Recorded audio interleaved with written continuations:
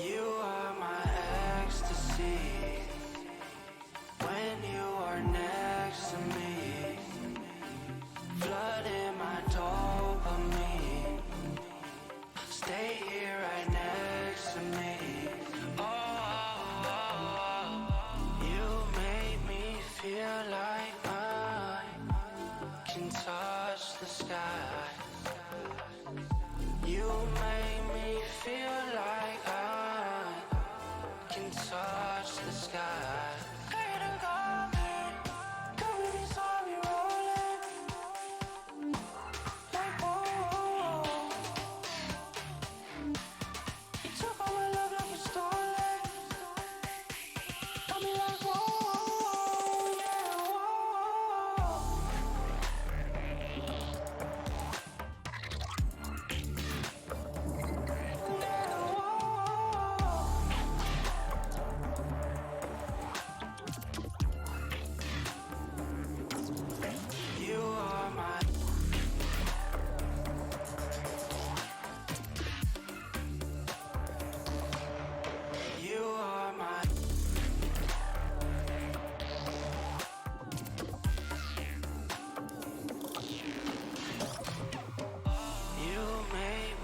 Feel like I can touch the sky.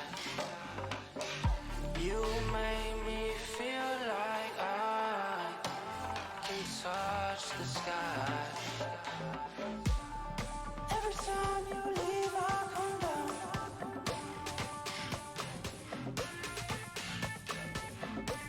So girl, you know that I need you around.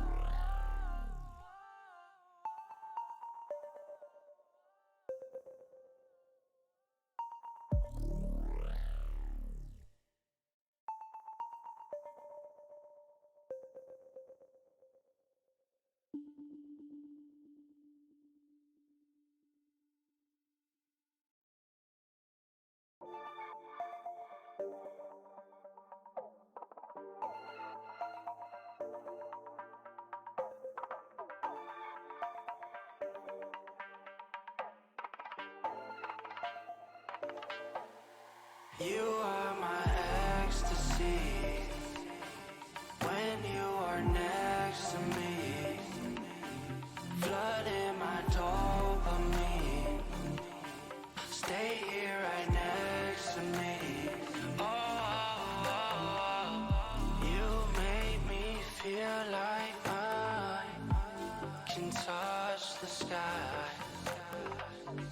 You made me feel like I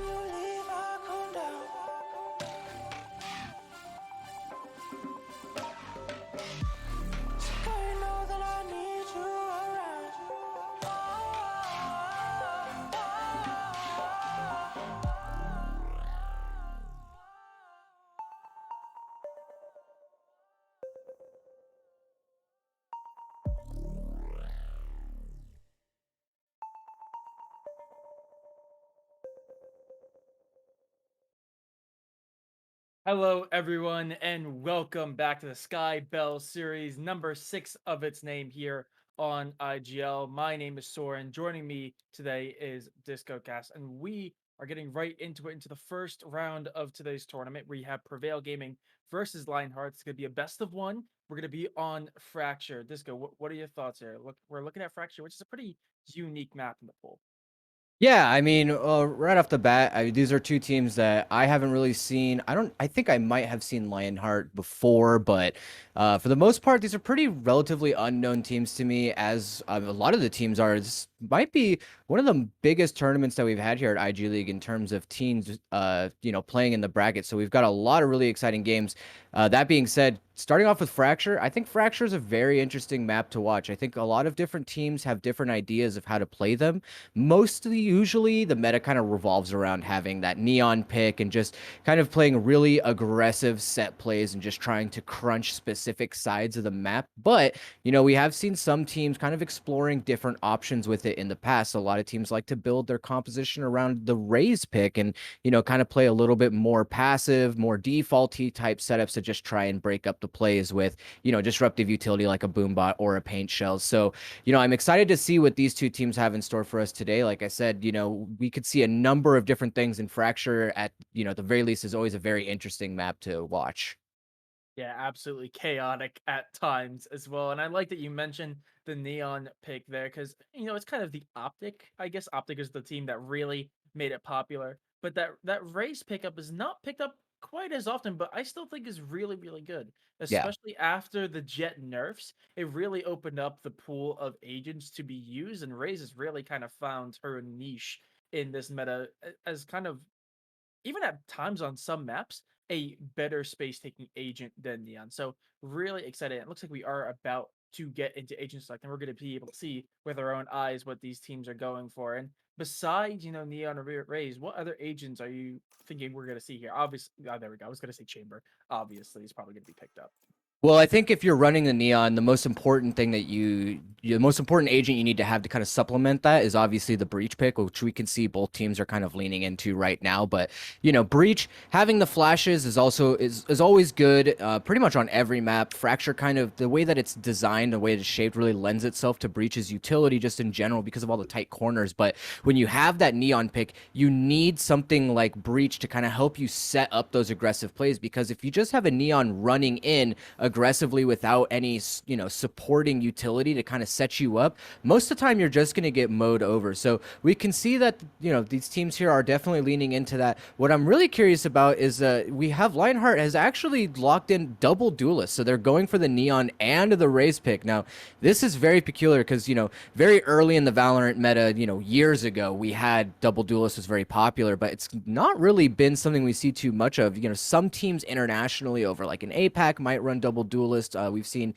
most recently teams in the China region running double duelist. But I mean, this is very peculiar. I'm interested to see if they have some set plays around this, or if the plan is to just kind of W key it out and just try to be as aggressive as possible and just overrun them with all of the aggression, all the explosive utility they have. Yeah, absolutely. I feel like Fracture is probably one of the most important map. Obviously, it's important on all, but especially in Fracture, space taking capabilities is by far the most important. You need to get presence all around the map. So having the neon and the rays there is an excellent thing to have in your back pocket to be able to take that space. But as we are just about to get into the game, before we get there, just a quick announcement. This month we have a host of different tournaments coming through on IGL. Very specifically on the 24th and 25th of this month, September, we have the Weekend Warriors 1K tournament. Come check us out, support your teams here on IGL. It's going to be a great time, but it is looking like we are about to get underway. Only a few more seconds left. And pretty default setup, a 3-1 split. The chamber lurking over towards 8. It's about to get run in on.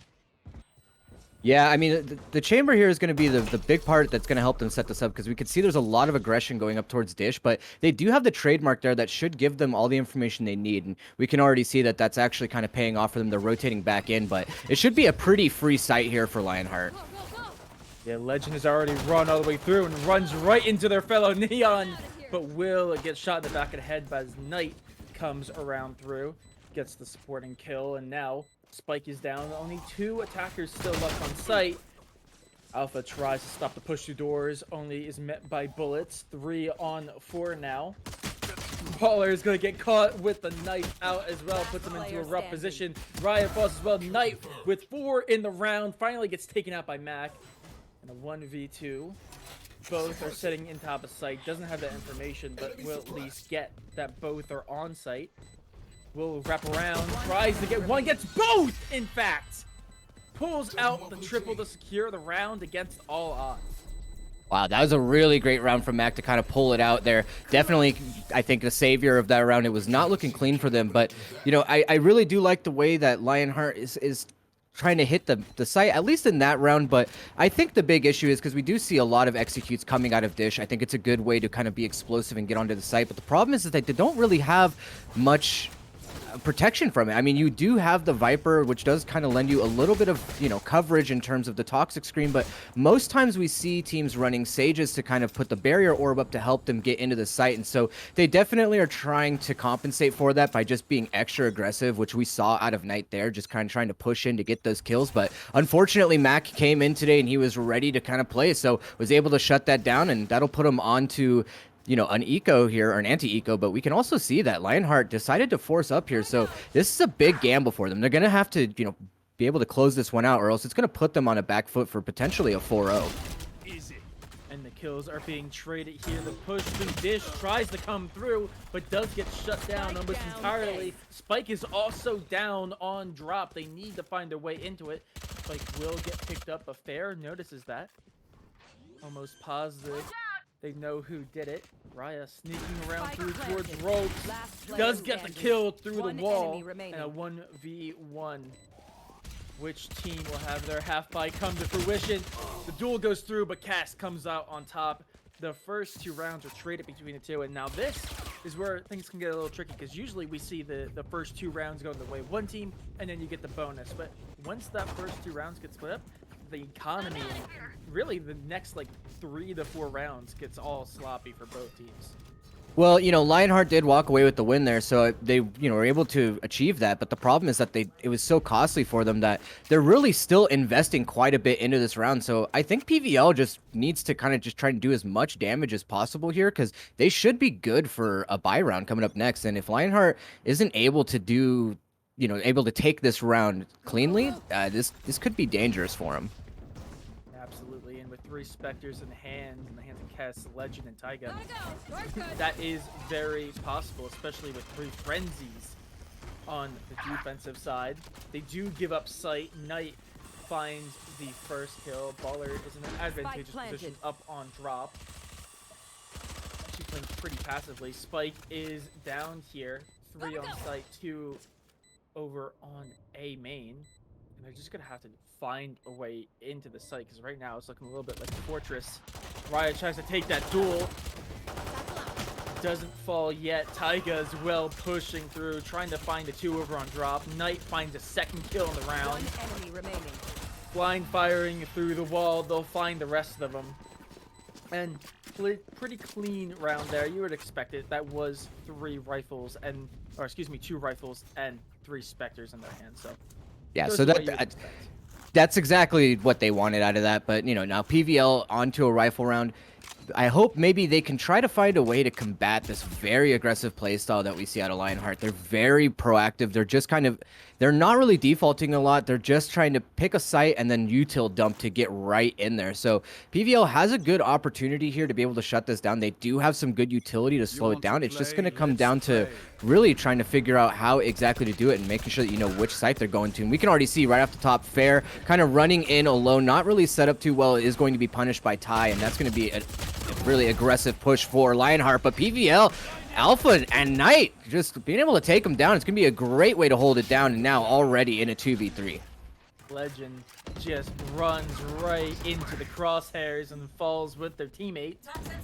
Spike not down yet. Ty has it in hand, can't really get anywhere, especially with the null command online. 3v2, they know they're still leaning over towards A, but it looks like they're just going to wait him out. They're going to wait for this rotate, and they might have just done it. If they can catch The one defender on site. There we go. Baller falls. Just puts it back into a 2v2. The tour de force is still online, and Knight coming alive here in the early stages of this best of one. Exactly what they need to do to move on to the next stage. Already is 9-2. The Raya brings it to a 1-on-1. Chamber versus Chamber, but Knight pulls it through. 3-1, converts the first full buy round of the half. Interesting play there from PVL. I think maybe a little bit too eager on the rotation there. They had to know that there couldn't have been enough time for them to push out. It was probably more likely that they were just going to cut noise and re-hit, and unfortunately they kind of gave up their numbers advantage there. So definitely a mistake coming out from PVL, and they were punished for it. So now they're going to be put back on an eco here, but we do have the Tour de Force is available for Raya, and as well as the Rolling Thunder for Alpha Knight. So there is a good chance if they decide to invest that Rolling Thunder into this, depending on how well this Tour de Force plays out, they could turn this round around.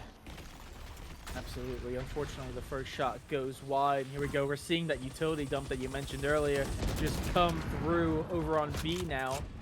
Cass finds that opening kill. And you just gotta make sure, you know, they're down every once in a while. Though, Legend making their presence known. Finds two. Will slide in for a third over towards spawn. Here's the last one standing. And they're gonna go for it. Flash through. Doesn't get it, but Kess pulls their second for the round. Finish it out. Ooh, Legend is becoming a real nuisance for them. We mentioned that Neon and Raze are great space-taking agents, but man, Legend is going almost into the defender's spawn every round so far, just causing chaos all over the map. Well, you know, and this is something that I've highlighted before in the past, and that Neon is not particularly good on the defense side. And so I think that, you know, the composition here for Lionheart kind of doubles down on that. And so I think they really need to stay dominant on this attack side, because I can't imagine they have the right tools to kind of slow down, you know, sight hits when they're on the defense here. So I think PVL just needs to try to stay alive here, get as many rounds into their belt as possible. I would say probably at least 3, but you know, it's going to be very hard with this aggression coming through. Ooh, both Rolling Thunders get invested back to back. Legend tries to push through and find the opening kill, can't, but Ty gets it in the end. Meanwhile, Legend over on A site now. Might be able to catch him off and then rotate. Baller swings through, can't find it. 3v2. Now Spike goes down, back of sight. And sight is theirs for the taking. Both are coming through spawn. That is going to be the Viper's Pit invested to try to secure the round, bring them to 5-1. Now, Prevail needs to find a way through here. There's no one really in the front of sight. There is one waiting over in B main. Riot looks like they're expecting it though. Can they get the timing? No, they won't. Kess finds them. And now 1v3. Fair. It's going to be fair against the world, but Fair looks like they are just going to be saving their rifle. Probably a smart move here, as it looks like Lionheart is going to go up 5-1 here. You know, I'm surprised that Raya decided to go for that. I mean, I guess I can understand the motivation, just trying to do a little bit of damage. But, I mean, at this point, the momentum for Lionheart's economy has just been so snowballed at this point. I think the better play there was probably for them to just try to go and save for it. And now we can see Raya is going to be punished for it. As we, you know, they're going to try to do a little bit of a buy here, it does appear. So they're going to try to salvage as much of this next round as possible. But it's not looking very good. I think, you know, Fair does have the overdrive available to him, so potentially maybe switching that Vandal with the Spectre on Raya or Mac might be a better play here, but looks like he's just going to opt to keep the rifle, and you know, hopefully they can try to find a way to shut this play down. But we can already see Lionheart looking to try and slow down the tempo a little bit, anticipating potentially a aggressive crunch coming out from Prevail. No, they've been seeing the aggression at the beginning of the rounds, and they're trying to capitalize on it, and they do, immediately taking Mac off the board. Tried to go for the orb, and it looks like they did get the orb, but at what cost now? Looks like it's going to be a very slow push into A, but Fair is there waiting for it. You see the utility dump come through. Legend, though, tries to push through it, gets caught in it, and does get taken out by Alpha Knight. There, slides through, finds one, before getting One taken enemy out. remaining. Alpha Knight coming alive here. Has gotten 2 for the round, but it doesn't matter. Rye is there to pick it up, and that is going to be the second round here, getting picked up by Prevail. And that was a force buy into it, and they needed that. I don't know if the observer caught that, but at the end of the buy round, Kess still had over 8K in the bank after the buys came through. So it was good they picked up that first round, but they need to start putting some rounds together because right now it's looking like a steamroll here for Lionhearts. Yeah, I mean, really important round for Prevail to try and stop the bleeding there a little bit. And I do like the way that they've adjusted. I think that kind of playing on site is actually the solution here because you have to try to find a way to punish this. And it looks like they may have figured it out, but maybe a timeout could be in order here. We can already see Legend going in right there, ready for the punish. And that's what you like to see. And now Alpha Knight is here to support as they try to get as much damage in as the rest of Lionheart just pours into the site. Kess does find the opening kill here, but will betray that 1-for-1. And that's actually both the Neons going down. Taiga is left alone in sight as the rest of their team wasn't able to make their way through. So it looks like they're going to be setting up here to go through doors. There we go. That's an aggressive push through. The flash comes out. Looks like they're just going to try to make their way over through sand. Like a squad going through. That is going to be the aftershock invested to keep them from coming through as well. Kess finds one, and now Mac and Baller need to do the most here. Spike will go down to the corner. That's 3 on site, 1 sitting up and drop that they're unaware of. They need to start putting some rounds together. This is not the way to do it, as it seems. Maybe try to push through sands. I mean, Prevail, they can just...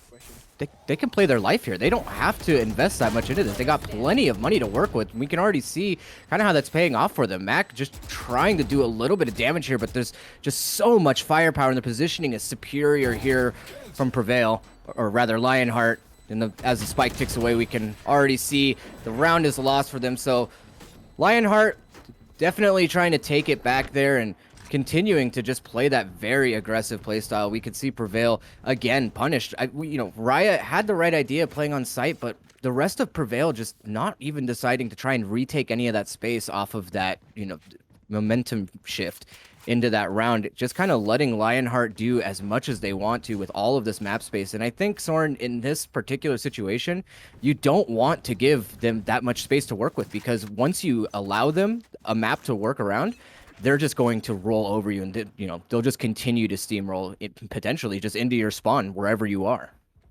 Yeah, absolutely, and that's basically been the name of the game so far. We've seen these aggressive utility dumps and just madman pushes through, and we're seeing it right here. Taiga is just able to walk on the site basically without any consequence.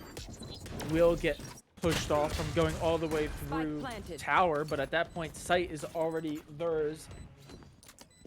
Now, like I said, sites there's 4 on it, 3 over in tower, and it's just a death squad through. The Rolling Thunder gets invested to keep them pushing off. Legend finds one,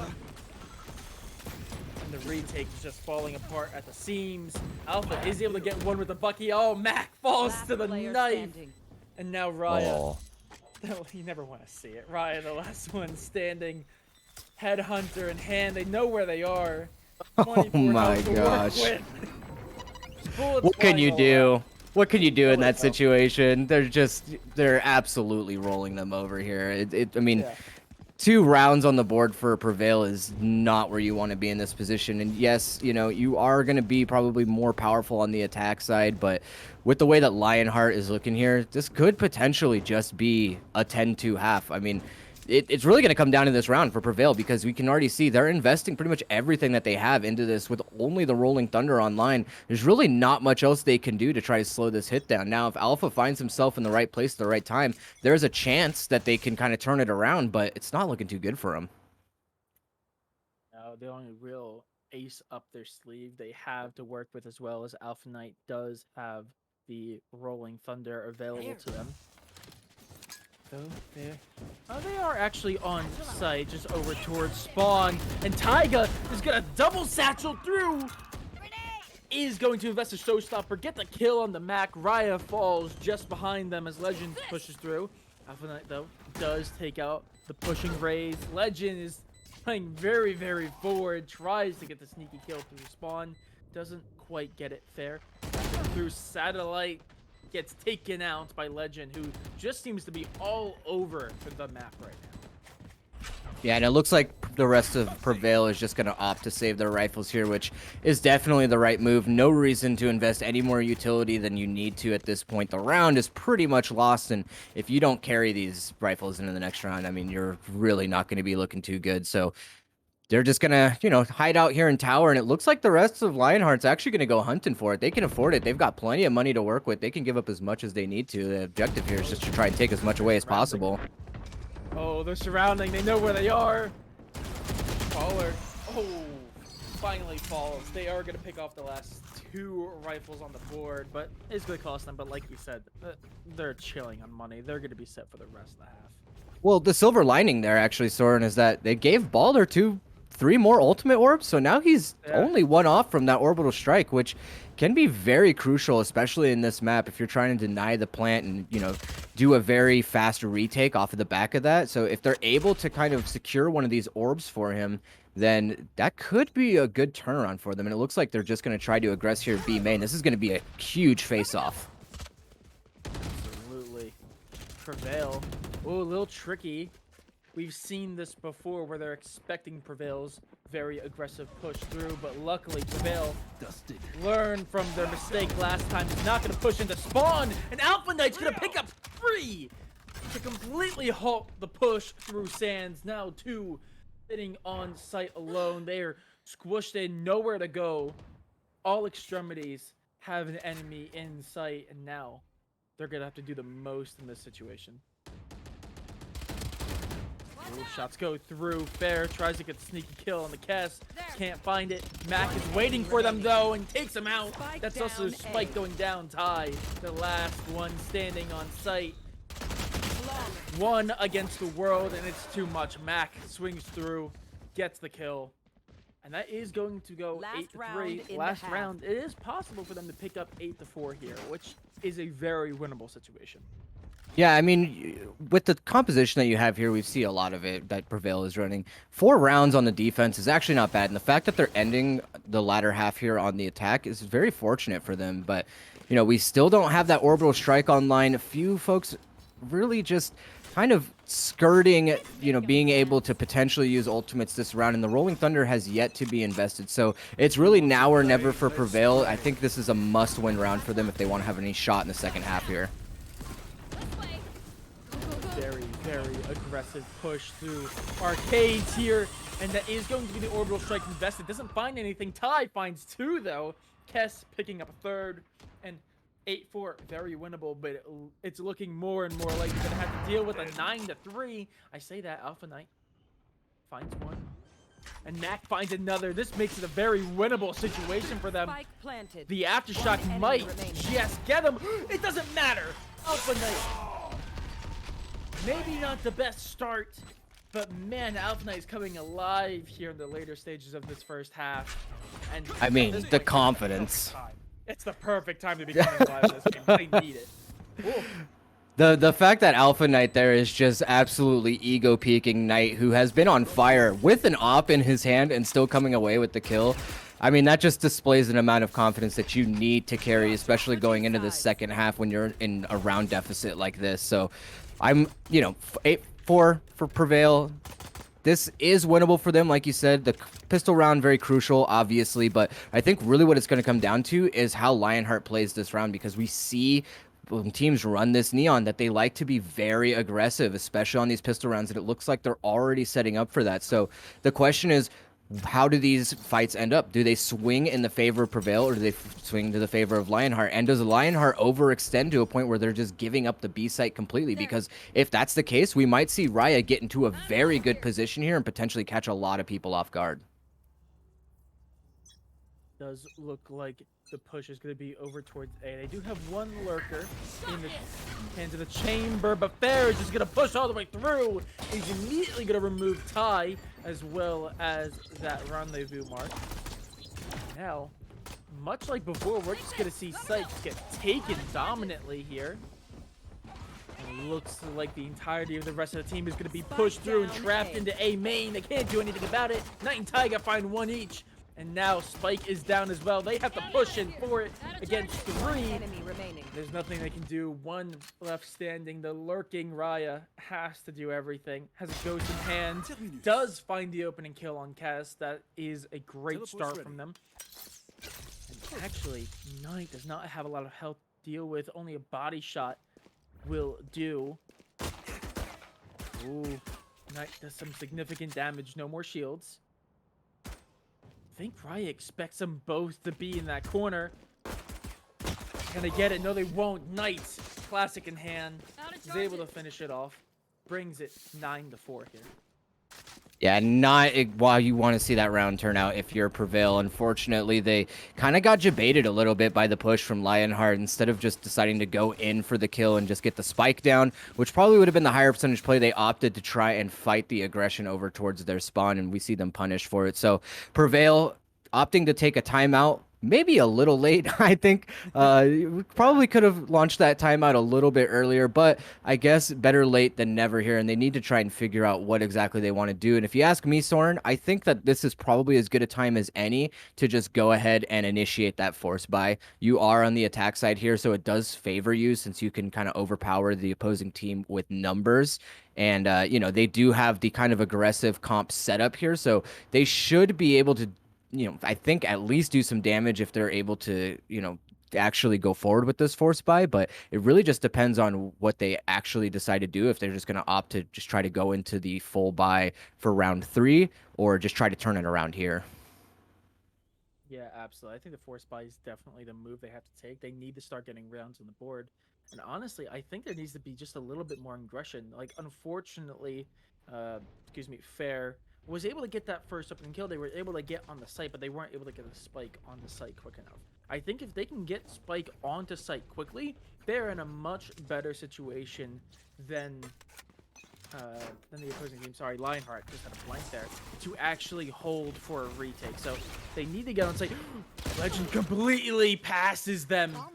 Fair gets the kill, will get taken out. That's so unfortunate. Didn't check left. Taiga following suit right fine. Gets both the kills. Raya now stuck in a tricky situation. Only a classic hand. You know, gotta check and make sure they're down every once in a while. But now it's looking a little bit cautious for defenders. Still up. Site is being taken, but only for so long. Baller falls the moment they step onto it. Alpha Knight needs to do it all, but only classic in hand will get taken out. That's exactly what we were expecting. Didn't go for the force. But now we're going to see the full buy come out for them. It's going to be the bonus round, and you should expect them to pull this through. But that being said, they have been, you know, pincered in on so many times, and with Spectres in hand, that's a very plausible and efficient strategy in this case. Well, I mean, like you said, this should be a pretty gimme round for Prevail, but the way that Lionheart has been playing and how they've just tried to kind of, I think, take advantage of the structure of Fracture and just flip the attacking defending sides on their ear, it has given them a lot of potential, I think, to win this bonus here. And the problem is that this is really where it starts for Prevail. If they don't win this round, I mean, they need to start putting all of the rounds on the board at this point. 10-4 is not where you want to be.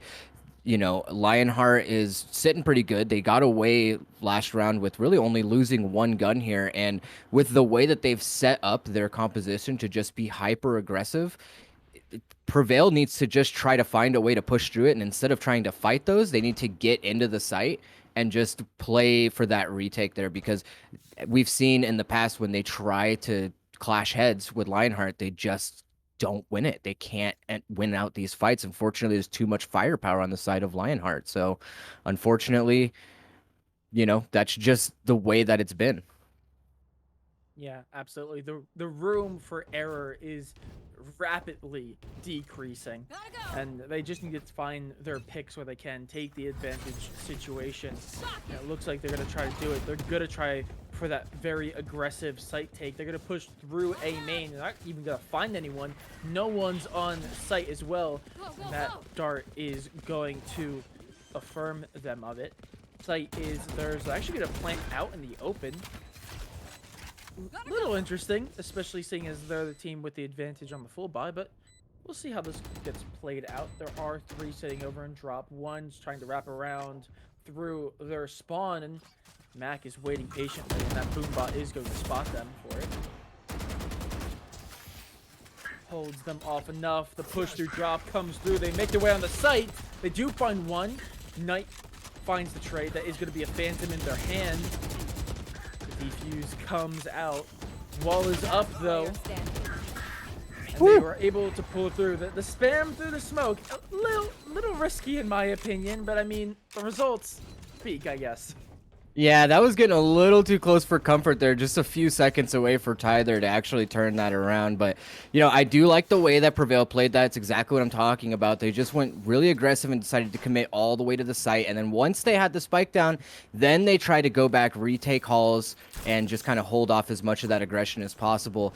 But I still am kind of worried that they're giving Lionheart maybe a little too much to work with. That, you know, they were able to turn that round around. But now, all rifles across the board here, so this is actually going to be, I think, a decider here. If Lionheart is able to close this one out, then, you know, it's not going to be too good for Prevail. They're going to go on to an 11th round here, and we've seen how dangerous they can be once the momentum starts to build up for them. Looks like we might have a head here. Knight is waiting for them, does find one. Meanwhile, Fair over on the other side of the map finds Taiga. Looks like it's going to be a little bit of a regrouping here for both teams as the defense push a little bit more back into their spawn while the attack pulls back a little bit into theirs, but looks like it's just going to be a wraparound over towards B. Go. The defending Neon is going to make their way over towards ropes. No one there, however. They're going to turn back around as site is taken pretty convincingly. Smokes go down. The aftershock is going to be invested to try to keep them from planting, but it won't do it. Some damage is going to be taken, but not enough to be worthy. Fair's waiting. They're expecting Legend to be there. Here's the reload. They're just waiting for the push, and it's going to be very patient about it.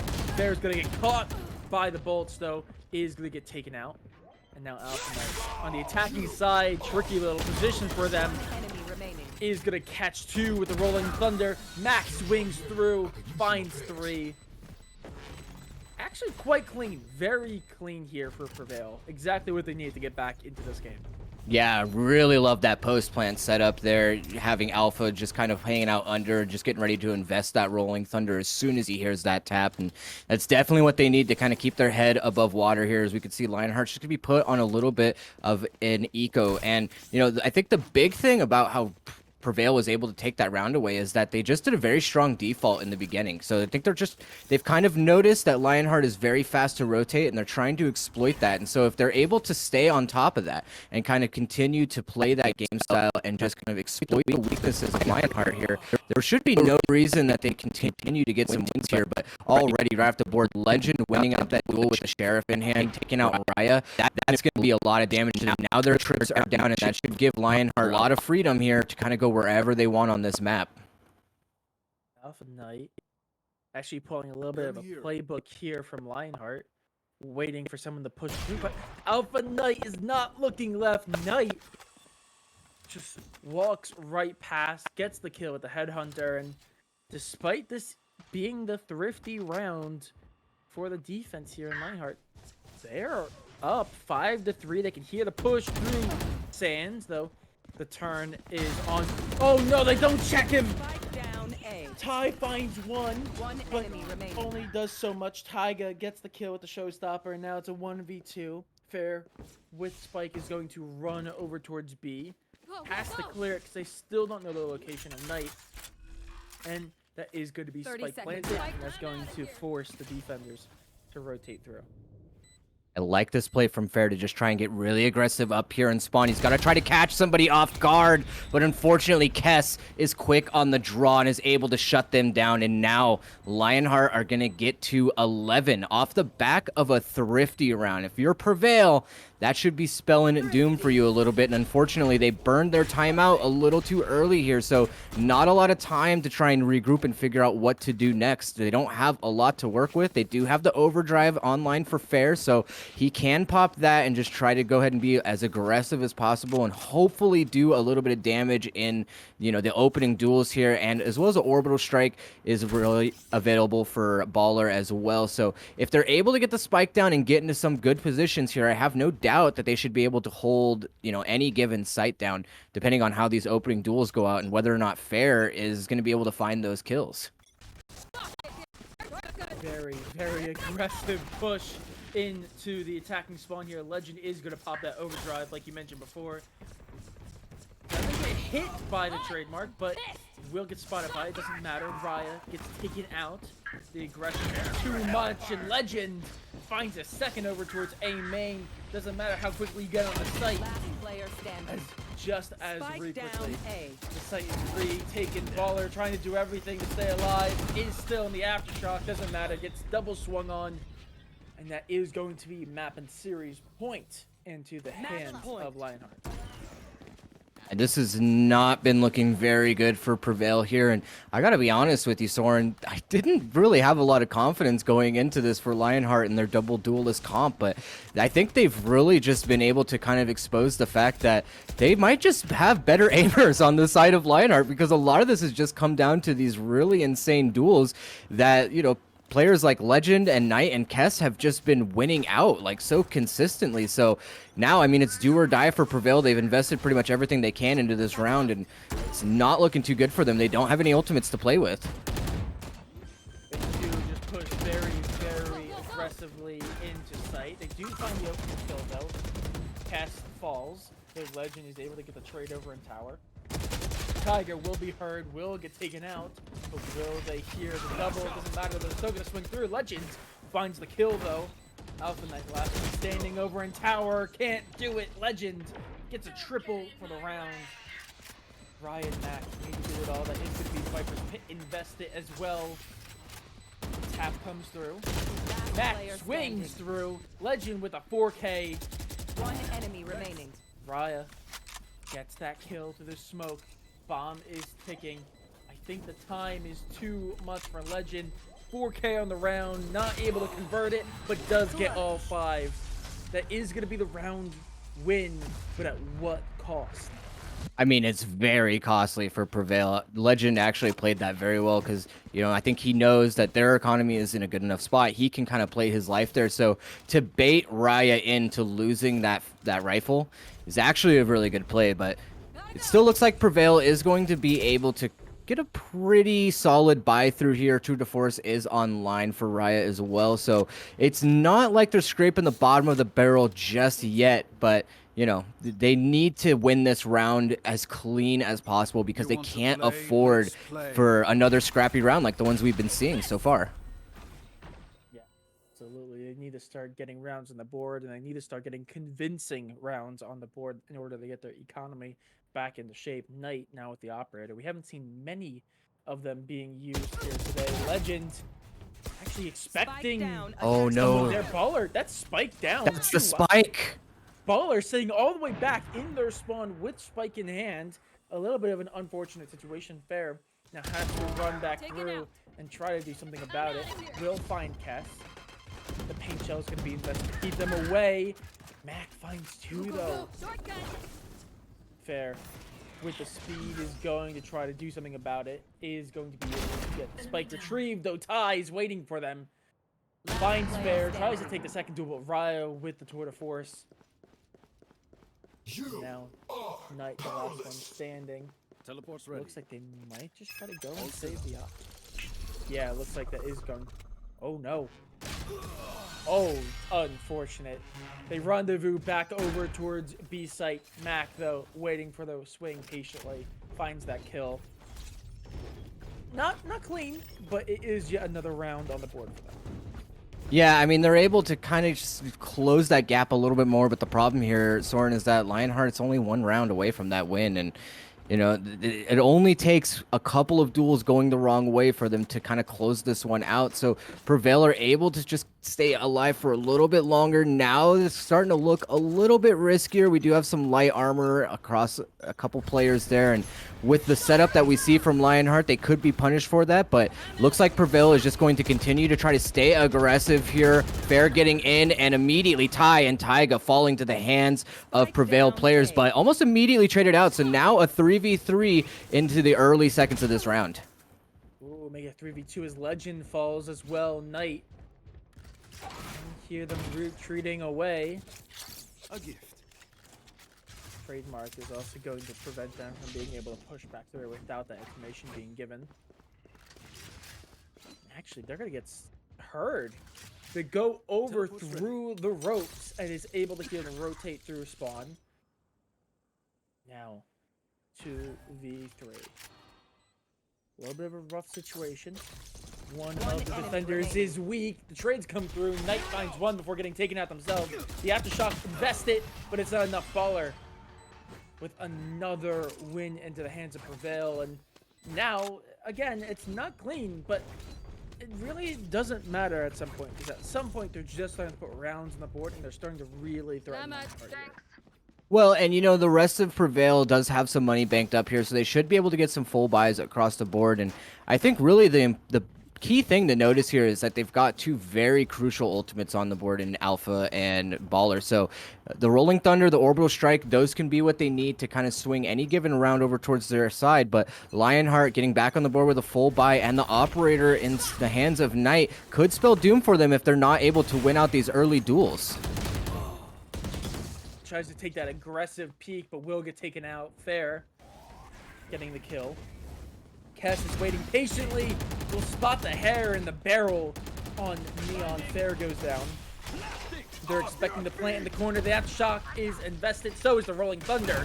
And now they're pushing through, trying to find Kess. They will find him. Alpha Knight gets the kill in the end. 4 on 3. 2 through spawn. Through sands, it looks like. And then one sitting over towards drop. Tricky situation for them to be in. Max is gonna flash through, is able to get across, but Ty coming alive finds 2 on site. Ty finding 3, and now Baller gets to do it all. Operator in hand, and it's not enough. The defuse comes through. The map comes through, and it is going to go into the hands of Lionheart. Wow, that was really dominant first half coming out from Lionheart there. And, I do love to see aggressive teams like that, especially in these small tournaments. But a lot of times I've noticed the pattern with these is that you have a team like Lionheart who plays very aggressively, and they tend to kind of roll over a lot of the teams in these early rounds. But as they progress further into the bracket and they get up against these very well-drilled, well-disciplined teams, those kind of strategies start to fall apart a little bit more. So, they will be progressing to the next round. They're going to be up against SFU Esports. So hopefully they have some more up their sleeve than just kind of trying to run it down every single time, and have some good set plays, maybe some trap plays for some different maps, because if that's their only strategy is to just try to aim diff and get in and be as aggressive and explosive as possible, they might not make it very far once they get up against these a little bit more experienced teams that are going to be able to shut those kind of plays down. Absolutely. They are going to have to show maybe a little bit more depth if they want to get deeper into the competition.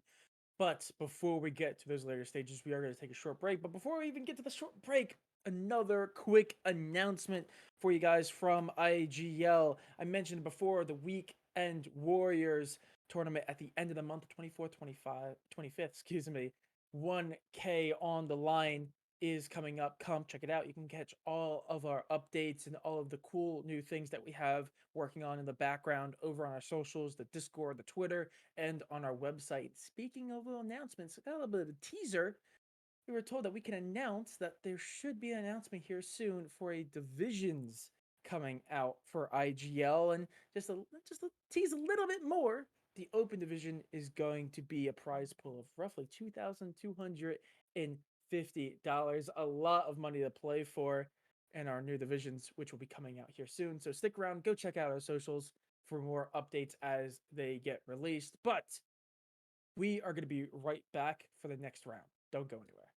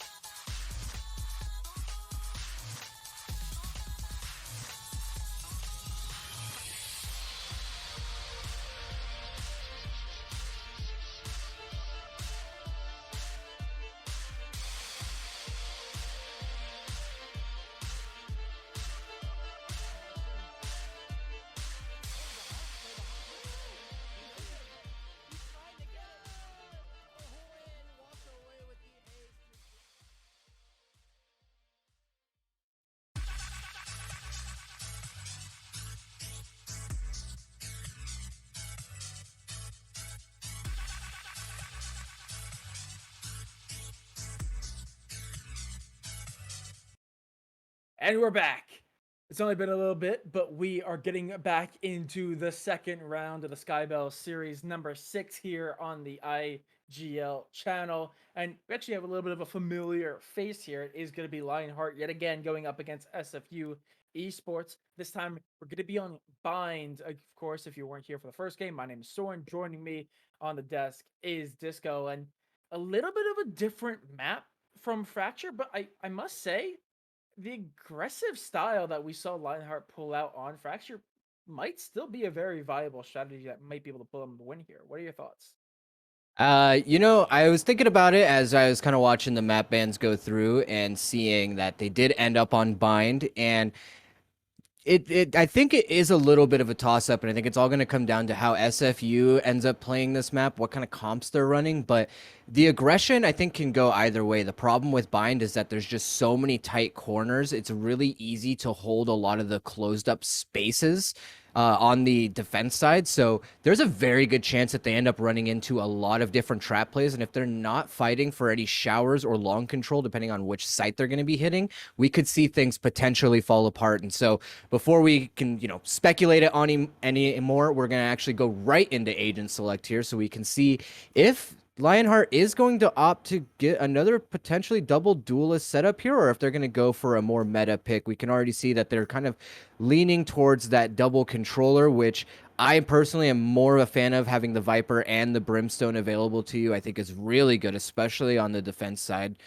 So hopefully they decide to lean all the way into that. Meanwhile, we could see over on the side of SFU, they are just going to be doing a KO trade out for Viper, which is a very interesting pick. So I think they're opting for the flashes over the control that the Toxic Screen, the Poison Cloud, and the Snake Bites can offer in Viper as well. Yeah, absolutely. We are kind of seeing the clash of the two predominant metas in the game right now with that double controller and the double initiator. And I gotta agree with you. I do think that the double controller, especially here on Bind, is very useful. I know sometimes double sentinel gets used with the chamber and the sage, which I think is also probably my second. But the Viper wall, the Viper smokes, I think are just way too good, and I feel like SFU are really going to be missing them as we get into especially the later rounds when it's just a full force assault on some of these sites. Yeah, I think the big thing I'm going to be looking out for, I mean, both teams obviously have this, but we can see from Lionheart, the Fade Raise combo is always just really strong. And based on what we saw from them in the last map, I wouldn't be surprised to see some really interesting combo pieces come out here with that Seize and those paint shells to try and get an early round kill. Now, we can already see SFU looking to just gamble over towards B, a full force stack over on B site that it seems that Lionheart might actually be going right into here. So already right off the bat, not going to contest Hookah. Doesn't look like they're going to contest Long either. So this could just be a full-on site duel. They might just let them right into the site and hope to try to break it up as soon as possible. Does look like they are going to send one over towards B Long to pick up that orb, and they're actually going to get it. They're going to hear the Prowler come out as well. They're chuck the paint shell in, but it is going to be a very defensive setup here, though Kaho is going to be in a tricky spot, is just going to lay the Boombot down and run away. Only a Ghost in hand to force them to retreat. There are 3 on site here. Dragoon finds one, crowned with the frenzy kill. But the push through, Knight and Legend find one each before Legend falls. Enemy remaining. Now just one left standing. Makes it a 1-on-1. Hero versus Knight. Knight the top frag for Lionheart. Has to do it all. Oh, the timing just goes into their way, and Knight comes out on top with scraps of health left, but it doesn't matter.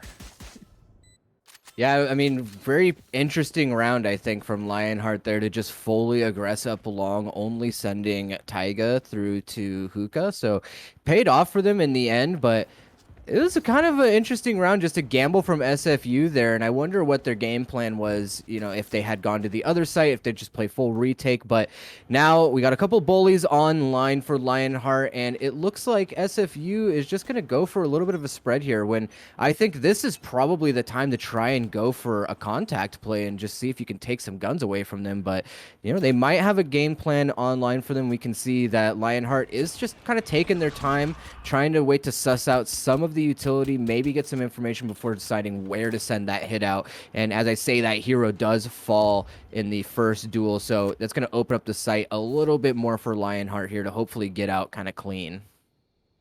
Yeah, Lionheart immediately seeing the gap in the wall and is going to make their way over towards it to take the advantage. The Haunt comes out. That is going to spot the one. The Prowler is going to spot the second. The Seize goes through, doesn't catch them. Taiga finds one as well on the other side of Freight. Taiga finds two as Crown falls soon after. Glow and Kaho, the last two standing. Both are going to be coming through CT. Knight's going to be the first one to make contact with them. Is going to spot both and will get both. Runs straight into the bullet fire of the Spectre. A flawless round coming out for Lionheart, and that is pretty much perfect for them because we've seen what they can do once the momentum kind of starts to build up for them, and that's pretty much the best case scenario. Only one player having to just rebuy up a little bit of armor here. Everybody else kind of getting away unscathed, but some rifles in hands for SFU and a judge in the hand of Crown here. So it looks like Crown's just going to potentially try and hold on to this hookah here, maybe double up here with Kaho and just do a little bit of damage, but we can already see that Lionheart looking to just kind of get into A as aggressively as possible, and with the way SFU is set up here for Showers, could be a free sight for them. Could be a duel for Showers. Jaehoon swings through. Knight gets spotted looking at the wall. Jaehoon gets two over in Showers. That is also going to secure the orb from them as well. A lot more orb plays already as compared to the last match.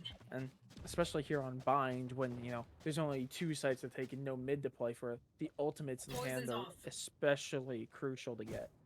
Yeah, and we can already see a rotation coming out from Kaho here. Maybe a little too eager, just anticipating Lionheart to be aggressive there. So now Lionheart does get a chance to set up here and potentially roll over the two agents anchoring the B site here. It's all just going to come down to timing. Ty has been spotted on the jump peak from Crown, so they should know that this is about to come in. As the sky smokes drop down, that should initiate the site hit. A little bit unfortunate. Crown does find one with the judge, but Legend gets the trade out. Both are on site. They're going to be running right into the Vandals. Hero finds one. Hero finds two. Cass able to get one kill in the mix, but it doesn't matter. Hero secures it, and it's going to be the bonus round into the way of SFU. Exactly as you would expect. Yeah, I mean, it's a pretty typical round there. They're able to get out. They don't lose a lot of their investment. Crown just going right back onto that judge. Kaho able to rebuy. But we could see Knight already has that Nightfall available on the side of Lionheart. So with the rifles in hand here, they could potentially invest that into a site hit, try and, you know, use that to take some space, get in and turn this around. Because, you know, if they lose this round, it's going to be really easy for SFU to kind of run away with it. We can see a lot of their players are really building up towards those ultimates. So it's all going to come down to who can out-tempo who here and which utility is going to get the most value out of it. And already, Lionheart just going for a pretty solid 4-stack up long, not even trying to contest hookah at all. Ooh, and Kess gets a kill over on A. That actually is going to draw a mini rotation out from Hero, make him second guess themselves, but there we go. We're going to see the Nightfall come out as well as some smokes, and that's going to affirm the push onto B. Taiga finds one in the push through. The spike is going to go down. Sight is theirs. One over an elbow, two towards CT. The smoke gets reinvested. That puts them into a tricky situation. They need to push through, and it's just a massacre. They push through the smoke. Knight and Legend take them out one by one. Yeah, it's going to be really tough for SFU here if their game plan is to just try to play retakes on a lot of these sites. We've seen how dangerous Lionheart can be once they get into their post-plant position. And, I mean, on top of that, their fundamentals are just very strong. We kind of saw it in the way that they took that elbow fight in Glow. Glow was able to get one, but he's almost immediately traded out. And that's kind of the perks of a team like this. Yeah, they do have some fast-paced plays, but they also play very disciplined. They're not letting things get away for free, and we can see that in their strengths here. So a good round for them. Already on to another buy. An anti-eco here coming out from the side of SFU, and several agents from the side of Lionheart. Just a few orbs away from getting their ultimates that could potentially help them swing this round if they need it, or just set them up for the next round. So it's really going to come down to whether or not this default is able to do its job, or if SFU just kind of decides to anchor it out and do what they do best and just try and hold these entry points down. Truly fans of the buddy system. But Kess looks like they're trying to make their way through showers, just poking, prodding, seeing if they can maybe spot something. Jaehoon, though, unaware, is just waiting patiently with the pop flash in hand, waiting for someone to try to pick up the orb. And there we go. Doesn't matter. Turns away to get rid of the trademark, but turns back and just gets the kill on Jaehoon. Spike goes down. One comes to teleporter, but Buddy System Legend is there to support Kess. And now Kahu gets that kill with the shorty over in U-Haul, makes it a tricky situation for them to play in. But Spike's down, smoked off up top, and now the push is gonna have to come out. It is a 2v3. One over in U-Haul, one by CT. Hero and Crown need to do the most. Only a Marshall, and it was a Judge, now a Vandal in hand. They might be able to do something with it, but Kess shuts it down before they even get the chance to start. Legend finishes them off. And it's going to be 4-1, a very similar start to this game as opposed to the last game. I really like the play from SFU there. We can see they had a little bit of a trap play here over in Showers. We had Jaehoon. He was just playing off of that trademark, waiting for it to tag somebody and go for that pop flash. But unfortunately, the timing was just off, so not able to actually capitalize on it. But that being said, that is kind of the right direction for a team going up against a team like Lionheart, who does like to play a little bit aggressively, does like to kind of find those contact plays. So if SFU is able to hold on to more of those and pull out a little bit more successful trap plays, they should have some success in being able to shut down this play style. Already we can see, though, Legend and Ty just winning out those very early duels out on Long and in Hookah, just punishing the aggression there. So that's going to be very good for them in trying to take this A site here. It's all going to come down to Crown and whether or not he can hold down the Showers push. Man, they're just on a tear. Kess finds that opening kill into the site, onto Hero. They're going to push through. They're going to find no one really on site. The last one standing. Never mind. I was going to say the last one standing on site is Crown, but they are gone as well. The only one left in the lobby is Jaehoon, who's over on B site. At this point, you have to consider it might just be a save. No one has more than 150 credits in the bank. Yeah, I mean, save is definitely the way to go here, and you can see that the economy is not looking very good for SFU. They do have 4 ultimates online, so if Jaehoon can just kind of hold here, maybe if he gets lucky, he's able to take some guns away from them, because it's not all flowers and daisies over on the side of Lionheart either. They could potentially, you know, if they make the wrong mistake, lose out on a little bit of economy here, but looks like the majority of the team is just going to opt to go out the safe way, and we might just see a little showdown here between Ty and Jaehoon. And he's actually going to lose that one out. So Jaehoon not even able to carry that rifle into the next round. So not looking too good for them. But like I said, lots of ultimates on the board. And Hero only 1 point away from that Tour de Force as well. So maybe a good time to try and fight for some long control here. Grab that orb, activate that Tour de Force, and then reset and try and put off as much of this push as possible. But that being said, Ty, Orbital Strike online, Showstopper ready to go, and a Viper's Pit are all very crucial ultimates for them that they don't even necessarily have to invest in this round. But if things start to sway out of their favor, they can use that to kind of salvage it and potentially walk away with the win. Being a lot of utility being used over in A short, the Raise grenade and the Seize combo coming out. Doesn't find anyone though. The TP use will be heard by Kess, though, and is waiting patiently for Kaho. Meanwhile, there is a push-up into B short here, just outside of Hookah. Doesn't spot anything, though.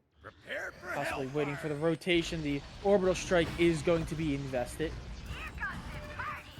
Unfortunately, scraps left on hand. Both Showstoppers are invested. Both jump over it. Taiga does end up on top, though. Flo tries to get the haunt out, but not quite enough time to actually get any value from it. Taiga running to the smoke, tries to get the kill on Jaehoon. Almost does, not quite. Jaehoon runs right into him, does get taken out by Hero, though. 3-on-3, Crown with a stinger through U-Haul.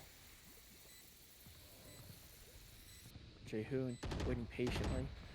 Oh, they're mere inches away from each other. The flash through comes Enemy through. remaining. Jaehoon finds the Viper with just a shorty in hand. Last player standing. And now trying to play time through showers.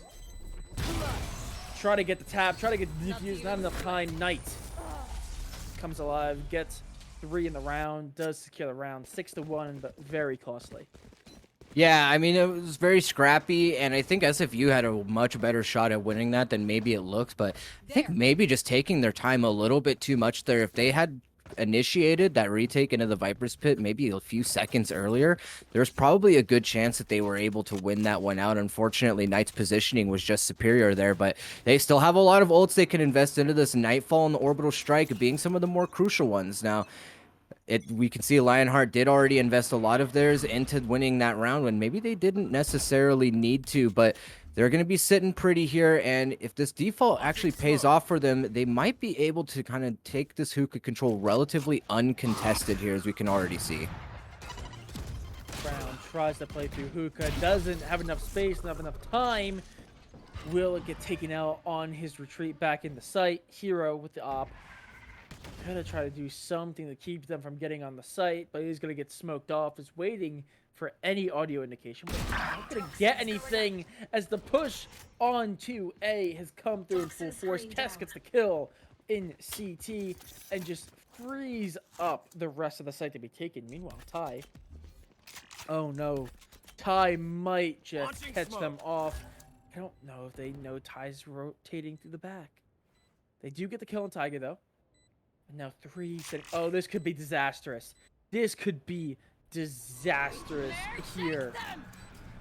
Oh no, don't do it to him. Oh, he wants it. He wants it so bad. They still haven't checked it. Ty sneaking all the way through the enemy back line. Gets the final kill. Knight to secure it. Wanted the knife, just not able to, unfortunately.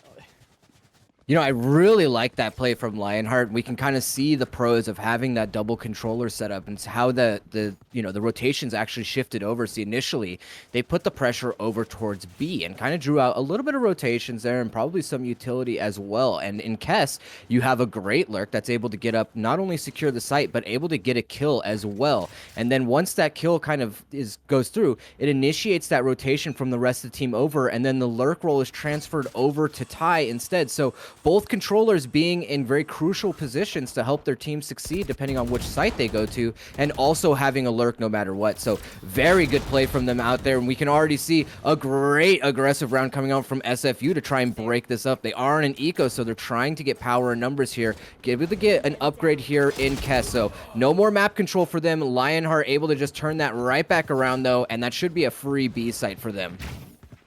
Could be and will be. Still a little bit of a scrappy buy. Only one have Vandals in hand. It's gonna get cut out by Ty. No one falls though. Dinger and Judge is gonna have to do the most here. They do find the kill on the Ty, but at what cost? Now only 2 left standing. 2v3. But now the gun advantage is no more. Vandals in everyone's hand. The knife comes out. He's gonna spot 2, as well as silence 2. Grenade goes into the back of sight. The jump through finds Kahu, who just mowed down, unfortunately. I think Lionheart just playing everything perfectly here, to be honest with you. I mean, sure, SFU is able to kind of do the aggressive play there and break up that lurk, but because of that, because of all the information that Kess gets, even just taking that fight, it telegraphs to the rest of Lionheart that they should be free to get right into B, and because they know how many players have pushed into A short, they actually don't need Ty to help them smoke out the site to get in. So Ty is able to just take over that lurk roll and put enough pressure on him to force SFU to deal with him. So really good round from them, and I think SFU is kind of starting to show cracks in their weakness a little bit. Now they're opening up here with 2 very important kills out of Kess and Taiga, so it's going to be very difficult for Lionheart to kind of recover here. So they need to reset, try to get some kills, decide where they want to go from here. They did get 2 kills though. Kaho is very weak and could be capitalized on, but it actually looks like it's not going to be a rotation over towards B. They did regroup just a little bit, so actually just making a push through showers. it looks like it might just be expected, and the trademark is going to get them, but it doesn't matter. Legend swings through, gets the kill on Jehoon, then swings back around, gets Kaho, who, again, only had 10 health to work with, but capitalizing on the advantage they have. The Nightfall comes out, doesn't spot Crown. They might not be ready for it. So that Haunt is going to catch 2 in the back of sight. Prowler invested as well, and that is going to actually seize 1. Orbital Strike invested as well to prevent the spike from going down. Trades going all over the place. Spike 2 down A. left standing 30 seconds on left. the side of Lionheart. He was going to have Spike to do it all. planted. Knows where the spike remaining. is going to catch Knight in the reload. No idea where Legend is, but Legend, having only scraps of health to work with, doesn't matter. Legend pulls 4 out in the round. SFU trying to pull ahead there. I think they had some good plays. They were able to win out the early rounds, but unfortunately the positioning from Lionheart has just been so flawless in this entire first half, and it's reflected in the scoreline. I mean, 9-1. Lionheart is absolutely rolling over them. And here's the thing, Soren. This isn't even... This can't be their best side. Because they have the double controller, it's going to be so much harder to penetrate their defenses once they switch over to that attack side. And the way that they've adapted this comp into just being a almost flawless workshop on rotations with those double controllers has shown that they are not only prepared for this map, but they are comfortable on it as well. Yeah, absolutely. It is going to be a tall order for the side of SFU to get back into this, but if they can pull a few more rounds to bring it back to a 9-3, they might be able to do something about it. Kaho getting the kill with the showstopper. Great way to get started. Will swing back around, find Ty, but will get taken out by Knight. Hero, they walk right past each other.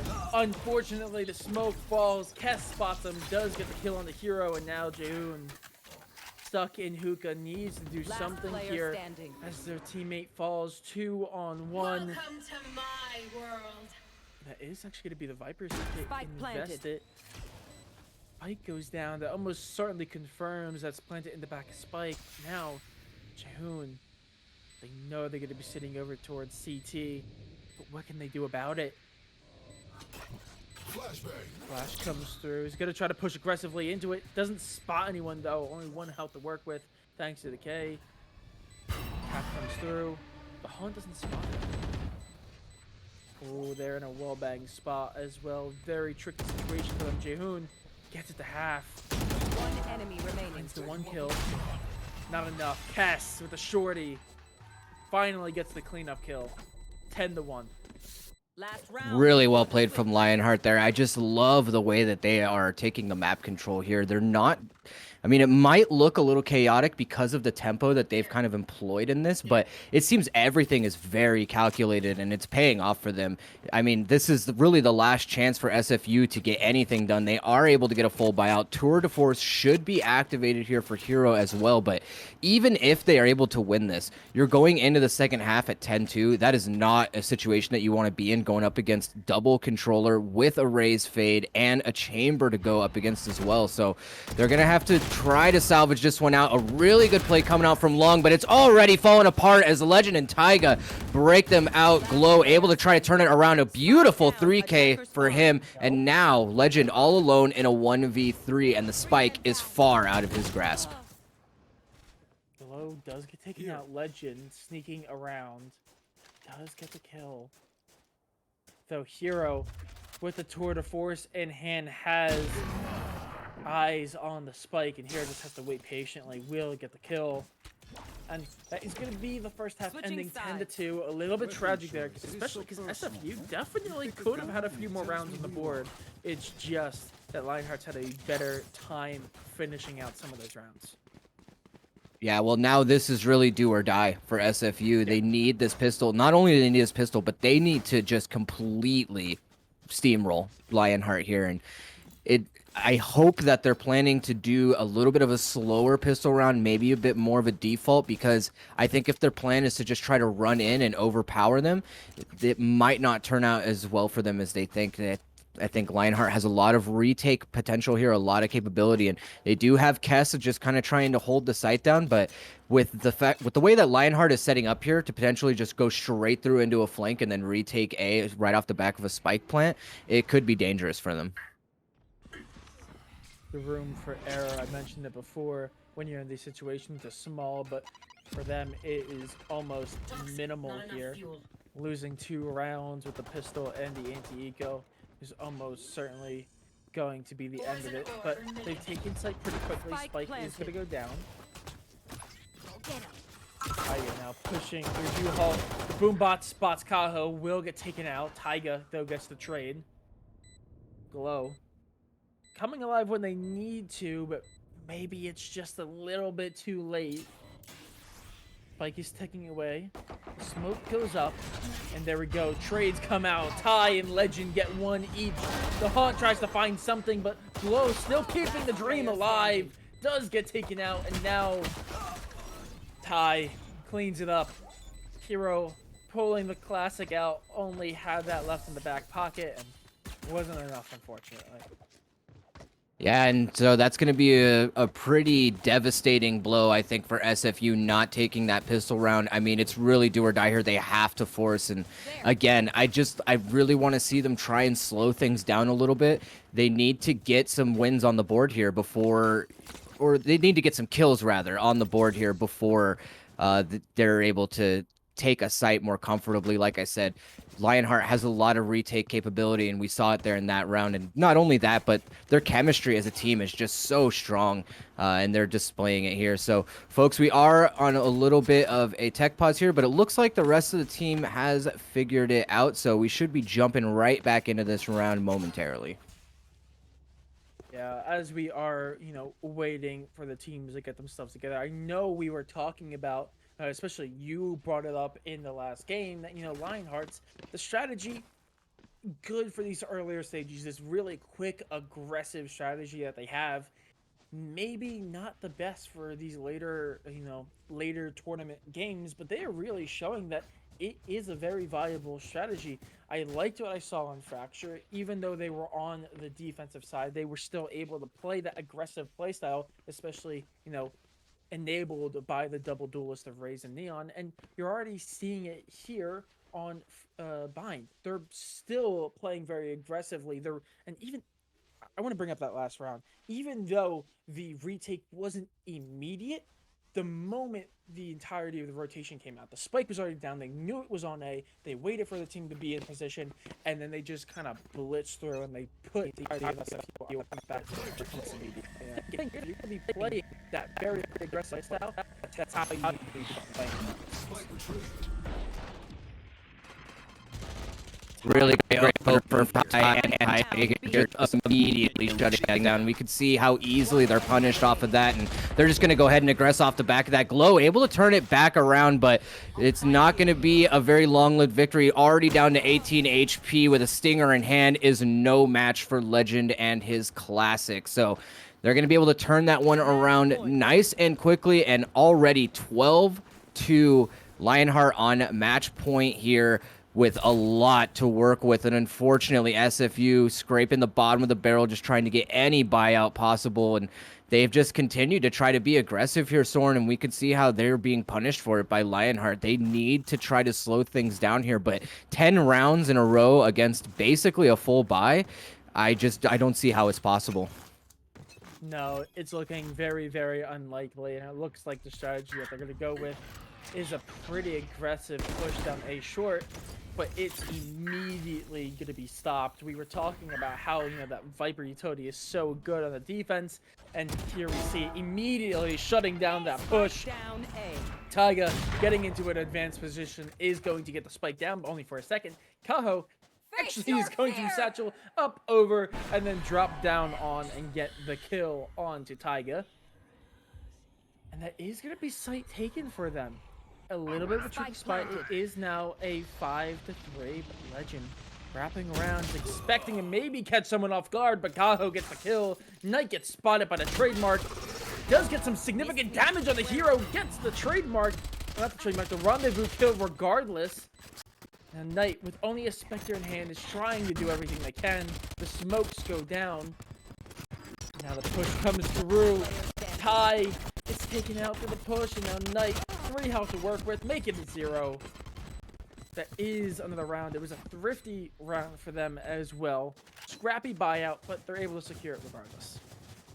Well, they're able to keep their head above water for just a little bit longer. Unfortunately, not quite enough money to go around to get as much of a full buy as they'd like. And, you know, Lionheart's still in a pretty good position here. They've got a pretty decent buy. But the problem is that when you're only one round away in a game like Valorant, all it takes is just a couple of good plays, maybe banking up some ultimates to just swing the round in your favor before they could just close this one out. So I think SFU really needs to just completely activate here, and they need to start just rolling over the competition here, or else Lionheart's just going to close this one out in the next couple of rounds. Ooh, Pest, like you're in a very tricky situation. Having to try to play a little bit more aggressively is going to get taken out. Shahoon as well finds Taiga. Now Sight is practically theirs. As yet again, we're in a, a 3-on-5 situation, much like we saw in the last round. But again, as like you said, they're still in a position. They're one away. They can lose a few of these rounds on the bounce, especially seeing as Hero did not buy out and should be able to full buy in the next round. Even if this doesn't go their way, they're in a fine position. Oh, Knight getting a pretty good kill there over on Glow. That should allow them to take more elbow space if they decide to go for it. But I think they're just going to opt here, Soren, to just try and do some damage or carry out a couple of these rifles into the next round. So Legend just trying to go for a little bit of economic damage. Will get shut down by Kaho as the rest of Lionheart just retreats to safety, carry these rifles into the next round. Economy is a little bit dangerous here. So a 4th round for SFU, but they are long and far away from getting out of the woods here. I does get 2 kills at the very end, but it still does go into the way of SFU. And now it's just a matter of time. It becomes a waiting game of either just one gunfight goes into the way of... I am so sorry. I just completely blanked on my sentence. On Lionheart, my apologies. 1 or 2 good gunfights go into the way of Lionheart, or we just find one really good ult. But at that point, it's just a winning game. It is going to be a little bit of a rough buy. It's going to be a Guardian, a Judge, and a Stinger for a Lionheart. But we've already seen them pull through with some Thrifties as well. So anything and everything is still up on the line. And the Showstopper is available for Taiga as well, so that could be a pretty big game changer here. It depends on how this hookah battle goes out. Hero already opened it up here, but Kess is in a great position here. He's going to try to find one, and unfortunately, we'd be punished by Jaehoon. Finds nothing. Very, very unfortunate. Spots 2, gets nothing out of it. Legend tries to walk towards site and immediately takes a wall bang. Is going to be down to 30. Only a Guardian in hand. Is going to find one. Here. So the teammate brings it back to level. Jahoon does find a kill. 2v2 regardless. Hero with the op though is making a difference. Oh no. Hero now stuck into a 1v2. Doesn't do it. Knight. Thrifty round. I've said they've converted them before. Everything to play for, and they convert it when they need to most. Defenders win. Wow. Lionheart coming out on top again. Lionheart just looking to stay as dominant as we saw from the first map performance. I mean, you have to wonder when you're watching Fracture in these particular situations where it's like, well, maybe it's just like a Fracture diff. A lot of teams like to play aggressive like that and can find reward. But as we can see from their bind performance, they are obviously a very well-oiled machine. And, you know, they have great chemistry as a team, and they're able to show us that in this particular dominant bind performance. So they will go forward on to the next round. SFU Red already finding an elimination in their very first match in this IGLeague SkyBell series. So I'm a little bit excited to see how, you know, they decide or how they're able to perform further in down the bracket. But there's a lot of teams in this tournament here, Soren. So there is a lot of potential. We don't know what's going on in the other parts of the bracket. There could be an insane all-star team just ready to take down this Titan. Yeah, absolutely. And we're going to be actually going over to see some of those other teams. We followed Lionhearts enough here. We'll maybe see them later on. We'll see how it plays out. But we are going to be taking a short break, switching over to another side of the bracket. But before we get there, of course, you know, I got to do the announcements. Of course, go check out our social medias. We have Discord, we have Twitter, as well as our website where you can catch all of the updates for IGL, all the new tournaments that we have coming out, including, teased a little bit earlier, the divisions that we have being released here soon. one of which, the open division, is going to have a prize pool of around 2250. A lot to play for, a lot of cool things coming up here for IGL, so come check us out. And of course, the end of the month of events that we have going on already. There's the 1K tournament, the Weekend Warriors, on the 24th and 25th. So come check it out, support your teams, come find some new teams to support. It's going to be a great time. But we will be right back after a short break for the next round of this SkyBell series.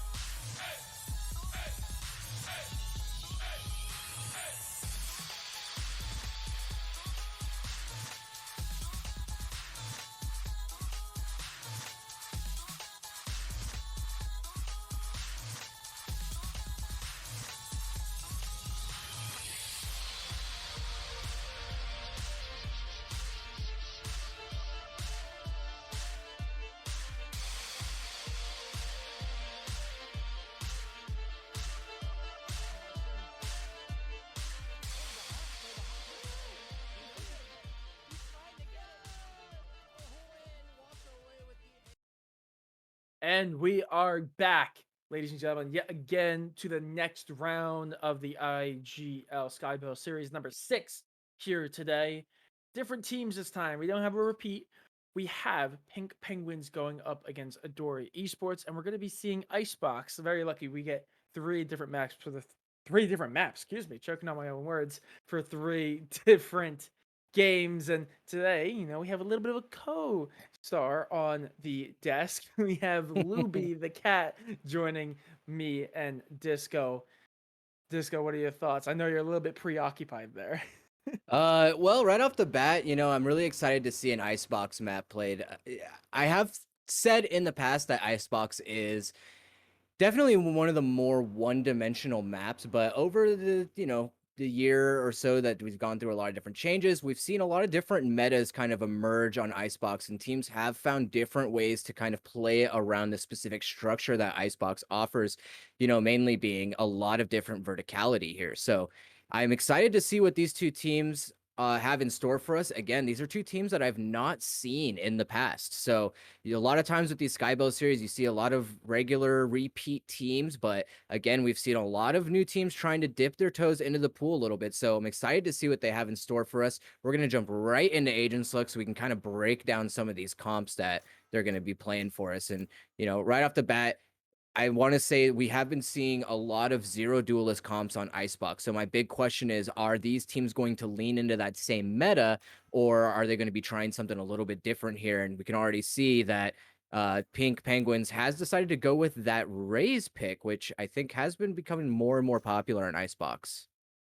Yeah, absolutely. I definitely think that Raze as a whole has just become a lot more popular. I mentioned earlier, especially since the Jet nerfs has kind of allowed Raze to kind of come into her own and take the spot of one of the top duelists, especially as they're really good at space taking, excuse me.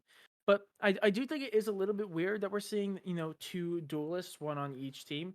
Because like you said, the meta has been changing a lot. And right now there's a lot of teams leaning towards the, double initiator, double Sentinel. We're also seeing double controller a lot, and honestly, we've been even seeing triple Sentinel used at some top levels. So a little bit surprised, but at the same time, not all that worried. Raze still a really, really good pickup, still really good on the attacking side here, and Icebox is able to get into the back site very quickly. Choose your agent. I'm a little bit more concerned for the Jet pickup. I still like Jet. I just think that there are other duelists that offer basically what Jet offers if you're not using her as the op agent in your lineup. But when you're also hovering the chamber, a little bit of an overlap there. Obviously, it can go into the hands of either one of them, but I feel like there's other agents that could just perform her roles better right now. Well, I think the real strength of having the chamber and the Jet kind of together is that it frees up Jet from having to play that more stationary op role and allow a Jet player to just do what she does best, which is just create an insane amount of space. Her updraft does allow her to kind of expose and take advantage of a lot of that verticality. But I think the really big concern here is for the side of Pink Penguins is that they're not running a Sova. Now, we have seen that Sova has started to kind of fall out of the meta a little bit, but this is still one of those maps where having a Sova is pretty powerful. So I think the main reason that they do that is to try and do a lot more setups with the Fade Raze combo, which we do see a lot of more these days. So I'm curious to see if that's kind of their reasoning behind it. That being said, they still have the double Sentinel setup and the Viper, so they have a lot of the boxes kind of checked on this one. But really, it's just going to come down to how well these trap plays play out for them. We are actually going to see, I thought it was going to be a head-on collision of 5v5, but it is actually looking like it's going to be a 3v3 as the duels come out, and Darkness finds 2 opening kills, catches the Sova while they're in the drone. Limit does find the kill over, though. Now 2 are still sitting in A main, kind of in that back hallway, and they're slowly getting collapsed in on. Only 1 left standing. Crying does get 1, but eventually gets taken out. Pretty costly. And 2 are even at very low health, so it could have easily swung the other way, but that is going to be the first round into the hands of Pink Penguins. Yeah, it's definitely a gamble when you want to set up for an aggressive pistol round like that. And, you know, usually it's something that only works once. And I think the big benefit to it is that you can kind of catch the other team off guard. And it seems like that's exactly what they did. Just immediately, instead of setting up playing for sight, they just go straight in and go in for the kills. And it pays off for them. So Pink Penguin's going to be on to an anti-eco here, as we could see Adore just going to go for a save. Now, the question is, are they just going to try to play this slow, or are they just going to go for more of a contact push? Because when you're on the attack side trying to push into the A site, it can become a bit of a meat grinder. But we can see the positioning here from Pink Penguins is not necessarily going to lend itself to those particular strengths. So Adore could get a little bit more space here than what they're expecting. Oh, that paint shell, very well placed by AIM, does get the kill on the bubbles. Very, very good way to open up proceedings here. And they're kind of in a little bit of a tricky spot that they could get pincered in on here, especially as there is still the chamber lurking over towards B long, but they are going to make their way in the site. Only momentarily as AIM gets a second kill on the Cry and make it 3, picking up a 4th as well, going in for the ace. Madman Classic in hand is going to swing through, tries to get the right click kill, only 6 health to work with. Tries to get the reload, doesn't die. It looks like they're trying to hand the ace over. Unfortunately, doesn't come through, but Kairu will eventually fall. Yeah, I mean, pretty straightforward round, I think, for Pink Penguins here. They did it pretty, relatively unscathed, I guess. They do end up losing 1 there in the, you know, duel towards the end, but I hope to see more from Adore here in just better map control. I mean, we've only seen 2 rounds so far, but it looks like they haven't really been contesting much mid. They haven't really put any utility out to try to get info towards B. So, I mean, that's kind of the big question mark here when you're playing on Icebox, is if you see teams do that well, or if they just continue to try to, you know, do that phase strat and just hit A over and over again. So we can see that they are definitely pushing towards B here. I like the lurk over towards A. I hope he finds a good timing here, but a lot of it's going to come down to whether or not they're going to be able to retake mid here, or if they're just going to plan to, you know, stack up over towards B and play post plan. The rotate does come through, though there is still only 2 on site. Charter Source in, trying to be the first and last line of defense. They are finally going to hear some bullet fire as the boombot is going to be disposed of. And the lurk over on A is getting very, very advanced and is not caught off. The rotate is fully through for the side of the defense. Spike is going to start going down. The paint shell goes up over the wall, but not in the right place. Only does a little bit of damage to the wall. And now they're going to try to play for this retake. Darkness finds 1. You know, Bubbles trying to get some shock darts off. Doesn't find anything. The defuse is coming through. It's already past halfway. The siege wall makes it impossible to deal with. AIM finds 3. And there we go. The lurker does make their way over and does some significant damage, but it's not enough. That is the 3rd bonus round. 3rd round in a row going over to Pink Penguins. I really love the way that they set up for that. They were just taking their time, saving the wall for the retake ended up being huge for them. And the way that they do it, you know, when the wall goes up, they immediately just try to take space over on yellow to keep pressure over towards that side, so they can't just completely take the wall out as soon as it goes up. They actually force Adore to just deal with the players, and that allows them to just get in and stick out that bomb. And in the end, they get away with a lot of the kills too. So Adore is in a pretty difficult position here. Lots of sheriffs in hand. There is a potential for them to try and do some damage here, maybe even win this round. But with the way that Pink Penguins has been playing, they're just so disciplined, and they don't seem to act until they know exactly where the hit is coming through. And that's going to be a big strength for them in this matchup. Discipline is definitely the name of the game. They are playing so well, and it seems like they're ready for all situations. The fact that they knew to just get that sage well up and immediately go for the defuse, as well as just wait and just have the team there to support them once they tried to push through to keep that sage well up. It's just clean all around. But the push is going to be coming through onto A, and AIM, just a monster so far, is already going 10-2 in the first 3, and they have 4 rounds, I guess it would be.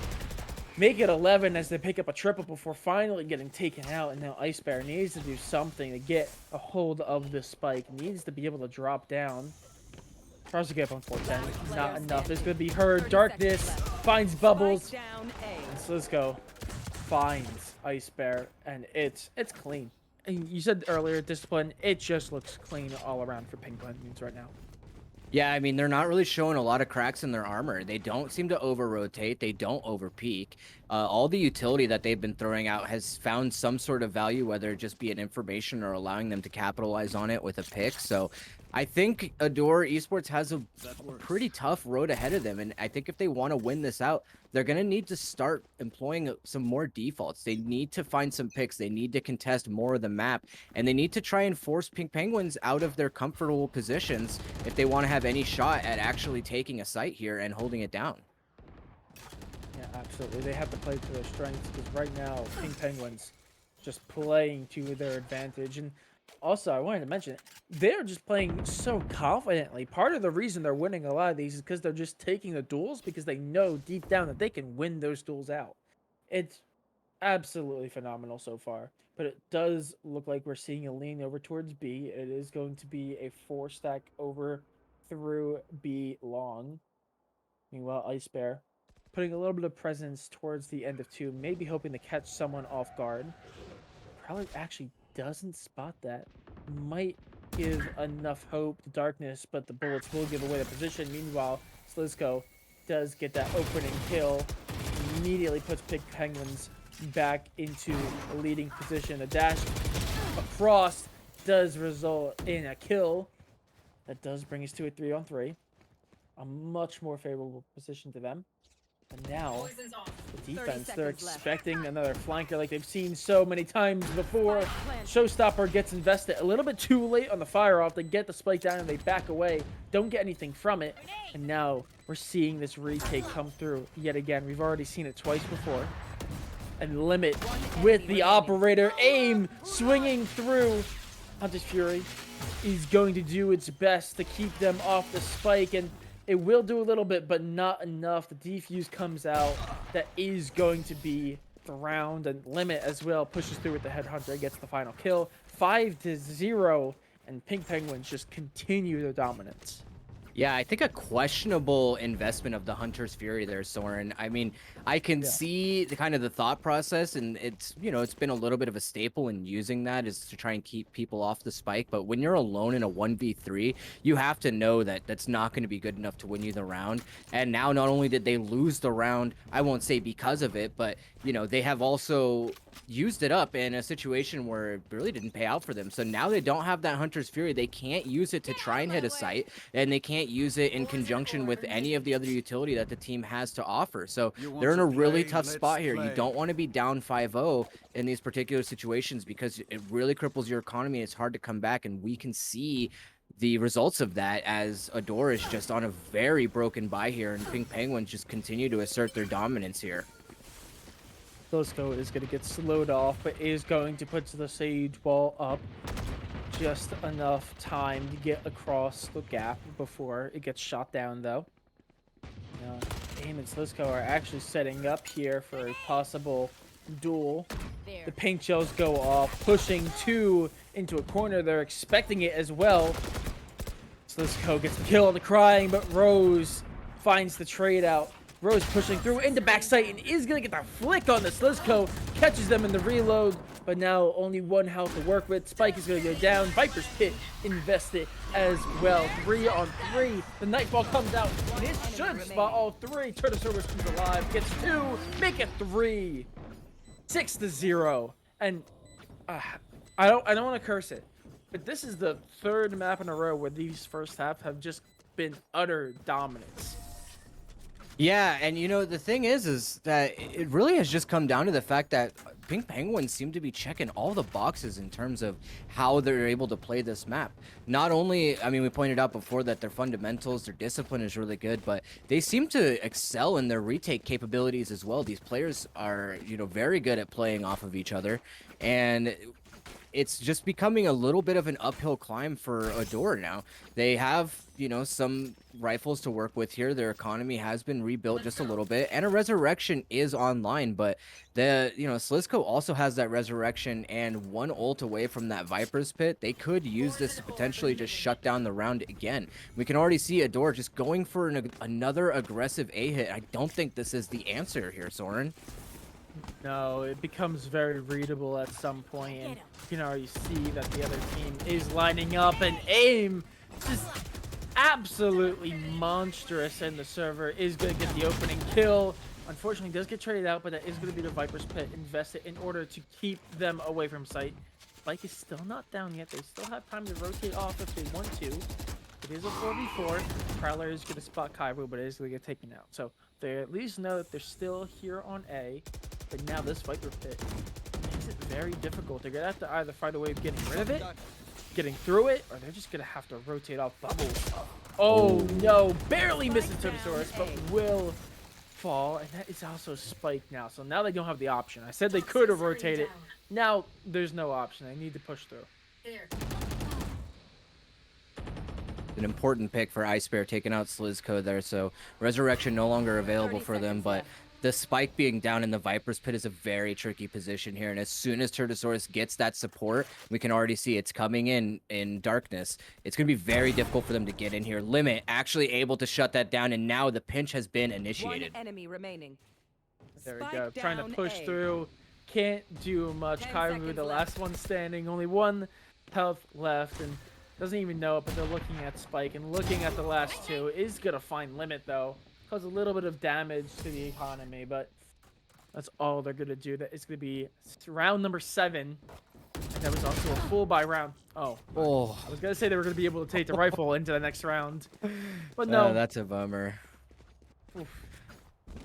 Well, and now Adore, they're staring down the barrel of potentially 9-0 if they don't win this round out. They've invested pretty much everything they have into this. They still have a resurrection, but I mean, at this point, that's just an extra body to add to somebody's KDR. For Pink Penguins, I think they've just shown that they're ready for a lot of these hits, and if Adore doesn't try to change things up and maybe go for a default here, try to get some picks before hitting a site, I think they're just going to continue to get rolled over. You can even see now, Soren, Pink Penguins very confident here, and they're starting to just kind of expose the fact that Adore is not fighting for mid. I mean, Limit is already pushed all the way up tube here. He's ready to go wherever they decide to hit. Ooh, unfortunately, Slizko pushed all the way forward, is going to get spotted by the Silver Drone, and that is going to put him in a tricky situation. And this is actually kind of what we wanted to see. We wanted to see this default where they split up amongst themselves. They get that opening pick, and now they're seeing that A is open, and they've just walked into it free of charge. Spike planted. Now they're actually waiting for someone to rotate through the back, but there's no one there. Kaiwu finds one, but Limit with that operator finds another one, brings it back to a 3v4, picks up the Vandal in hand. He's going to take that duel and is going to bring it to a 3v3. Limit, operator, Vandal, doesn't matter, will cause the damage they need to, but the time is ticking, and they don't have much time to work with. They are going to be spotted. Multiple of them are actually going to be spotted by that dart.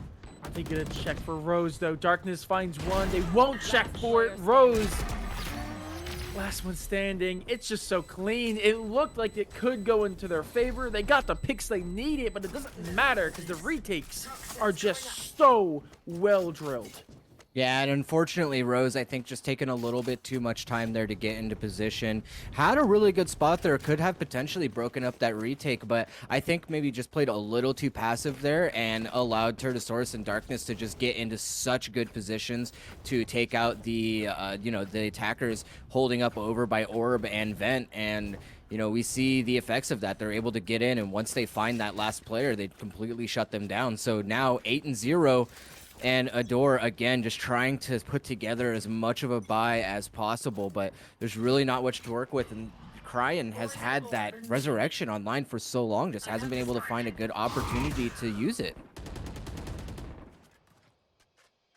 Now we're seeing the fight for mid, and actually Bear is pushing through, but it doesn't matter because despite them knowing that they haven't been playing for mid, they are still going to check it. The discipline is there. They get that opening kill, as well as a fair amount of damage onto the Jet. Karu now have to playing a little bit more passive. They can hear the spike go down. The paint shells come out to try to prevent it. Only does a little bit of extra damage. And now here comes the retake. Now aim looks like they're going to try to go for a little bit of a play. They're going to check. They learned their mistake, but Kaiwu is actually going to win out that duel. He's going to be able to dash away. Now it's 3v4. 3v2 is Kaiwu doing what they need to do. Turtosaurus finds one. The res comes out. The wall goes up. This is not good for him. That completely stops the post-plant situation that they've been looking to play in. Brian swings through with a Spectre, tries to do something about it, but Turtosaurus with 4 on the round secures it. There's only so many times I can say it's clean. I'm running out of words. Yeah, I know. I mean, what else is there to say? You know, Pink Penguins has just shown us that they are completely dominant on this map, and they really just haven't made many mistakes. And unfortunately for Adore, it looks like their playbook does not run that deep. I mean, a lot of these A hits have been kind of the same structure. It's just different players, different positions. But, you know, Pink Penguins, they've made very solid adjustments to this. They're able to adapt. They're able to find those reads and just completely dismantle any sort of post plant that Adore has had in place. Limit very unlucky not to get the kill there, but we'll get the wall bang, and that is going to be a fair amount of damage on the Kairu. But we're going to see the heal come out, so it's almost like it didn't happen minus the shields. But now we're seeing this regroup, and it looks like there's a little bit of indecision. Finally, looks like they're leaning over towards B, but it's going to be a 5-man hit. It's not going to be a lurker, which we've already seen.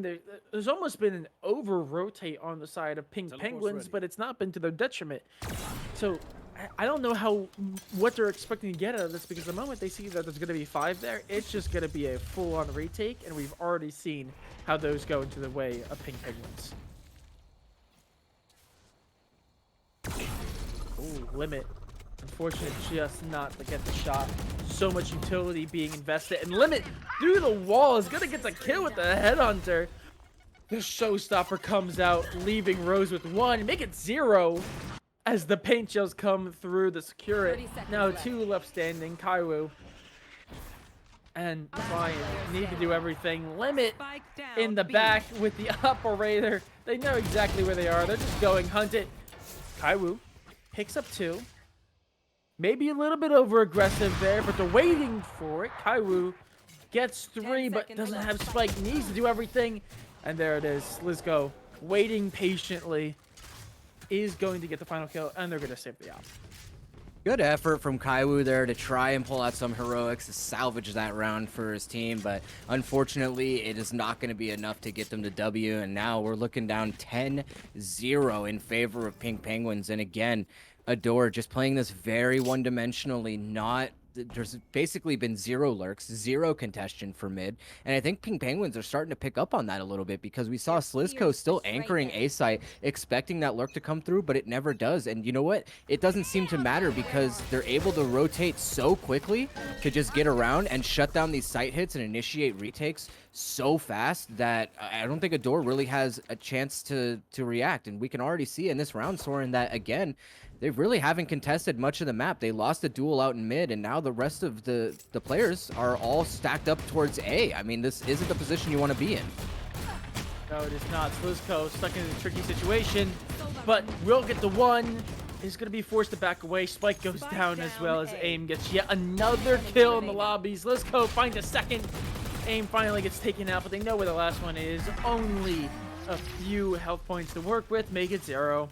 Turtosaurus, and we are now at 11. This is the last round of the half. They are pushing for a 12-0 half.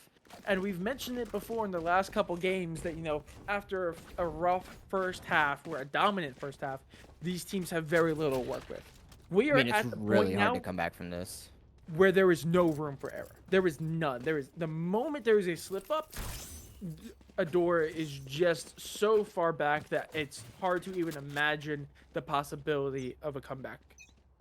coming through. Yeah, and I mean, they've had so much at their disposal that they've yet to deploy. I mean, the Resurrection has been available for a long time. Hunter's Fury has found no value thus far, and they do have a Viper's Pit available to them, but if they don't get it off in the right place, then, I mean, it's really not going to pay off for them. And we can see they finally decide to go for a little bit of a default here, but it's so late into this half, Soren. I feel like it's not enough. No, they're waiting to use You all want their to toys play? way Let's too play. late into the game, to the point where there's no more value in them. Sure, they can get the Ruz off here, but we've already seen that it really doesn't matter how many people are left standing. It can just at times be a firing range for Pink Penguins. So they have to do something. I mean, an 11-1 is better than a 12-0, so we can hope to get something. But here comes the retake, aim, and Turtosaurus find one each. But there we go. There's the Viper's Pit invested. But there we go. The counter Viper Pit makes it a little bit awkward to work around, but both are up. Now Turtosaurus is also pushing through. Operator still in the hands of Kaiwu. Doesn't get any value out of it. Make it a 3v2. Spike is not down yet. And we've Spike talked about down, it so many attacker times. spawn. The discipline. Slisco is still waiting for the lurkers, even though everything's been invested. Gets. Oh no, and now Bubbles. Oh no. Will 10 they have the seconds left. time? Slisco's waiting patiently. And there it is. Turtosaurus. There to support their teammate. The wall, the slow, puts them in an impossible Switching sides. situation, and now they're at Match an point. impossible obstacle to overcome. 12-0 is the half count. I mean, they need 12 rounds in a row here, Soren. That is unbelievable. All Pink Penguins has to do is just win the pistol round. That's it. And when you're in the pistol round, there's really no advantages because both players are starting off on even footing here, and it really just is going to come down to a skill difference. And we can see by looking at the scoreboard that Pink Penguins obviously seems to have the advantage there. So, I mean, Adore winning one round is not going to be enough. We have to see this Keep be them a on the run. completely dominant at defender side. And if it not mirror what Pink Penguins did on their side, then this is going to be a very short map. Very. Just to put in perspective, if you didn't get a good look at the KDAs of the lobby, right now Kaiwu is the top frag for Adore with 10 kills. Meanwhile, I was gonna say Limit and Slisco, but now it's just Slisco who's the bottom frag, has 9.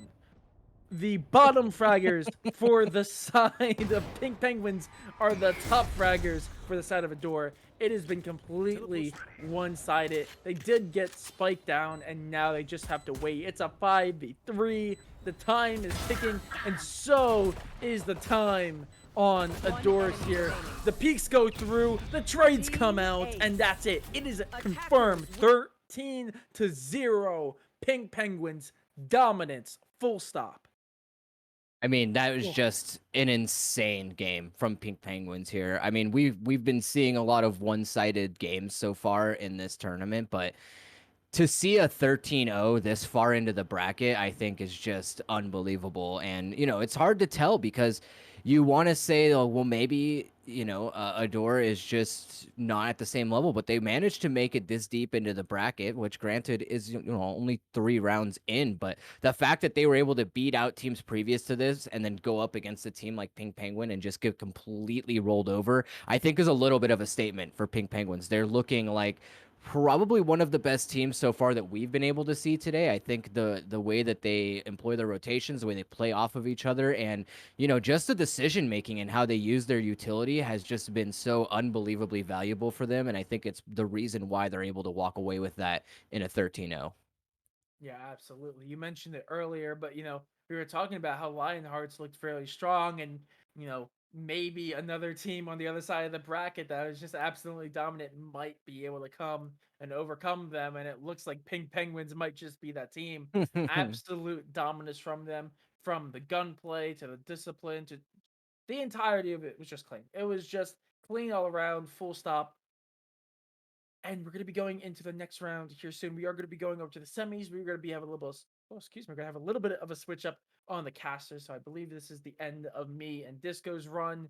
But before we sign off, of course, I gotta do the announcements. Of course, go check out our socials, Discord, Twitter, our website for all the cool announcements. I've already mentioned a few times, but we have an announcement coming out here soon for the divisions that will be running here in the near future. So go check it out when it is announced.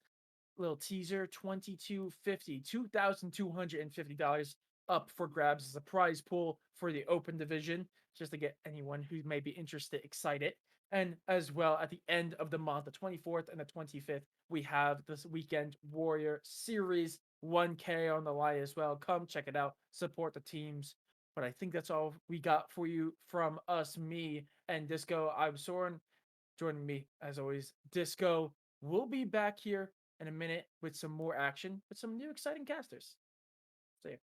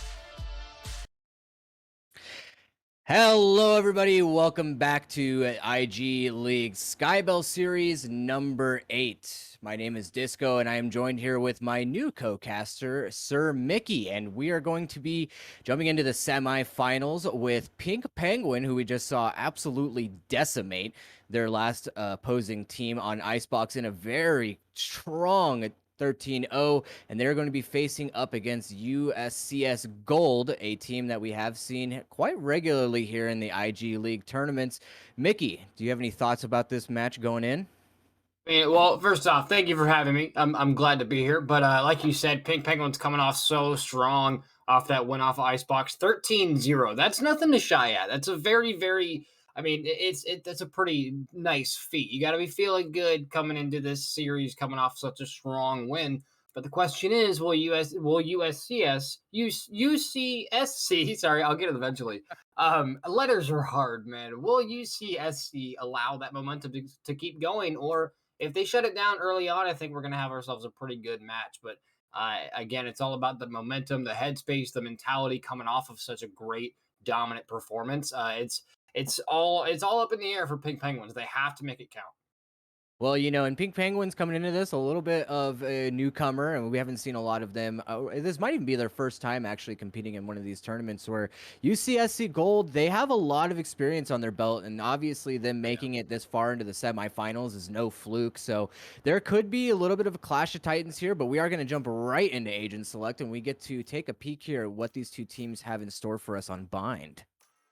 Bind is one of those maps, it's been in the game forever. You should know how to play this game. This should be, when you're jumping into the practice mode, into I was going to say the range, but when you're in a custom game practicing with your team or unrateds, whatever, this better be in your queue pool, right? This is one of the most basic maps in the game. This is one of those maps, along with Ascent and Haven, where you need to know every inch of this thing. It's been in the game long enough for you to have understandings of retakes and site takes, site controls, retakes, even spawn points, everything, everything as far as angles and as whatever you need, you should have it under the belt, knowledgeable of those positions. Just because it's one of the main, this is one of those maps that everyone needs to know. It's such a basic map, so I'm thinking this is going to be a pretty strong map, just based off of that, just based off the fact that everyone knows this map. But I am very interested at the fact that this is a mirror matchup. This is definitely going to be an interesting one, just based off the fact we're going to see some fade, rebuttal, some fade, brim to brim, raise to raise, sky, chamber. It's definitely going to be a fun one nonetheless. Yeah, and with Pink Penguins, one of the strengths that they showed us in their match in Icebox is that they have very good intuition with positioning. They don't seem to over-rotate very often. Their utility usage finds the most value possible, and on a map like Bind, those are some really good strengths that lend themselves to the way that this map is structured. So if they're able to carry that into this map, we could see another pretty dominant showing from them coming out, going into this. It is very possible. It is very possible for Pink Penguins to, again, like I was saying, that momentum, that headspace coming off such a dominant performance on Icebox, that's nothing to shy about. So obviously they're going to be a little bit inflated in terms of ego, but you can't blame them. And the question is, are they going to be able to keep that going? And so far, not much in the ways of damage dealt to either team, but a little bit of abilities here and there. But it's the information that we're looking for here. And so far, it seems that Kansas is all the way over at A, looking for some kind of information, possibly an opening for the rotate. But Blizco doing a phenomenal job with that headhunter, holding that angle, staying back far enough that he's able to retreat if need be. Now it looks like Bruno and Leilu's gonna go ahead and get a little bit of util down, just create some space for them to rotate. Now we're gonna hear the teleports, and now it's nothing but red heading towards a site. But the question is Pink Penguins going to be able to shut this down nice and early? Damages are coming out. The birds are coming out as well. Killer Crop picks up too. So let's go with a quick trade. Kansas as well. Bomb is planted. It's a two-man retake here for Pink Penguins. It's going to be a very tough retake for them. They haven't been able to contest any of this map, and they're kind of afraid to get out here, just waiting for UCSC to make a little bit of a mistake. Darkness trying to find some space up here, and U-Haul will be met with a little bit of a fight here, and now Limit's going to find himself in the middle of a very dangerous crossfire. Killer Crop is going to close that one out on Darkness as well with a 4K. Pretty solid showing, I would say, from UCSC in their pistol round, and to be honest with you, they actually tried to set up something there, Mickey, with a little bit of a fake, and we saw that Pink Penguins actually didn't take the bait. They continued to anchor down on A site, but I mean, ultimately, I think just playing a little bit too passively there and allowing UCSC to gain too much map control, and unfortunately, they just didn't have the chops to initiate that retake in a valuable manner. Yeah, that's definitely where you see a lot of teams making their mistakes on defense. Obviously, hold your angles. You're on defense. You don't need to be too aggressive. But when you do have characters like Sky and Raze, you kind of have to utilize those, especially Sky having one of the best flashes in the game.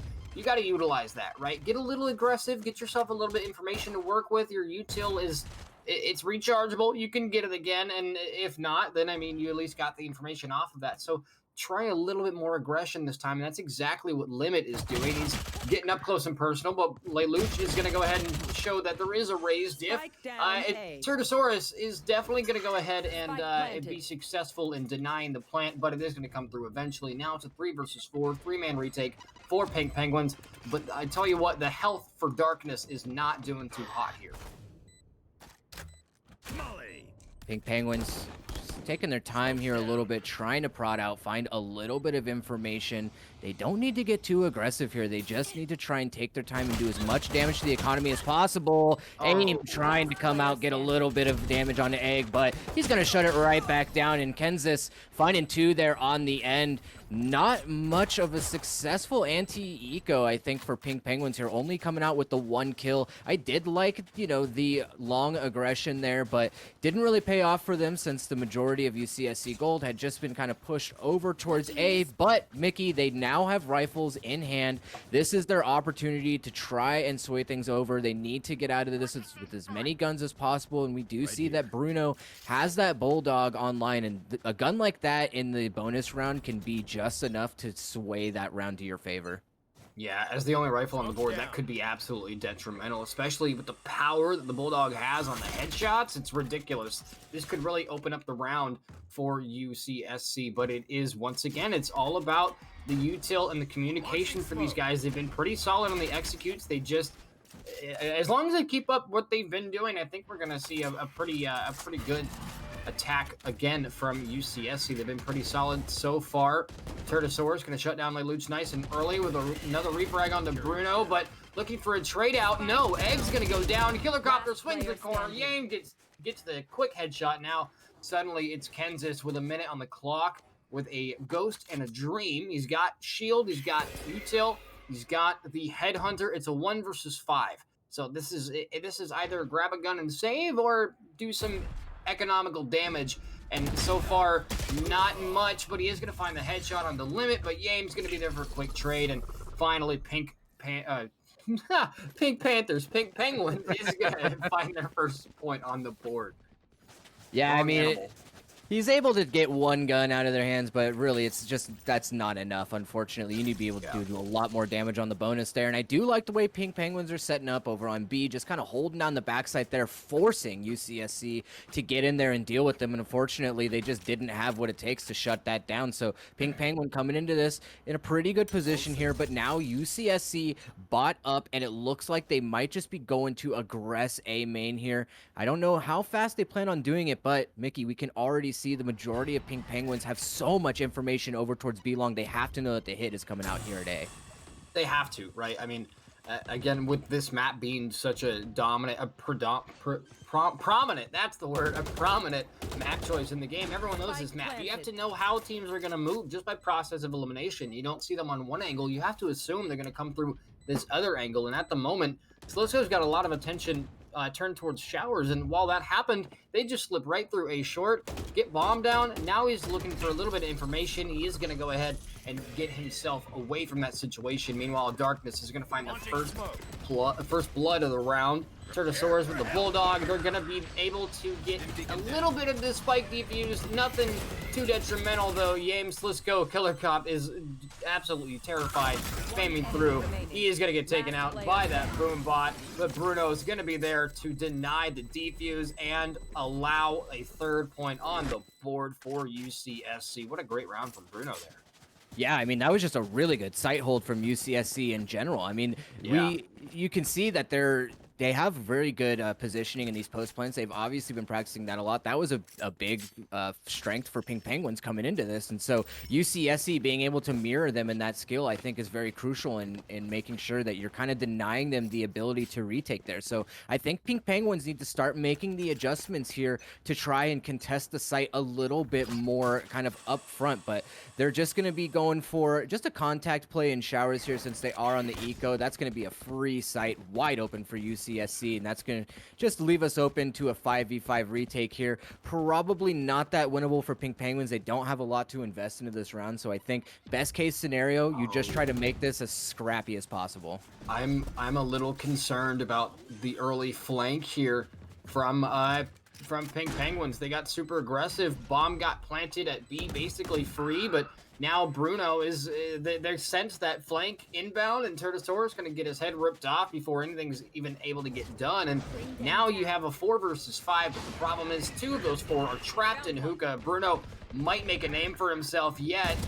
No, he's going to completely not even check the corner. He picks up Slisco, but Darkness with a quick trade onto him. Lelouch to shut it down. And there we go. That's 2 more in the way of UCSC Gold. Absolutely. I don't want to say dominant so far. It's 4-1. There's still plenty of game plenty of game left to play. And at this point, this is like one of my favorite things to say. It's still anyone's map, right? I mean, at this point, Disco, there's plenty of map left for these guys to come back for Pink Penguins to solidify their hold here.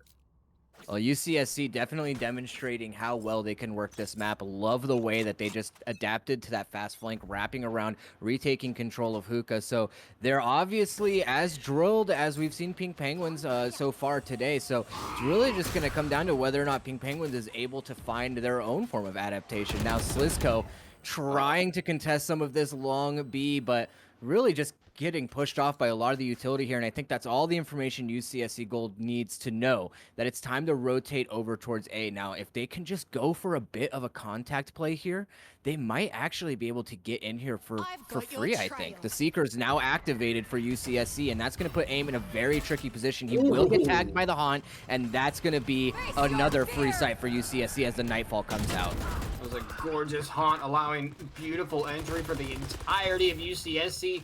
I mean, they came from all angles and they just shut down a site, and that's just going to leave Limit and Company in a 3 versus 5 now on this retake, and it's not where they want to be. Not where they want to be at all. They do have the util on board. They have the health difference at least, but again, it's all about those numbers and about the communication, and suddenly it's just going to be Limit and Slisco in this 2 versus 5 now. Slisco's got an Operator and a Dream. I mean, this is definitely going to be a tough one. I think they're better off just playing for those exit picks, and I think that's exactly what they're going to do. Limit is going to be able to drop 1, at least trying to even out the numbers game here, as the trademark is going to go ahead and give the information that there is one coming from the flank. Slisco's already holding the angle.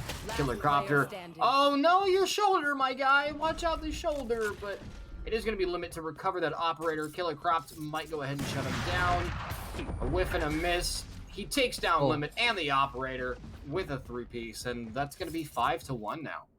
Yeah, UCSC looking insanely dominant on this attack side here. And, you know, when you have the mirror comp matchup, that's not really what you expect to see. You want to see more of an even kind of back and forth, because with one side is being this dominant, if UCSC is being this dominant on the attack side, it's going to make you wonder just how dominant their defense side is going to be as well. So this is not looking too good for Pink Penguins. They're going to be put back onto another eco. A lot of ultimates available. Most notably, I think the Showstopper and the Orbital Strike here could be big for them. Now, the Tour de Force should be activated for Slisco here, so they're going to have to wait and see if it's worth it to invest in these ultimates if they can get some of these picks in these early engagements. Unfortunately, Slisco, he's just been denied repeatedly over on this B long. They know he's there and they continue to push him off the angle.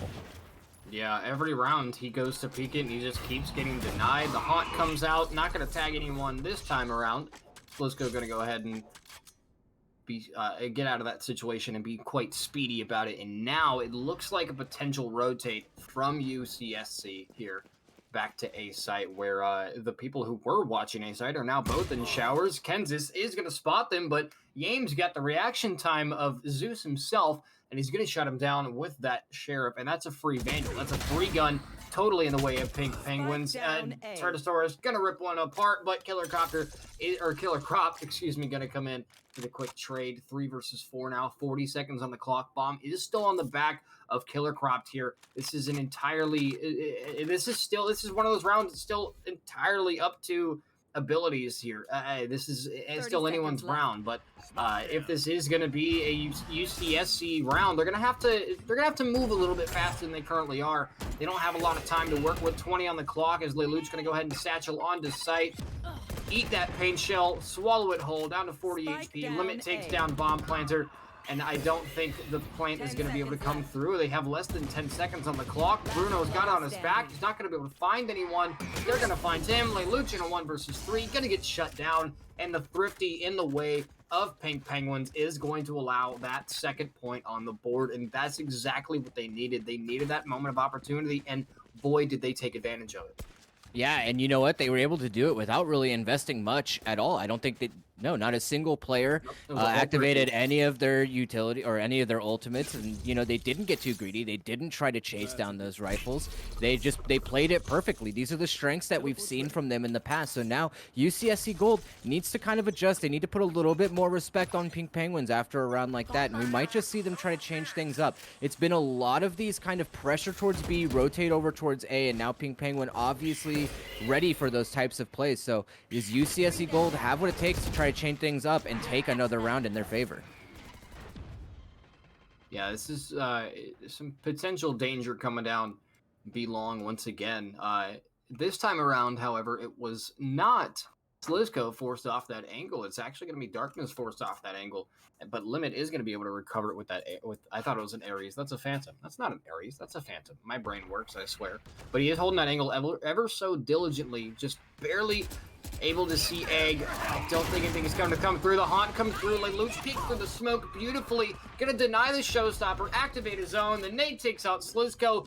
3-man retake as Bomb is going to get planted here at B site. Lelouch knows exactly where Darkness is. I think he might go for it. Nope, just a quick reposition. Again, it's a 5-man post-plant hold here from UCSC. This is entirely doable for either team, but it's all about Pink Penguins' communication. Are they going to be able to get this done? And so far, Lelouch is saying no, they're not going to be able to do a damn thing about it. Darkness takes him out. Quick trade, though, and now it's Turtosaurus in a 1 versus 4. Again, not the situation you want to be in.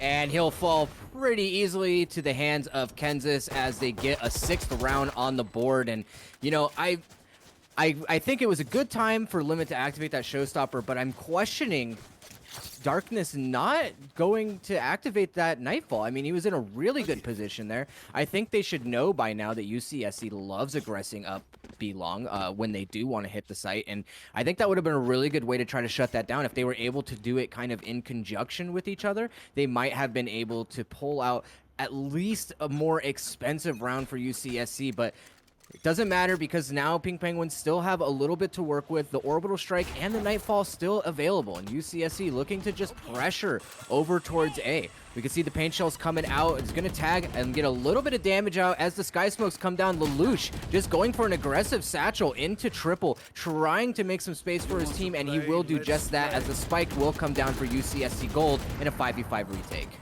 The tough part about Lelouch now, he's completely abilityless on site. He used all of every ability he had. All three of them dumped onto site, or all four of them, I should say, dumped onto site. And now he's got very little to work with on the post plant. Meanwhile, Yami and company still got all their abilities, the majority of their health from Pink Penguins. And that's going to allow a beautiful take. But Bruno is set up for post plant. That Nightfall is finally going to come out like we were talking about. Different Nightfall, but nonetheless, it's not really going to matter because Yame is unfortunately just better, and it is going to finally have a third point on the board for Pink Penguins. And again, we're starting to see them get they're starting to warm up, right? They came off that beautiful 13-0. Pink Penguins came off that beautiful 13-0 from Icebox, and I was talking about that momentum, keeping it going. They had a little bit of a rough start.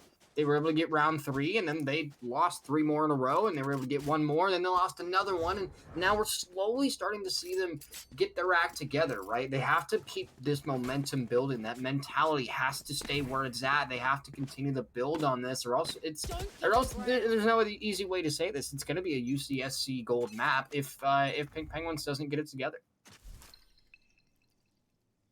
You can see UCSC going for that early showers fight. Kenzis able to win that one out over Slisco. He's going to take another one on the Turtosaurus. He's going to be down 32 HP online, but hey, he did his job. He was able to take showers control for them. That's going to allow the rest of his team to get right into sight now. Pink Penguins in a 3v5 retake scenario. No more orbital strike to help them kind of retake the site as we saw them do in the past. It's going to come down to this fight, and Lelouch just shutting down the limit. Things are starting to fall apart for Pink Penguins, and just like that, the round is over as the remaining players of Pink Penguins opt to save the rifles, try to carry them into this next round so that Darkness can not only take all of his utility and shields, but potentially buy up for a teammate as well. The question is UCSC going to go hunting for them? Because they can afford to lose a couple rifles here if they need to. Yeah. They've got enough money to work with, and it looks like they're just going to go for the safe route out, and that was a very fast and dominant round from UCSC.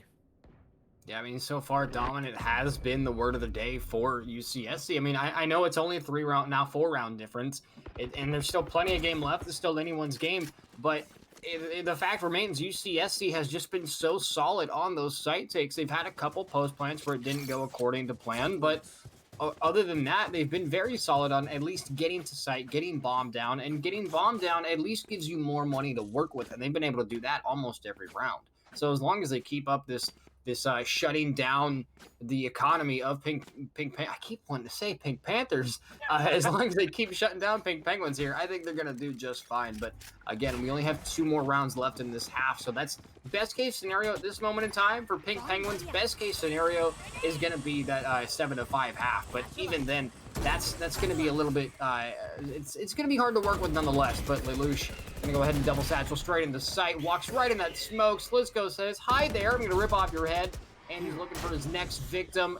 Not going to find anyone just yet. The decay is going to catch him. A lot of chaos happening on A site, but the question is Bomb? Yes, Bomb is going to go for a quick rotate, but that is also going to trigger a Pink Penguins rotate for themselves as the defense is going to go ahead and swing all the way back to B site. Bruno picks up 2, causing more chaos on A site, but guess what, buddy? Your team is on B, getting their booties handed to them, and now it's just Bruno in a 1 versus 3 as Limit is going to make it that way. 50 seconds on the clock. He's got a little bit of time to work with. The wall bang headshot comes through. This is a potential ace for Bruno. Yames got the bird coming in, guided light, not going to catch him. Bomb down. He's got this. This is entirely possible for either team to clutch this. Bruno is going to get peeked by Darkness. He's going to get the better of him, and that's going to be all she wrote. And we are going to head into the final round of the first half. This right here is the best case scenario for Pink Penguins. They have to get their 5th on the board, or it's just going to be one hell of a hill to climb in this next half. Well, and it all started there for them, so good for them for being able to walk away with that 4th round. And now we could see that they are in a pretty good spot. Again, UCSC, enough, economy built up here to get a pretty comfortable buy. And I think really it's going to, a big portion of this is going to be fighting for these orbs, because I think Pink Penguins need some of those ultimates online. They have the Seekers potentially available for them here. Slisco trying to get a little bit of information right off the top there, but it looks like they're already conceding the A site, and a massive amount of rotation for Pink Penguins coming through here. If UCSC decides to take a rotation here, it could be a free site for them, and that is not a situation you want to be in. No, not at all. This is not a good situation. I mean, really, for either team. That post-plant molly, I feel like it was a tad early. It's going to be able to keep them off bomb for now, but when it comes to down these final wire moments, I think that molly was just a tad bit early. Killer Crop's going to get taken out, and suddenly it's Kansas in a 1-on-5 scenario with a Vandal and a Dream, and he's got to push here. This is... No, the defuse is going to come through. That's all she wrote. That's it. There's nothing he can do. He's going to be able to pick one off, but it's not going to do anything eco-wise because, as I said, it is the last round of the half. And that right there, as I was saying, that's the best case that Penguins could have possibly hoped for. Now it's just a 2-round gap. It's a lot better than 8-4, which is a 4-round gap. And now it's going to make that climb a little easier on them in the second half. Yeah, definitely a victory for them being able to kind of win out as much as possible on that half. And for Pink Penguins, like you said, 7-5, this is a very interesting, scoreline to go into the second half because all they have to do, win this pistol, they're favored to win the anti-eco, and then, immediately you're tied right up. So now they get to show us what they're made of over on the attack side. Unfortunately, we didn't get to see a lot of their attack tempo on the last map because really they got 12-0 on the CT side, and so it was just so dominant we didn't get to see anything. So this is definitely their chance to show us what they're made of, and it's all going to come down to this first duel out here on Long B potentially, as we see them just kind of set up for a little bit of a default here. Yeah, Slisko again. He seems to like Slisko. No matter where he's at, he seems to like be long, whether it be attacker or defender. He's got his sight set on B long, where it seems to be toyed with by Egg, just kind of hanging out, not using much ability. Bruno gets a little bit aggressive, not going to find anybody. Kenz's doing the same, does a good amount of damage with that shorty on the limit, but he's going to sit right on that paint shell. He's forced to rendezvous out of that situation, but the damage has been done to limit there, so he's going to have to back off that for the heals, and that's... Now, look at that again. Limit. It's the first round of the half, and Limit's already got no util to work with. The majority of these players do have very little util to work with now, but Limit, once again, going to show who's the better Raze, but Bruno could have the flank of a lifetime. Frenzy in hand, doesn't decide to go for the knife, picks up 2 with the Frenzy, and a 3rd onto Limit, and that could spell victory for Bruno and company just with that flank. Gorgeous, gorgeous patience. And now he's holding that angle. He knows exactly where Slisko is coming from, but Kansas gonna shut him down for him, and now it's 8-5. Bruno and company, what a great round. I mean, Pink Penguins, I think, really dropping the ball there. Bruno was very aggressive in the early parts of that round over towards Shower, and I can't remember who it was, but I know somebody spotted him out pushing back almost into their spawn, into the lobby, and so for them to not anticipate him to re-wrap that and then get that flank, I think is a big mistake coming out from Pink Penguins, and they are going to be punished for it. So they are going to be put on to a little bit of an eco here. Limit opting to buy a second round Marshall to hopefully do a little bit of damage. Meanwhile, UCSC is looking to be in a pretty good position here. Egg just trying to find some information here. Will be able to spot Limit off of that jump peak, so he should know that there's going to be some aggression over here towards Long, and that is going to telegraph to the rest of UCSC to just kind of try to stack up here and get ready for the push. Egg playing with fire, gonna provide the perfect flash for Killer Croft to take out that fellow Sky, and just like that, the heals and the flashes are completely off the board for Pink Penguins, so that's gonna make it that much harder to get on site because, I mean, let's face it, Sky is one of the best initiators in the game, just, if not because of the heals, because of those flashes and the Trailblazer. The information that she provides is detrimental, and now with her off the board, that's going to spell some kind of defeat here, but Slisko going to get a little bit angsty here, sitting in the smoke, ready and waiting for them to get aggressive towards him, but it's 40 seconds on the clock. They don't have too much time to play with here, but it looks like a Shower's push that Bruno seems to be ready for. Fade versus Fade. Darkness catches the better of him. 4 versus 3. 30 seconds on the clock. Bomb has been re-received by Pink Penguins. They've got to do something aggressive here. But Slisko has no idea that there was a brim in front of him. Last player standing. No, That's so unfortunate. Oh, That's no. That sucks, so man. unlucky. Oh, that you hate to see it. Yeah, I mean, I think it was a good play. I think Slisko had the right idea trying to get that lurk up, but unfortunately was not able to pay out for him. And now they not getting a lot of damage through is going to be a little bit of a punish because, of course, Bruno is the only one that really has to worry about not bonusing here. He's going to have a Sheriff in hand, which could honestly be enough. We've seen how insane Bruno can be. Obviously, top of the leaderboard, 16 and 10. And Limit's investment in the last round is going to be a little bit of a punish as well, as now he's on light armor. We don't talk about Bruno. You know, Oh, we we don't talk about Bruno, but the reveal comes through. Lelouch gonna use it to pick off Limit in Darkness. Gonna go ahead and quick refrag onto him.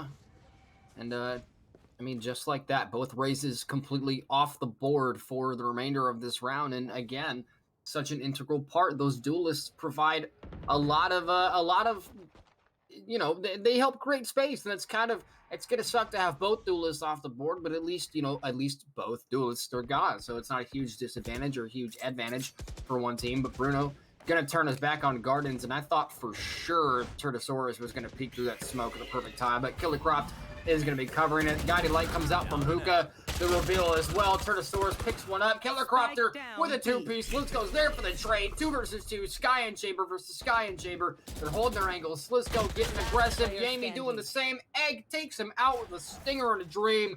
Slisco now with the spike, a phantom, and hopes and prayers in a 1 versus 2. 30 seconds on the clock. Bomb on his back. Picks off Egg, but is he going to be able to take out Kansas? Chamber versus Chamber. Headhunter looking for the shots. This is entirely possible. This is going to be detrimental here no matter who wins this round. Slisco, get your gun out, my man. There we go. Right click comes through just in time. And Bomb is going to get down, and that's going to be Pink Penguins finally getting that 6 point on the board as they're starting to slow down UCS's role here. Yeah, you know, I mean, it's important for them to win that round, Mickey, but unfortunately, that is not how you want to win that round. You do not want to lose 4 of 5-year rifles to a bonus because look at UCSC here. They are so ready for this.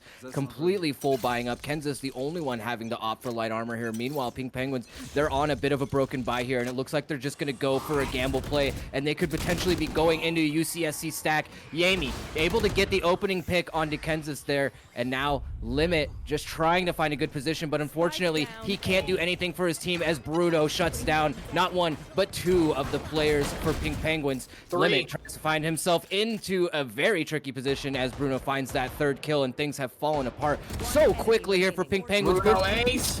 Go for the ace. No! Close it out. Darkness says no way, but with only 30 health points left to his name, this is going to be a tough ask for him.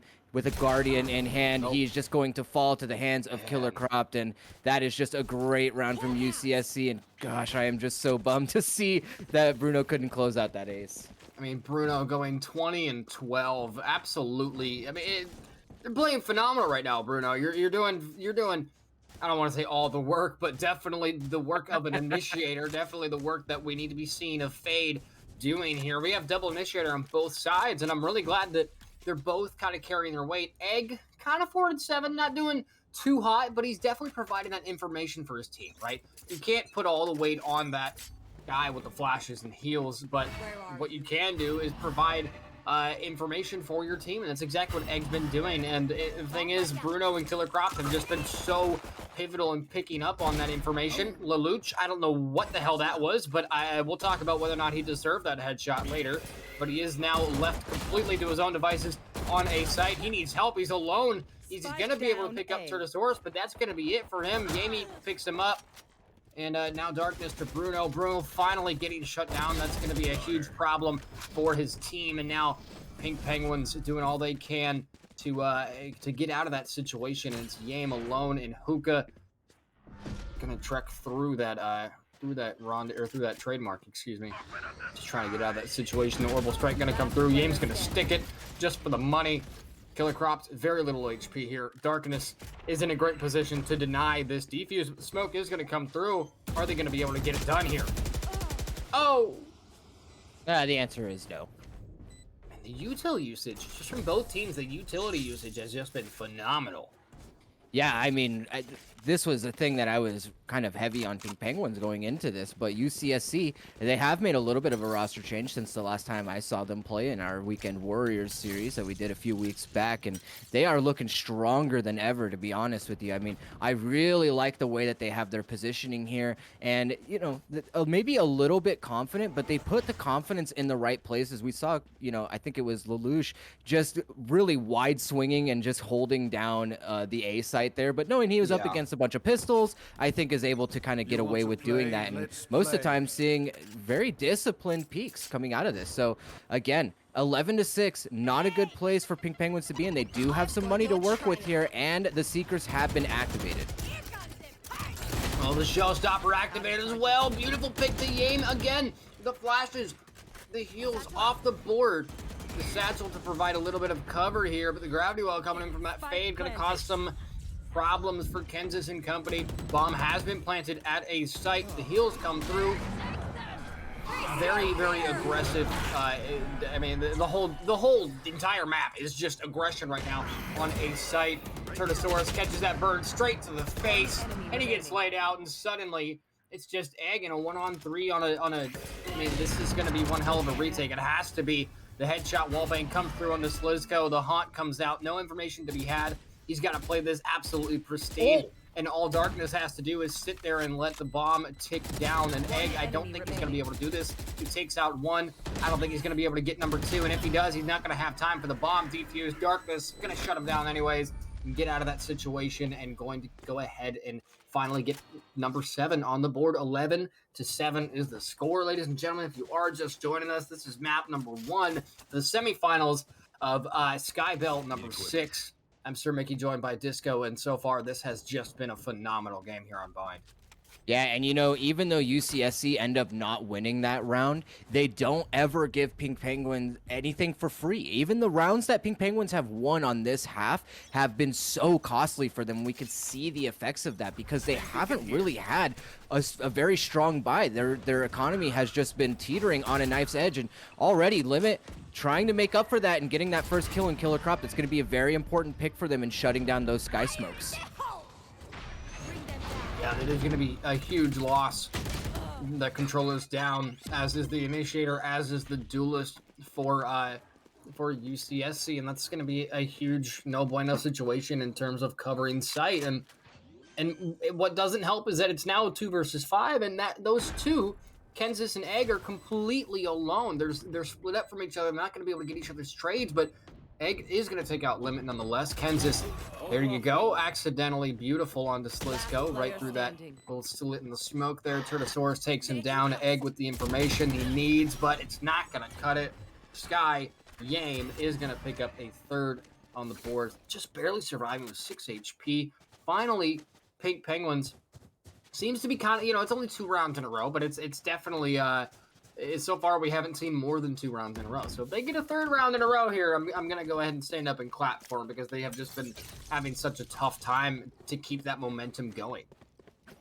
Well, and it's looking to be they should be able to take this 3rd round. We have seen UCSC do some pretty amazing stuff on some thrifties in the past, but I'm thinking Pink Penguins should be able to run away with the win here. Unfortunately, UCSC punished for not saving those rifles in a 2v5, and a guiding light coming out, getting a lot of information here on Kansas, as well as the Boombot trying to flush him out of his position. He is just dumping Util to take the Shower's control, and Yami will be rewarded with a kill onto Kansas and Shower control to boot. Now, Killer Cropped alone on an island here with a sheriff in hand, just going to try to hold down this U-hole control as much as possible. And Egg, with a little bit of a pinch, is actually going to find 2 with the frenzy kill, make it 3 with the Vandal in hand. Suddenly things have fallen apart for Pink Penguins as Lelouch is able to find 1 more, and now Limit all alone in a 1v3. The trail highlighting his position. He's going to do some damage, and a paint shells will not be able to leave his hands as Lelouch puts him in a grave,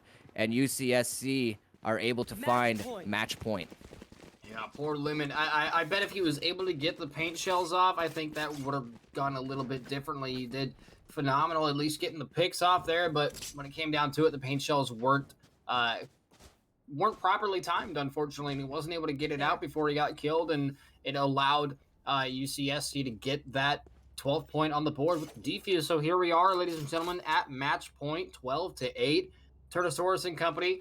They gotta find something. They have to find the chink in the armor of UCSC, and they have to take advantage immediately, or this is just gonna be a UCSC map at 13-8, and I don't think that's what they want here. A lot of pressure on Pink Penguins to find this. Seekers have been activated. A good haunt, doesn't spot much, but the orbital strike is going to put Kansas in a very difficult position. Turtosaurus will be able to capitalize on that. Lelouch immediately trading that out with the paint shells, and now they need to try and contest as much of this map space as possible. They should be able to get the spike down, but Limit is going for an aggressive push. He's going to find Lelouch behind the sky smokes. Immediately satchel back and capitalize on that to switch it out, but it's not enough as Bruno and Killer Crop shut it down. UCSC Gold with the win, 13-8.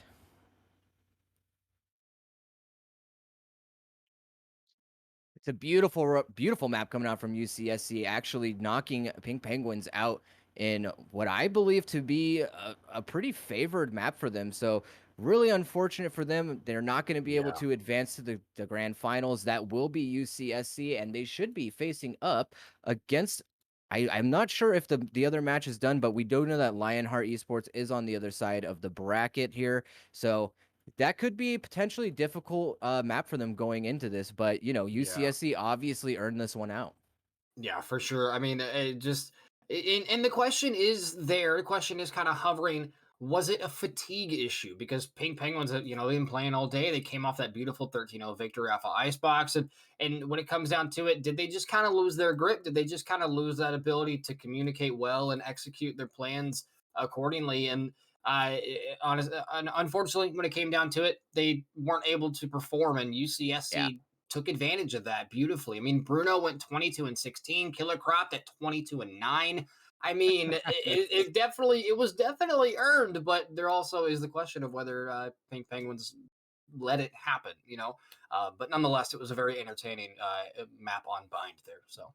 Yeah, well, I'm excited to see UCSC. We'll see if they can carry it into the grand finals and kind of keep that same momentum. But before we send it over to a break to set up for the grand finals, just want to let everybody know about IGL's Valorant divisions. If you guys are a regular of IG League's streams and you like to watch, and you'd be excited to know that there will be an announcement coming soon for their Valorant divisions. The prize pool going all the way up to $2,250 for the first, second, and third place team. There will be an entry fee of $50, but hey, that's only $10 per player for a potential huge payout. We'll be looking at an 8-week-long division, and the top teams for this division will be invited to the IG League main division. So if that's something that interests you, if you're one of those people that likes to watch the stream and you feel like, hey, my team could probably be crushing these tournaments, then go over to IGLeague.com, sign up so that when you hear this announcement, you are ready to go. And if you're not, follow us on all of our socials to stay up to date on any Weekend Warrior tournament, SkyBell series, or really just any fun things that IG League's going to be announcing in the near future. So go ahead and check that out. We're going to send it to a quick break, and when we come back, we will be ready with the grand finals, UCSC Gold versus who knows. We'll see you then.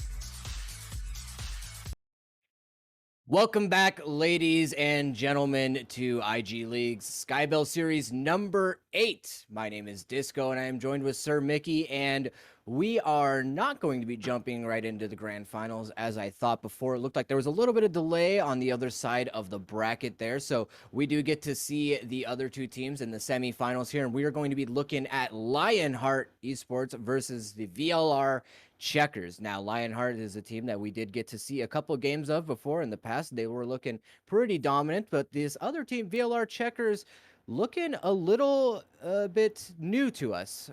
Mickey, do you have any thoughts? Well, VLR, like you said, they're kind of a big question mark, right? I believe they're a newer team in terms of these 5 players, but I can tell you right now, Pate and Fraggleton on VLR, I mean, those guys are already solid. I've casted Fraggleton many times, and he's never ceased to deliver. So I'm not gonna lie, again, a little bit biased towards VLR right now, but all in all, we're on Icebox to start things off for this match, and I'm ready, man. I'm ready to see some Raze plays. I'm hoping to see a Raze. Maybe we're gonna see a Jet come out for Lionheart, but I don't know. Raze, maybe no Raze. No Raze for VLR, but let's see. Raze or Lionheart. Let's see if VLR is gonna go the distance with this one. I want to see a Raze, man. This is a Raze built map. I mean, we have to see a Raze, right? Like if we're not seeing double stats, what are we seeing?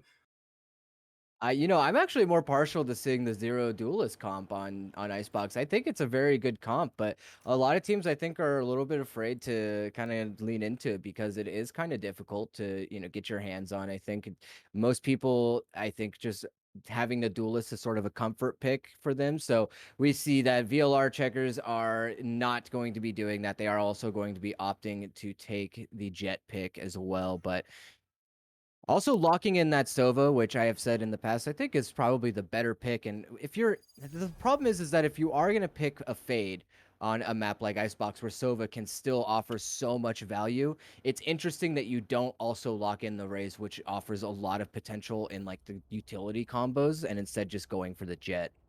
Yeah, I mean, when it comes down to it, Sova, hands down, is one of the best agents in this game, and it's kind of worrying me that Lionheart's not gonna have that information gatherer on that team. But you never know. We have the double initiator, or excuse me, the Devil Sentinel coming out here for Chamber and Sage, so they could make up for that in terms of information. We have Fade, who's it's Kess gonna be on Fade for Lionheart, so.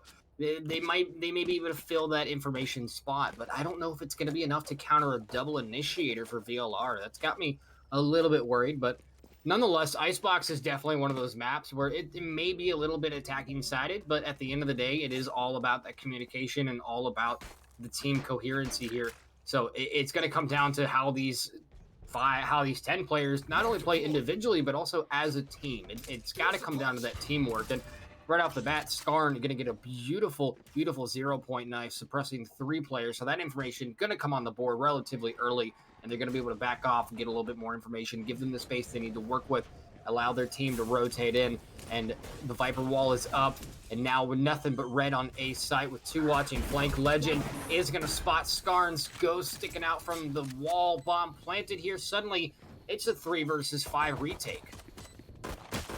He's trying to, Rest is trying to get some defuse here, but he's not going to be able to close it out, but he will get half here if they're able to kind of capitalize on this a little bit. They might actually be able to get away with this round. Fraggleton getting away with 2 headshots onto Legend and a Knight, and now Kess falls to the classic of Rest. It's all down to Ty and whether or not he can actually close this out. A really well-placed toxic screen is going to deny visual information, and Rest will just close that out. Ty able to get the last 2 kills, but it is too little too late as VLR Checkers run away with the first round in this match. Yep, and that's exactly what you're talking about there. That information, Skarn with that early 0-point provided just enough information to allow the rest of VLR to be like, oh, okay, so they're definitely going to push A. Let's go for a quick rotate here. And they were there within seconds, able to shut down that site take, and there was barely even a retake. I mean, Rest got right on bomb, got half, and eventually was able to shut down that, or get that defuse off, and now here we are, 1-0. Again, it is very, very early in the game. Beautiful haunt coming out from VLR. But the question is, or excuse me, from Lionheart, the question is Lionheart going to be able to keep up the momentum from all those kills they got in the first round? They got 5 on the board here. Skarn and Paint doing beautiful initiator work. Skarn does go down. 3 versus 2 now. Bomb has yet to be planted. It's definitely going to be an ace side take here for Lionheart. But the question is VLR going to allow this to happen, or are they going to be able to get this this retake here? But Rest is already looking for some rat positioning here, trying to get the defuse off, takes out Ty. Viper versus Viper, Cash tonight, and now it's a 1 versus 2. Rest again sitting on bomb, ready and waiting for that defuse. It's exactly what's going to happen. Is he going to be able to get it all the way off? Kess with another haunt to provide the information. He's going to spot them both. Rest again with the defuse mid-round, and Kess going to get taken out off the trade, and that's all she wrote. 2 in a row now for VLR. Very strong starting off here. Fraggleton and company not letting a single thing slip by them. Yeah, and Lionheart actually going to be punished for forcing that round. They invested into it. They were able to do a considerable amount of damage, but if you're not walking away with the round there, then it's still a loss. And unfortunately, that just happens to be the case. Now, I think it's time for them to make that adjustment, though. We have seen Rest take away 2 rounds from them in the same exact manner. So hopefully they're going for this A hit again. When they do that, they're not just going to kind of employ the same post-plant positioning. But we can already see there is going to be a bit of an aggressive push towards A as the rest of Lionheart looks to aggress mid. Yeah, Fraggleton getting that early information with the Owl Drone. Knight getting aggressive on his own. Paint gets his head ripped off by that Spectre from Kess, and right off the bat, that's information gone. The KO's off the board, as is the Jet for VLR. Fraggleton not in the corner he wants to be in. The spray comes through for Kess, completely blind, able to take him out. Bucky from Rest. Is he going to be able to get a defuse off for the 3rd time? No. Going to get shut down nice and quick. Now it's Cash in a 1 versus 3 scenario with this Bulldog in hand. He's got that Headhunter on the board as well. Bomb now planted on a site. It's gonna have to be the most prestigious retake that Cash has ever performed, and it's gonna be extremely difficult, provided that player from mid doesn't get involved. And I think that's exactly what's gonna happen. Cash, you might want to check behind you, but he's getting super aggressive, trying to get these numbers dwindle down. That's exactly what he does. It's a potential ace here, 4 under the belt, 1 versus 1. Cash is. Yeah, man, that was almost. Oh, that would have been phenomenal. Round 3 ace from Cash, but unfortunately, Ty and the rest of Lionheart are finally going to be able to get that one on the board after they suffered a bit of a economical no bueno situation there, but they were able to bounce back, get rifles on the board now for round number 4, and there we go. Yeah, it's really bugging me. We've been teased a lot today already with these 4 almost aces. Yeah. Like, I keep wanting to see it happen, but it just doesn't come through. And unfortunately, Cash will not be able to take away the round for them. But Tour de Force online for him, as well as the Viper's Pit for Rest. There is potential for them to win this round out, despite the fact that they have kind of a half-broken bye. Lionheart looking to just continue to aggress A here. Normally, this is something I would say is not a very strong decision. You want to try to fight out mid, but it looks like they're doing some great damage out here. And the Sage going to come in. That's detrimental. The Sage from VLR providing the heal onto Legend as he gets dwindled down, or excuse me, from Lionheart as he gets dwindled down to less than half HP. Now Skarn and company on the retake, but they're completely cut off from Bomb. Legend providing an absolute destructive path to Bomb, and now it's again Cash with that Tour de Force and a Dream. Rips Legend apart. But that's not going to help out in the numbers scheme of things. Just 1 versus 4. He's going to get caught from the left. Yep, Taiga puts him down. Lionheart now with 2 in a row. And it's exactly what you want to see here on Icebox. 2 to 2. It's a tie game. Again, this map is slightly attacking sided, but that's not going to matter if the defensive side, if the attacking side isn't completely on point. Those first 2 rounds, Lionheart not so much on point. But VLR is definitely putting up a fight. Both teams are putting up a fight. So it's just still anyone's game. We're still early on, and I'm just excited to see what happens here. Yeah, and a lot of ultimates invested into that round from the side of VLR. So no longer do they have the Viper's Pit available to them to help them try to swing this round. And it looks like they're just going to have really the best gun is just a Spectre and potentially a Bucky here to try and do a little bit of damage. Meanwhile, Lionheart looking to be very comfortable here. Ty winning that opening battle out onto Cash should open up the mid of the map for them. But is Rest going to be able to find any value here? Rest with a Bucky and a Dream, gonna get caught from behind. He was just outnumbered in that situation. Legend doing exactly, living up to his namesake, to say the least. Kess there with the refrag as well. Now it's just Skarn and Paint in a 2 versus 4. Quick little burst coming in on the Legend, and now it's just Paint left to his own devices. 1 versus 3 scenario. He's got one right behind him on yellow, but I don't think either of them are aware of each other. He's checking those corners, making sure that he is alone on site, and I think he knows that there is someone lurking around yellow. He just doesn't know who or where exactly they are. But Taiga, give him a second. I think he's going to go ahead and reveal himself here. Paint's just being so patient here, just not giving too much away. He knows if he can do a little bit of damage here, then that's a bonus, but he needs to die to this spike, and unfortunately, it looks like he's going for a ninja here? No, there's just not enough time for that. Just under a second. Just didn't have enough time. It takes, I believe it's a 8-second defuse. Am I wrong? A 6 or 8 seconds? Yeah, it's something like that, but it's something around there. But oh well, just wasn't enough time for him to play with there, and unfortunately, he played that very patiently. I got to give it to Rest, or not to Rest, excuse me, Paint. He played it very patiently, but again, time just not on your side. And unfortunately, when you're in that situation, when you're down, your whole team is dead. You're in a 1 versus 4, 1 versus 3, what have you.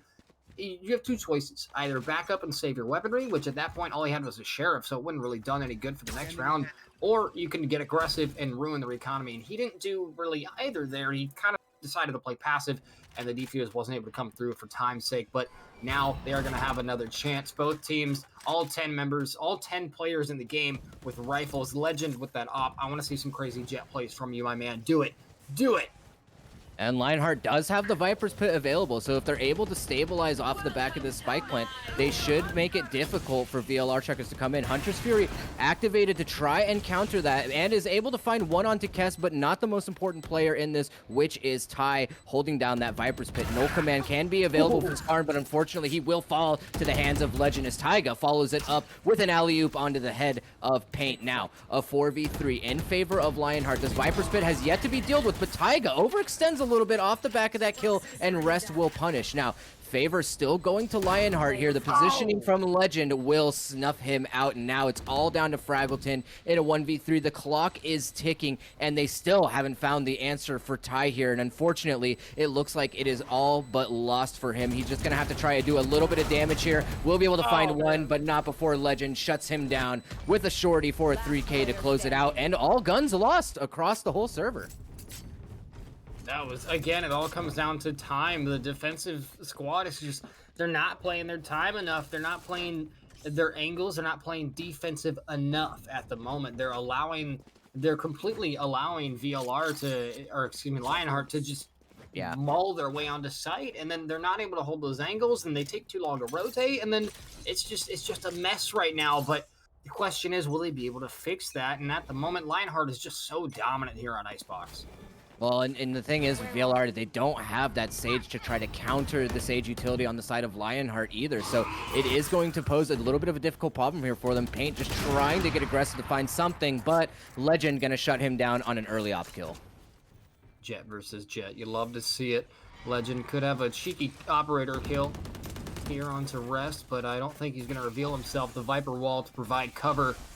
Viper, that's another thing about this map. You have to have a controller, and both teams went with Viper, and I mean, it's a good decision, but you have to kind of wonder, is the lack of actual smokes, like Omen or Brim smokes, are they providing Lionheart with these easy entries? I mean, look at Cash right now. He's hearing all of them. Look at this. My Lord. Look at this. He's got the flank of a lifetime, and it wasn't even a full-on flank. He just played Ring Around the Rosie. He picked up 2, potential 3 now. Legend with the shorty goes finally shut Cash down.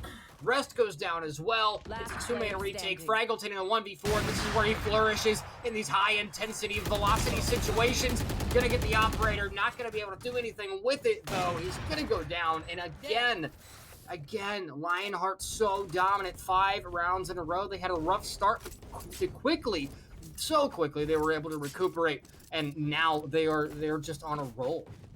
Well, Lionhearts, I mean, I think their defaults here have been king, to be honest. I mean, they're playing them so well. They have forced VLR into all of the most favorable positions for them, and it allows them to just kind of choose which site they want to go to. They get in mostly for free. Sure, Cash was able to, you know, carry out a couple of kills in the backstab there, but the resurrection pretty much nullifies that, and the fact that he's just immediately punished for it allows them to just get away with the round. So we can already see Lionheart, again, just going for a pretty solid B split here, but it looks like VLR might be ready to welcome them.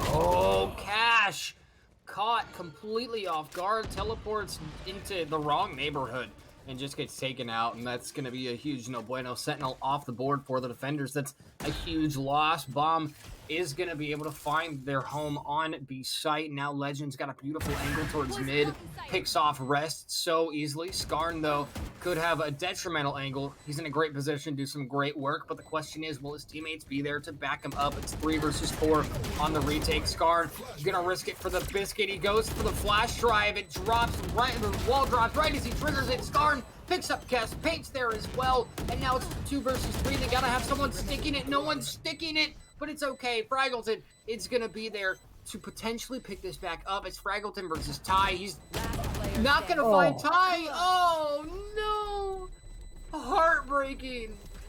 Absolutely heartbreaking. Fraggleton had every advantage but time, and he just got a little impatient. And he wasn't able to hit his shots, and now, ladies and gentlemen, it's 6-2 on Icebox. Again, that's 6 in a row for Lionheart Esports. So strong right now. Man, that is such an unfortunate round for VLR. I mean, they had every win condition there, and just unfortunately, they weren't able to close it out off the back of Ty's insane performance. The man is 10-1 right now. They need to find an answer for Lionheart's strategies here. I mean, they have just done so well in controlling the map here, defaulting, and getting all the information that they need to kind of shut VLR down. So now VLR, a couple of hero rifles in hand, but the Nightfall has been activated, and that is going to trigger the sight hit for Lionheart. Legend pulling out the Blade Storm with the AC-130 inbound. He picks up one, but immediately gets traded out by Rest. Kess to Fraggleton. That's information down as well. Scarred, all information gone, and now it's Cash again in the situation. This is what, the third, fourth time he's been in this 1vx scenario, and this time he's not even able to get information. Iga picks him off with that third, with a 3-piece, 7-2. I mean, at this point, best case scenario for VLR is gonna be a 5-7. And at the moment, I just don't think they have the momentum to get them there. Well, I mean, if you're looking at Lionheart's economy, there's a good chance that they're able to get through the rest of this half with full buys, considering how much momentum they've been able to build up. But the Viper's Pit is available for Rest here, so if they're able to put it in a good spot here and maybe just stack 2 over towards A and then have everybody else kind of aggress mid or hold B, they might be able to break up this play. The real question is, will he actually activate it here, or is he going to wait for the telegraph before actually deciding to commit that ultimate to the site? And they throw that haunt every round. Kess throws that haunt every round, and I feel like it's revealed almost at least 2 or 3 people every round, and it's so detrimental at the moment. That information, I really thought they would be at a disadvantage without a Sova or a KO, and so far, Kess is doing a great job of proving me wrong, but it's going to provide a nice and easy defense, as Rest is going to be able to pop that Viper's Pit. 7 bullets on Spectre. You got to go ahead and refuse as a Phantom, not a Spectre. It looks like a Spectre when it's got that skin on it. Yeah, it does. And vice versa, too. The Spectre always looks like the Phantom with that skin. It's so weird. Yeah, it's really weird. I mean, it's a nice skin. It's a nice collection. I mean, I don't know if I would pay $70 for it, but I mean, it's definitely skins equals wins, you know. But Legend with a 1 in the chamber, ready and waiting, trying to back out of that position. Actually, Kess is just. I mean, oh man. Wait a minute. Look at the mini map. Kess and Knight they just touched noses basically with Fraggleton through 2, but none of the 3 know what happened. They have no idea how close they just came. But Kess gonna pepper through that Viper's Pit, looking for any kind of information. Gonna go ahead and risk it for the biscuit. Spike gonna go down. Spike planted. This is risky to say the least. The entirety of Lionheart just pushed their way into a Viper's Pit, all essentially at 1 HP, except Legend found a pocket where he's not so vulnerable, but Fraggleton on the flank is what has me worried. He is going to find Legend. Brings it down to a 2 versus 3 now. Last player standing. Wow, it's getting very tricky for them here, and VLR are actually able to close it out, mostly off the back of that Viper's Pit, I would say. And, you know, questionable decision from Lionheart to just try to re-wrap through mid and then challenge A site with Rest still kind of holding down the site in that pit. Maybe their hope was that they would try to catch him on a rotation, and at that point it was too late to commit over to B, but unfortunately for them, they're not able to win that out, and that's the beginning of the potential comeback here for VLR. They have a shot here at, you know, playing out these next 2 rounds, winning out this half for them, and going in 7-5. But, I mean, unfortunately, it's looking like Lionheart's, like I said, economy is going to be in a pretty good spot here. They should be, you know, fairly decent here. Tour de Force activated most likely for Cash going into this round, and the Hunter's Fury available for Fraggleton. So they have a lot of tools at their disposal to potentially break this up if they do decide to go back A. Yeah, that's the good news, is the abilities are coming out, and like you said, those that utility is providing the perfect amount of denial to site. Legend goes down to the hands of that tour de force from Cash. Kess getting a little too or Paint getting aggressive, but it pays off for him. Picks up Taiga as well. Ty finally puts him down.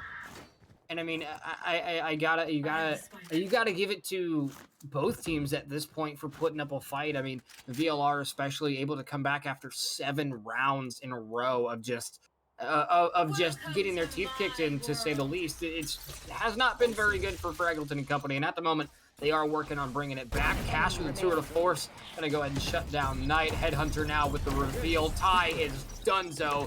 3 on the board for Cash with beautiful 3-piece. And it seems that VLR is starting to find their stride here. Yeah, I mean, a very unfortunate investment of that Viper's Pit from Lionheart as well into that round, so no longer available for them. They do have a Resurrection, which could help them win this one out, but we do see some rifles across the board, so really this could go either direction. I mean, if you're VLR, obviously you want to be going into this with the 7-5, but with the way that Lionheart's been looking, they might just have to make some small adjustments here to be able to turn the tide in their favor. And it looks like they're just going to set up to go straight into A. No decision to default here, no challenging towards mid. Now, is Paint going to be able to meet them here with equal aggression and break up this play? I mean, I feel like at this point, aggression just is Paint's middle name, as is Patience. My goodness. Patience is his surname. But unfortunately, the Blade Storm just not going to do the damage that he needed it to do, and Rest and Cash are now going to find themselves in a 2 versus 5 bomb planted at A site after finally 2 rounds of finding themselves. Rest and company now again find themselves in a bit of a no bueno situation, as opposed to the last couple rounds. They finally started to find their stride, and now as soon as I say that, I'm sorry, I straight up caster cursed it, but Cash and whoa, that missed. I'm gonna admit I blinked, but I can't believe that missed. Cash left to his own devices, 1 versus 4. The res comes out, not that it's needed, and it's gonna be a beautiful, beautiful Lionheart half here, 8-4. What a dominant start of the game. Yeah, and I mean, this is the real tragedy of this, is that they VLR are not running a Sage on this map, and you know, there's a lot of arguments to be made of whether or not you really need Sage, but the fact of the matter is that if you want to have any shot at trying to plant on the B site or sustain the B site, you need that Sage wall. Your strategy will fall apart without being able to close off some of the open angles that you have on B. So I think it is going to bottleneck them into some very peculiar plays where they're most likely just going to be focusing towards A and towards mid, and I think that Lionheart is going to catch on to that very quickly, and they're going to be able to expose a lot of those weaknesses from them and potentially shut down a lot of these plays going into the second half. That's the hope. That's the hope for this for sure. But the point still stands that this is definitely quite the advantage for Lionheart, especially if they even get these next 2 pistol rounds. That's going to make it that much more difficult. At that point, it will be a 6-round climb up the mountain that is Icebox. And Cash starting things off pretty well. Getting aggressive down long. They are going to go ahead and relinquish bomb control for now, just to play information. Taiga somehow survives that situation from Rest, and now it's going to be Fraggleton and Cash, the 2, shall we say, stars of the team at the moment. Cash definitely is up there 15 and 10. I think if any of the 2 are going to do it, it's going to be these 2, and right off the bat. Fraggleton down to 20 Last player HP, not standing. able to trade himself out. Knight drops him, and now it's all up to Cash.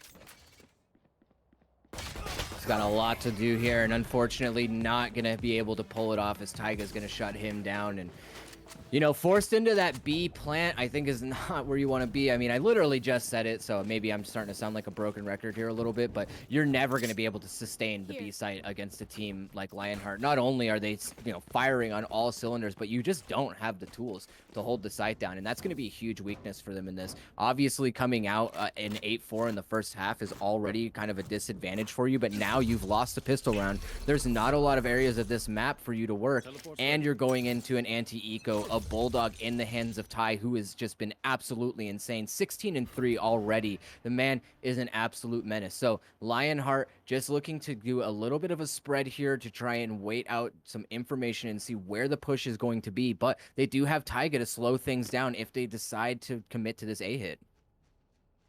And it does look like an A hit is going to come through here. Very little audible information here, but Taiga senses it coming anyways. He puts the slow orb, turns his back for some reason, but Kess is there with not only a trade, but a refrag as well onto Skarn. Now it's 3 versus 3. The health is not there for 2 of these 6 players, and Fraggleton's not doing too hot either, but it is going to look like a potential rotate here, or maybe, an audible fake from VLR here. They look like they were going to go for the rotate, but Rest more or less is just causing mayhem, trying to get the attention of Lionheart on B site, and I think he might have achieved that goal here, as Fraggleton is going to go ahead and initiate bomb on A site. It's going to get planted, to say the least. Now it's a 3-person retake here for Lionheart, and we've seen them pretty solid on those shots, and I think if they keep that up, I think this is going to be a Lionheart round once more, but Cash putting up a fight without Headhunter. Headhunter can do a lot of damage here, but unfortunately Legend has something to say about it. He will be immediately traded out by Fraggleton, though. A Spectre in hand, but only 58 HP to his name! Oh! He's able to find the kill onto Kess, but unfortunately Knight is just too good and is there for the trade. And that's going to put Lionheart up to 10. But a very costly round for them off the back of a full save coming out from VLR. Yeah, now we're going to see more rifle plays from both teams. Knight's going to go ahead and keep that Bulldog, and I think he's going to be able to buy for a teammate if he ever so wished. But I don't like keeping the money at this point. I think that would be just the smartest decision. But we're going to see all rifles coming out from Fraggleton and company, and I got to give it to Cash and Fraggleton. They are down by 6 rounds, but those two have been relatively consistent throughout the game, especially in terms of ability usage. I mean, how many Owl drones has Fraggleton revealed almost the entirety of Lionheart with? And the same to Cash with his Headhunter, who's just been so solid. The tour de force as well. Cash is pretty solid with the tour de force with that operator, but Taiga taking a page out of Paint's book, getting super aggressive here, but Paint, again, getting aggressive. Finally, not going to work out for him. Rest is holding the angle ever so beautifully. Knight and Legend going to go ahead and retreat off of Tube, and it's going to leave just over a minute on the clock for a potential B hit here, but it looks like nothing but defense on B site already. Lionheart is ready and waiting.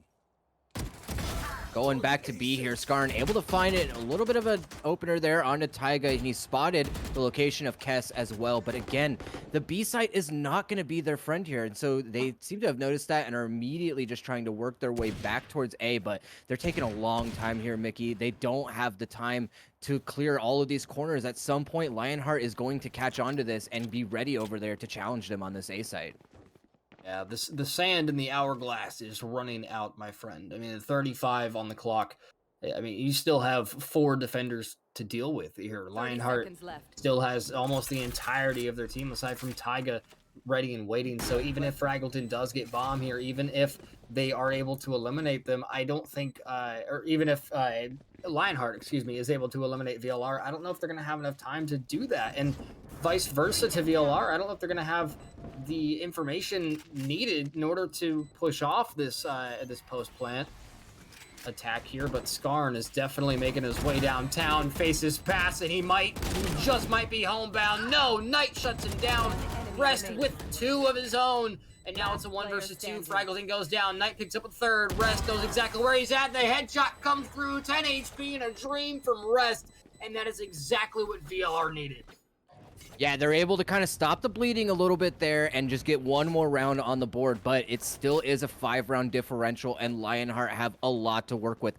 That was just a half buy for them going into this round. So the fact that they're able to put up that much, deal that much damage, I think is kind of a statement in what they're capable of doing, especially when they get onto these full rifle rounds. So now we get to see the first one, rifle v rifle, a lot of light armor across the board here, but we do have a Hunter's Fury available for Fraggleton. Now, is he just going to decide to save it for a post plant or use it to try and open up this site for them, because they definitely need the firepower? And there it is. It has been activated. Paint's going to use it to get an opening kill, and Skarn right behind him to follow up with a second. They should be able to take the A site here, but they're going to have to get through Kess.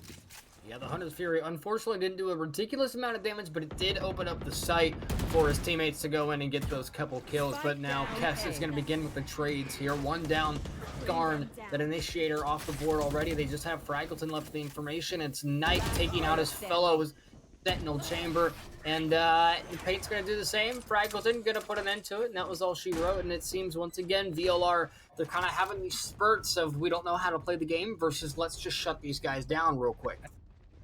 Well, I mean, they're definitely finding some footing here. They should be favored to win this round, as we can see Lionheart put back onto another eco round. But at a certain point, you have to wonder if Lionheart is just going to anticipate these A hits. And, you know, it looks like that's actually what they're doing this time around. But we can already see VLR gearing up to just hit the B site. Now, I think if Cash... Google eyes, man. I love that spray. Oh, this is going to be tricky for Cash here. He does have... Or sorry, not Cash, Knight. I know what you meant. Chambers, they're all the same. It's so confusing, you know. So It null really command has been activated here, so Knight needs to get out of dodge so he can continue to hold on to that tour de force, and they should get the spike planted here, Mickey, but again, nothing to help them stabilize the site. Oh, Paint, you're taking the wrong end of that fragment, down to 80 HP. Cash barely saves his teammate's life there, taking out Kess, and Legend gonna follow him in the death tie as well. Knight just, once again, it's that Chamber versus X scenario, 1 versus 4. The Hunter's Fury, unfortunately, not gonna connect the shots. He whips out the Headhunter, but not quite the position he needed to be in. And again, VLR starting to take control here. Well, I shouldn't take control, but starting to at least take back those points that they've been needing very, very desperately for the last couple rounds. Yeah, I mean, this is definitely a good place to start. 7 to 10, so they're starting to close the gap there a little bit, but VLR is starting to run away with it a little bit here. I think the momentum is really shifting in their favor, and now, I mean, they barely even invested anything into that round, so they still have a Viper's Pit at their disposal, a Bladestorm and a Tour de Force, which we most likely won't see activated this round. It's more of an eco-type play, but, you know, Lionheart's gonna have to try and shut down this aggression over towards mid if they want to have any shot at denying this B site hit. And Paint is just flourishing his game sense right now. Not only did he take out Tag on that beautiful position, but he also, the smoke came in off that haunt, and he just completely denied all information for his team. And now Cash providing a little bit of entry here with the help of Fraggleton and rest. They're able to get onto B site. They're able to recover bomb, but I think they're going to go ahead and go for a full rotate back to A site. They're blind with fear. I mean, it's kind of been a problem for them this whole time. Like, every single time VLR tries to hit B site, they almost immediately have to run back to A because it's so difficult for them to get into the site. And because of that, Ty is ready. He knows exactly what's happening. He's just got to wait for his teammate to get in a position so that he can help try to retake this. If he can deny just a little bit of space here with some utility, he might be able to swing this round in his favor. Oh, they weren't even thinking about Rafters, and they definitely are now, but it's going to be Cash left to his own devices. Not in a good situation. I mean, he's got the health to at least deal with them, but they also have health. That's the thing. Keys and Ty both on pretty good HP, but Cash going to make that dwindle, but it's all about awareness here, and Kess just has a little bit more of it. Swoops on down from ropes, takes out Cash, gets a 3K, and that's going to be finally Lionheart once again starting to shut down the ever so slight roll that VLR was on. Yeah, I mean that's pretty much the most important round I think you can take away from VLR at that point, because Lionheart invested so much into that round, and if they lose, then I mean they're immediately forced onto an eco. Now they did kind of lose a lot of rifles going into that round, so unfortunately it is a little bit of a broken buy coming out here, but a Viper's Pit still online for Ty. He could activate that at any moment and help lock down any particular site. Now Taiga's just been using this barrier orb to deny any sort of map control over towards the B side, and if you can continue to do that and force them into the Viper's Pit over at A, it should be a really good round for Lionheart. It should be. It should be, if all goes according to plan, but so far nothing much. I gotta be honest, so far nothing much. And that's the thing about these early moments in the match, especially as you climb the ranks in Valorant. You know, I mean, I don't want to name names, but I mean, Diamond Plus really is where you see this patience really unfold. And I mean, Lord knows I'm down here in silver, so I mean, I just kind of run and gun. It That's works, okay. but You'll get there. You'll get there see it. eventually. Yeah, early in these rounds, you start to see that patience, and it slowly, ever so slowly, it dwindles away, and these guys get a little bit overzealous, and they just go for it. And oh, look at the beautiful wall. That's where Sage is so detrimental. The double sentinel finally coming into play from Lionheart, gonna completely deny side entry. Viper's Pit gonna come out to allow it though. Paint, beautiful headshot on the Taiga. It's 3 versus 4 now. 3 versus 5, excuse me. Where are you? Oh, okay. Ooh. Okay, well that happened. Well, now, I mean, Last player just standing. down to Ty and Legend. Now Legend falls. I think it's probably best for Ty to try to save this rifle. I mean, he doesn't really have much to work with, and it's not like you're going to be doing that much damage to the economy. And unfortunately, Paint's spidey senses were tingling. He's able to snuff out Ty and get the kill onto him. So now UCSC get to an 8th round, and again, Lionheart are on an eco once more with nothing really to work with here. They do have a resurrection that they could potentially invest into this round, but I mean, you really don't want to be spending that on rounds where you don't have any guns to work with. Meanwhile, the momentum just continues to snowball on the side of VLR as well. They do still have their 2 eco ultimates available to them, but really no reason to activate them at this point. If they can get an orb into the hands of Scar, and they could potentially activate this null command, but at this point they don't really need to. They've been so dominant over on this attack side, and they have so much to work with here. Yeah, they really do. I mean, all in all, Paint and company have just been so solid on using that util and preserving it. And once again, like you said, they didn't go for that eco buy. They didn't go for the Blade Storm and the Tour de Force. They just decided to go for the full buy, and it seems to be paying off so far. Skarn and Paint both with 2 entries. Ty denying the entry for a little bit, but Fraggleton is going to be able to deny Ty any kind of life support. Skarn takes out Knight, and it's going to be Ty again on 1 versus 3. Again, like you said, got that resurrection, but is it worth it without the guns to support it? He's going to opt for that Marshall shot, and it is going to drop Fraggleton like a bag of sand noodles. I don't know what those are, but it is going to finally be 11-9 here. I don't know what a sand... I was going to say a bag of sand, and then for some reason, I started thinking about pasta, so I don't know, but 11-9 here. No, sand noodles, that's a thing for sure. I'm certain of it. It is now. Well, like you said, 11-9, UCSC closing that gap ever so slowly as more and more ultimates come online for them. Now the null command available for them and the Hunter's Fury. We've seen how well they can implement that Hunter's Fury and helping them take the space here, and it looks like they're just going to go to aggress over towards B.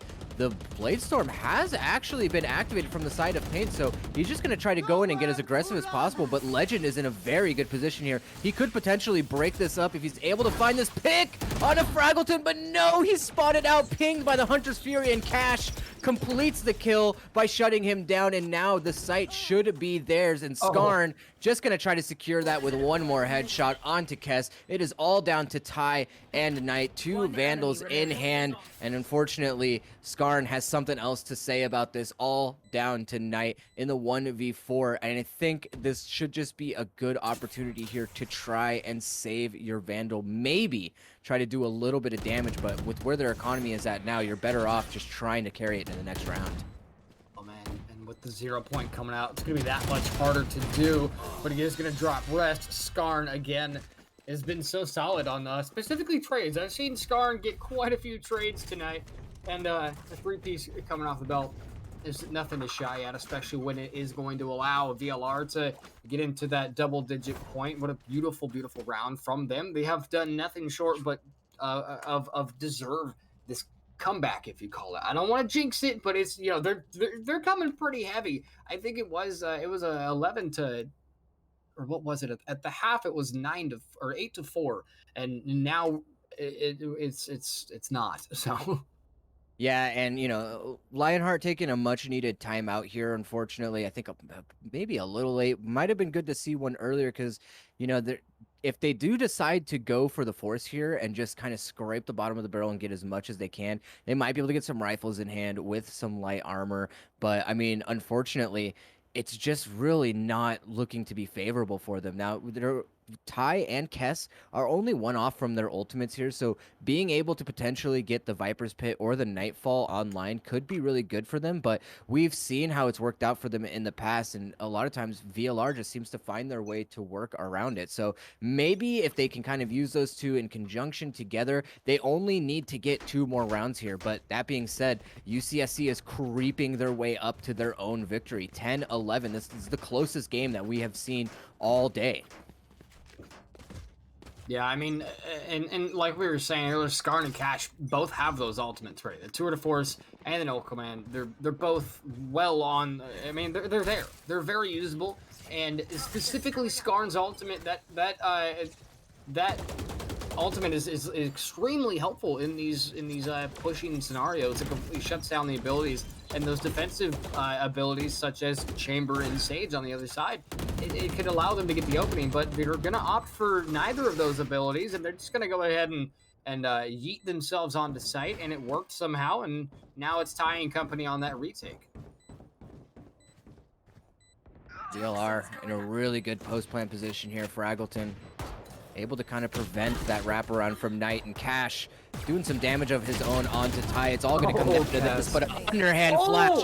The toxic screen paint, cleaning up 2 right behind his friend Skarn, and they are going to get to 11. We are all tied up here, Mickey. Like you said, ladies and gentlemen, all tied up, 11-11, make a wish. I'm sorry if you blinked and missed that clutch. That was, I mean, that was gorgeous. That was insane. Paint picking up 2, Skarn with 1 as well. I mean, that was just so gorgeous. And I just want to touch on the kill differences here real quick. Let me put these players on blast. No, I'm kidding. Just a 9 kill difference between Cash and Rest on the side of VLR. Very, very consistent the whole game. 10 kills from Lionheart is the difference. And I mean, still, both teams have just been so, I wouldn't say dominant in VLR's sense, but they're definitely working their way to a comeback. And I'm not even gonna lie, that was a disgusting slide peek.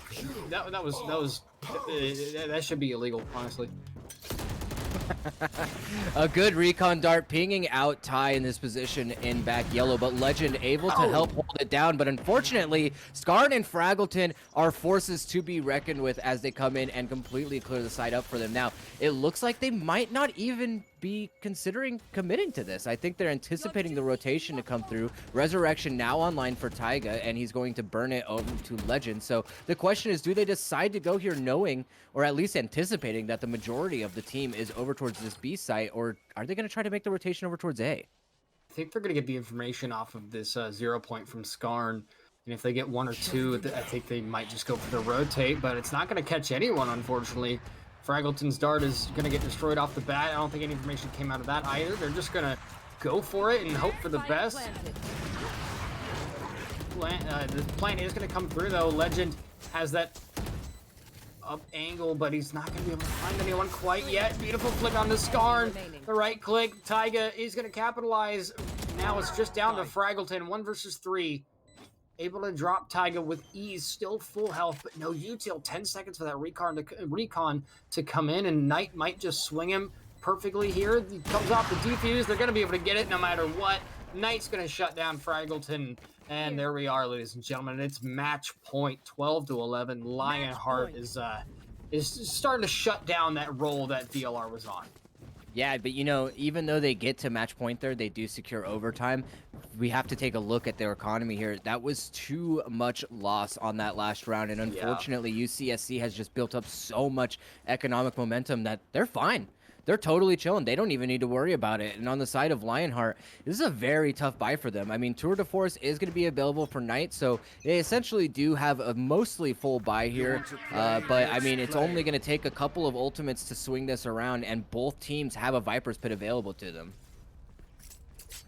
Yeah, I mean, that's going to be detrimental for one of these teams, and it is going to be an early Viper's Pit from the defenders all the way down B long. Paint getting aggressive per usual, and it's paying off per usual until he meets Legend nose to nose, and he gets the shorty to the brain. 30 HP from Legend. The bomb is going to get planted here at B-side by Fraggleton. Kess going to find him through the Viper's Pit. Legend is inside of there. Look at the chops on that man. 1 HP with an operator. Point blank. He's disgusting with it. He's acting like this is Black Ops 2. No scoping, quick scoping left and right. 2 versus 1 now. It's Rest. Is he going to be able to deny the defuse? No. Legend is going to shut him down with a shorty, and that's going to be all she wrote for Icebox. Ladies and gentlemen, Legend and Company on Lionheart Esports. Absolutely brilliant. Man, that was just a beautiful, beautiful game coming out from Lionhearts. As well as VLR, you know, they did their best there. They were able to bring it back and make it really close, but unfortunately Lionheart was just here to play today, and they were able to close it out in the closest game that we have seen all day. So Lionheart are going to be advancing, and they're going to be facing off against USCS Gold, which is, in my opinion, just going to be an absolute banger of a matchup. I mean, I am so psyched to see them face off, because USCSC Gold has just been looking insanely powerful throughout this whole tournament. I mean, at least from the games that we saw. And Lionheart also, we've seen 3 of their games. They've just been looking very dominant. That looks like the first time they've even been challenged. So really great series from them. I'm super psyched to check out these grand finals.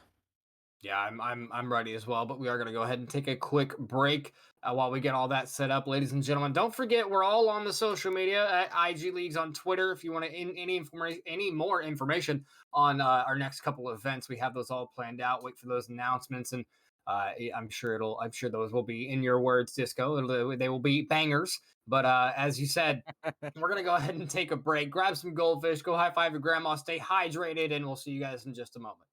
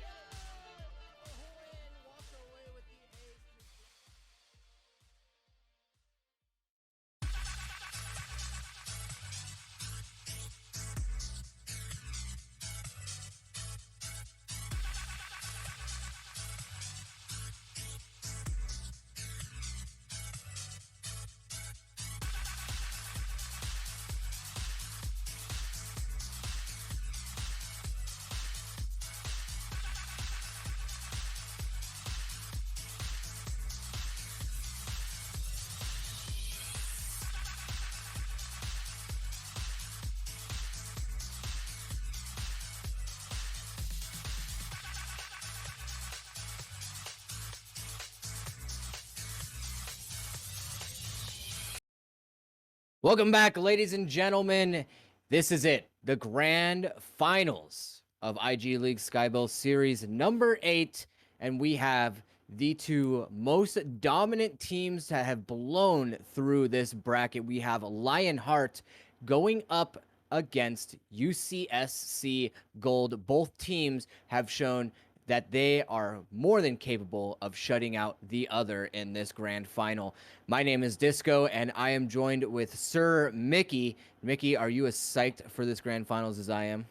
Oh, yeah, I am. I really am. And after such a heartbreaking loss, oh my goodness, after such a heartbreaking loss on the Icebox for VLR, they've been removed and they're going home. And unfortunately for them, but like you said, it's UCSC Gold going up against Lionheart Esports. First map of this series is going to be right here on the lovely Haven. And if you've seen me cast before, you know I have a philosophy, and it is that is it really a best of 3 series if we don't start on Haven? And the answer is usually no. So we're going to start things off on Haven, and perhaps a mirror composition coming out. We have so far double chamber, double raise for both these teams, but it is going to be Lionheart starting off on the defenders. Some would say, at a disadvantage on this map. It's definitely an attacking side of map. I'm not going to sugarcoat it. There's a whole extra site for the defenders to worry about, which is definitely where Knight and Legend are gonna shine on those double sentinel setup for this map. It's almost necessary that you have at least either a Killjoy or a Cypher or some kind of other double sentinel mixture. Yeah, and there's something I have to point out here, and anybody that was here during the Weekend Warriors last time, Edgy and I just could not stop talking about this, but no flashes on the side of Lionheart. I think you need flashes on Haven, and if you're not going to be running a Breach or a Sky or even a KO, you're going to need the Omen over the Astra. You need some sort of flash, and we've seen so many teams get punished for not running flashes. Meanwhile, on the side of UCSC Gold, they've got it, baby. They've got the Breach. They've got the Omen. So right there, in my mind, it kind of puts them up at an advantage. Now, running that double Sentinel does mean that they are able to have stronger defense sides, and if they're able to get into the site on attack sides, they can lock it down a little bit faster. But it really is just going to come down to whether or not they're even able to get into a position to use that utility, because with what UCSC has out here, I mean, having a Breach is kind of king on Haven. Yeah, honestly, I have to agree on that one. Definitely have to agree on that one. I mean, Breach is one of those. He's one of the best agents in the game, and then you put him next to the other initiators, and he's still pretty solid. And he's a very self-sufficient character. And the fact that we don't see two of them right now is kind of showing. As Taiga gonna get taken out nice and early, both raises off the board, and it looks like a full attacking push to C site, where Knight and company are ready and waiting for the retake in motion just about now. As that Prowler comes out, no information to be had. Knight pushes through the smoke, good amount of damage done to that chamber. Egg goes down, as does Killer. Kensis is going to find himself in a 2 versus 2, but now it's Bruno in a 1 versus 2 with a classic and a dream. The haunt comes out for the information. That's not a haunt, that's a seize. Bruno with a right click to Legend. Is he going to be able to clutch this 1 versus 1? HP for both of them, not very good, but it's fine. Bruno going to find his second and the kill on tonight, and that's all she wrote, as UCSC starting off pretty strong here on Haven. Yeah, I really like the way that they split that C push in there, just getting hyper aggressive on Garage right at the start, and also trying to pressure over towards B a little bit to allow the rest of the team to just kind of contact straight into C, get the site for free. Now, unfortunately, they weren't able to hold it down, but Bruno, with a beautiful wrap up through CT spawn, is able to clutch that one out for him, and off the back of that utility as well. So great start for UCSC. They are just going to be going into this with a full Spectre buy, but we do have a Shorty and a Frenzy in the hands of Taiga here, so it's really going to come down to how they can employ this and if they're going to be able to get any damage out and try to make this a costly anti-eco. That's going to be a tough one, especially with Legend wreaking havoc down mid, picking up 3, hoping for a 4th, does the damage to Egg. But Taiga and Legend are going to go down in the process. 2 versus 3 now. Egg with these flashpoints. He's caught in a bit of a bind here in a 1 versus 2 scenario down A long. He does have his teammate with him. Perhaps going to wait for the flash paranoia double peek. He comes through, spots Knight. Kess trades him out. Killer does the same. And now it's Controller versus Controller. 1 versus 1. Killer has no idea where Ty is. Therefore, he has no idea that he's essentially behind him on a perfect spot to flank him from, but he's got to get bombed down, and then Ty will initiate that retake here. But Killer's going to have to play pretty diligently. He's got his whole kit really at his disposal here, burning one Shrouded Step to just try and, you know, see if he can trick out Ty a little bit here, but he seems to have the right idea on the angle here, and oh, Ty with the swing is actually going to be able to close that one out. 34 HP left. An unbelievable round coming out from Lionheart here to convert that second round save into a victory, and wow, I mean, just really well played from them. Legend just getting hyper aggressive up there in mid, finding 2 with the Headhunter. I mean, that was pretty crucial in being able to pull that off. So now UCSC Gold going to be put on a little bit of a back foot here as the rest of Lionheart are free to buy up as many rifles as they can afford and continue to try and keep this momentum going in their favor. As like I said, no flashes, Mickey, so they need to make their defense side here count. They need to get a lot of rounds here if they want to have a shot at trying to hang on here, because as soon as UCSC Gold switches over, I mean, it's going to be very difficult for Lionheart to get in on those sites. And you got to keep in mind, it's still early on. We're only on round 3 here, so there's plenty of game left to be played, and Lionheart look to be playing the long game, going for full buys on round 3. Legend to make it count. I gotta point out again, we are early in the game, but Legend, I'm impressed already. Just the fact that last game on Icebox going up against VLR, Legend was on Jet. That's a duelist, completely different from Chamber. Both pretty frag heavy, but all in all, they are very, you know, Sentinel versus Duelist. It's definitely not the same thing. And the fact that Legend's able to come in and do essentially the same thing that he was doing on Icebox, just on a completely different role, is impressive to me. And meanwhile, the fellow Chamber Kensis is going to come in contact with Ty, and unfortunately, the Spectre is going to be a little bit better than the Headhunter in that scenario. And it is going to come to 2 points on the board for Legend and company. Legend is 6-2 on round 4. I know that's not the most impressive thing in the world, but I got to give him a high five. Well, I mean, a flawless round for Lionheart does get Legend into a pretty good position here, where now the tour de force is available for him should anything go awry here, or if he needs to buy for a teammate, you know, regardless. But, I mean, a pretty expected round, UCSC going in with an eco, so not able to win that one out or really do any damage at all, but they do have rifles in their hand now from the Shadows available for Killer Cropped, and one of the most crucial ultimates here, the Rolling Thunder in the hands of Egg. W should be able to find some value later on the round, but my lord, Taiga finding a really valuable trade there through the box in mid. I didn't even see Taiga on that man's screen. I did not see Taiga anywhere on Kenz's screen, man. That was some witchcraft, but Kess got some tricks up his sleeve of his own. He's going to get body blocked by the teammate. I think, yes, it is going to cost him. Lelouch getting a 2-piece off of that. Oh, Knight, the bullet tracking. Phenomenal gameplay here. Lelouch with a headshot wallbang onto Knight. Going to shut him down nice and quick. And now it's Ty, 1 versus 3. Fan in hand. Now back to the Vandal, full HP. But it doesn't matter because Lelouch, again, practicing witchcraft right now. It's fine. Yeah, both raises on either side, apparently witches and or wizards, because they're able to just find bullets to their opponent's head through basically nothing but sheer luck, or like you said, black magic. So 2-2 tied up here. Lionheart in a good position here to buy. Tour de Force is available, should be activated here, as well as the Nightfall, but we could see here Mickey, Taiga and Ty are also very close to getting their ultimates here. So I think Egg just needs to find a good opportunity here to pop off this Rolling Thunder and hopefully try to keep the round swayed in their favor. And it looks like they're just going to be going for an aggressive B push here. Most likely just going to try to get the spike down and play for mid, since they do have that Rolling Thunder available to them. But Knight, once again, so detrimental. Playing those off angles, the slow orb comes in so perfectly, is going to completely deny site entry. Rolling Thunder comes out, doesn't quite capture the entirety of UCSC, but it's going to allow entry for Egg and company. Taiga takes out Kansas, nothing but chaos on B site.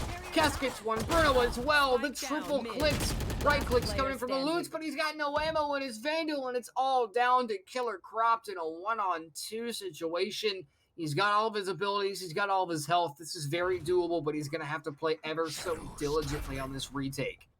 Yeah, well, Oh, he there can you go. TP and grab the spike, and that's There you go. gonna be it right there. Should be able to get a plant over towards C, but what? He doesn't go for it. He tries the ego peek, and Ty immediately punishes him for it. That is he had not the play. bomb. Totally could have just backed off, ran to C, or even make your way to A, or anywhere else aside from picking that angle, and he tried his luck, and he just got shut down. That is, and I got to give it to both teams, honestly. Both teams have just been so solid so far. Again, it's so early in the game. We're about to head into round number 6, but the fact that no one is doing all the work on one side. Legend is 7-3, Ty's right under him 5-2. Same over on with Lelouch and company 5-4. He is on Rays up there fragging as it really should be, but it's so far neither of these teams have really had a full steamroll opportunity at the moment. It's been a kind of even game so far. Yeah, and we do see that UCSC is put on another little bit of an eco here, but Lelouch does has that showstopper available to him, so they could potentially get. And how does that flash?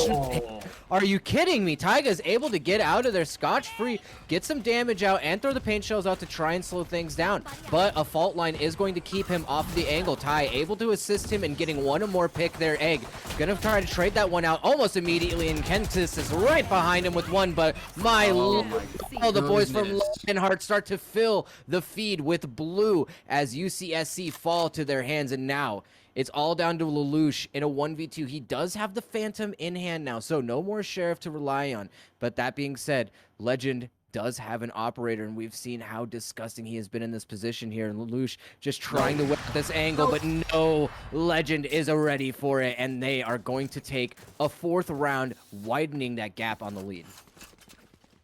And there we go, ever so slowly. Lionheart is very good at this. They did the same thing last game. They were a little iffy at the beginning, and then they slowly started taking control, and then before we knew it, it was a 13-11 on Icebox. It was utter control in that first half. It was 8-4, and now we're in Haven. They seem to be doing a little bit the same thing. Again, we're pretty early. We're not even halfway. We are now at the halfway point for this first half. So again, plenty of game to be played here, but it's these early games that really count, where you get these advantages. And Killer and company have just not been showing up so far. And Legend Exhibit A taking out Egg, that's flashes off the board for UCSC Gold. Killer Crop gonna try to return the favor there and getting Taiga traded out for his friend Kensis, and there is a man advantage over towards Lionheart, but if we look over at this positioning from Ty, he's just ever so slowly taking the space. That should give a lot of information out to Lionheart, and that being said, he does have the Cosmic Divide available here, Mickey, so they could just play this site for retake if they really want to. Yeah, Cosmic Divide is so detrimental, completely shutting down whatever part of the map you decide to, divide, and no sound, no bullets can penetrate. Abilities can, but bullets and sound are no bueno up against an Astral Divide, or Cosmic Divide. So are they going to be able to utilize that here, or are they going to save it for one more? But, okay, Legend just going to go ahead and line them up and shut them down. Killer and Lelouch down in one shot, and Bruno to follow. A beautiful, gorgeous round from Legend with the operator in hand. It wasn't even the tour de force. It's just phenomenal on that. That was disgusting. Wow, really just paying out in spades, taking that, that fight there. They probably weren't expecting it, to be honest, just trying to set up to find a timing to get into the site, but unfortunately, Legend was able to get in there with the confidence to boot and, come out with the kills. So now, tour de force online for Kensis and the rest of the team with 3 sheriffs in hand, forced back onto an eco, whereas Lionheart just has so much here to work with. A resurrection still available for them if they need to, if this round starts to go out of their favor. But we can already see Legend just trying to get into a position where he can continue to challenge this C-long aggression. Bruno gonna spot out that trademark, make it known to his team that there is a bit of presence in Garage, and it's going to be in the form of Ty on that Astra once again. The Purple Lady herself coming in, causing some damage. Ty, you might want to reload, my guy. You might want to reload. 3 bullets on there. Egg is, it's basically open to B, but Kess is just holding that off angle. The Prowler's going to come out. This is a 1 or 2 versus 5 scenario right now, but Lelouch is the only one with health.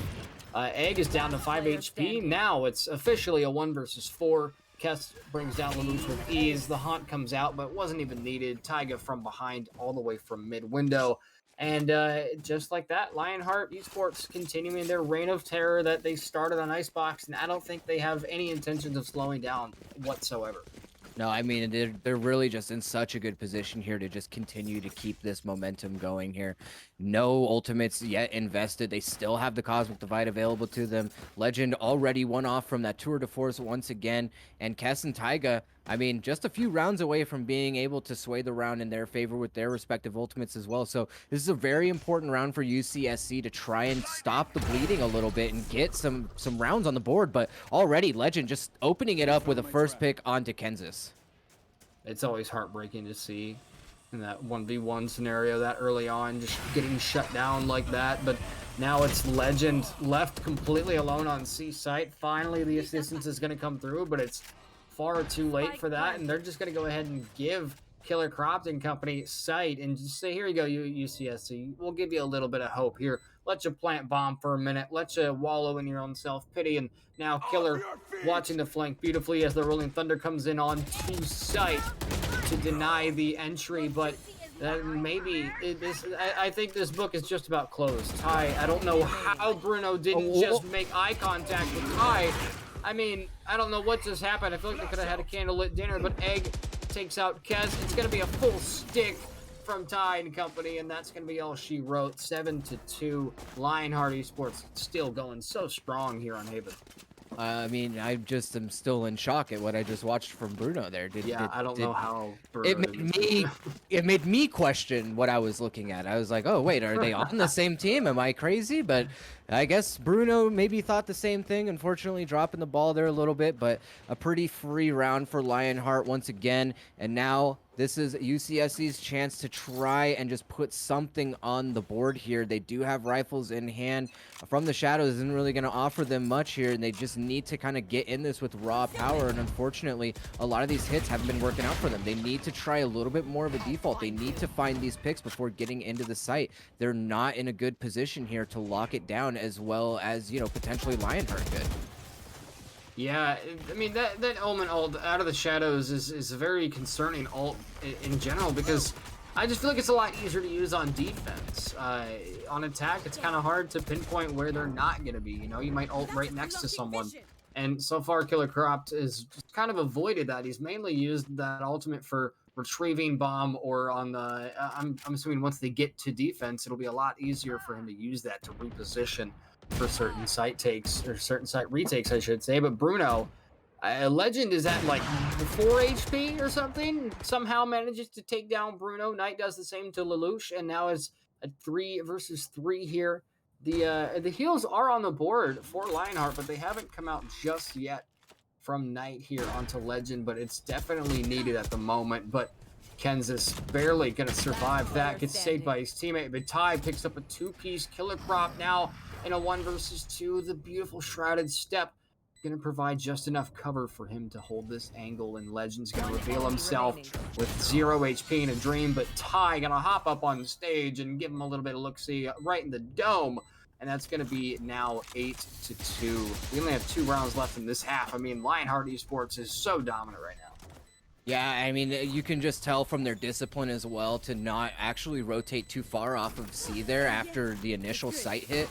You know, most teams, after the attackers cut noise, you know, most teams would probably try to do a little bit of a rotation, maybe have one person just kind of move over towards the other side of the site. But, you know, Legend just kind of clearing out A while the rest of the team just stays, you know, holds fast and waits for the hit, and it pays off for them, because even though the rest of UCSC just decide to contact in, they're in such a good position already to just initiate a fast retake on that they don't give UCSC a chance to get into good positions. So already, again, another eco round coming out for UCSC. Should be a pretty free round for Lionheart. We could potentially be looking at a 10-2 if they're not able to do something here. Yeah, to say the least, it's not going to be a great scenario here for UCSC. They've just been struggling on the attack, which is weird, right? Because we were talking about it a little bit ago. The attack, I mean, this map is very attacking sided, and the fact that UCSC has just not been able to get much done here is just super heartbreaking. It's so sad to see this happen But Bruno finally going to find Knight, but it doesn't mean very much because Kess is there to the trade. Taiga playing so patiently on a beautiful flanking position, takes out Egg, Ty's there to help him out, and it's suddenly Kansas in a 1-on-4, but it doesn't even matter because Taiga, again, the patience paid off, and now it's 9-2 last round of that first half. UCSC got to put their foot down because, I mean, let's face it, double digits is not what you want to start on opposing team when you hit the second half. No, absolutely not. And Lionheart is just oozing confidence. They play so well disciplined on the rifle rounds, and then when they get into these eco rounds, they just absolutely dominate the map. They work so much control and allows them to just get in all these great positions. We saw it there from Taiga just wrapping all the way around mid and just denying the spike plant right off the bat. That's the kind of stuff that you want to see. And now a showstopper activated from Taiga is going to find an opening kill on the Killer Cropped as Bruno tries to trade out space into Garage. For the Nightfall to come out. Will it give Lelouch the edge he needs? No, he gets shut down nice and quick. Kansas there for a quick trade on the tie though. Bruno to follow it up.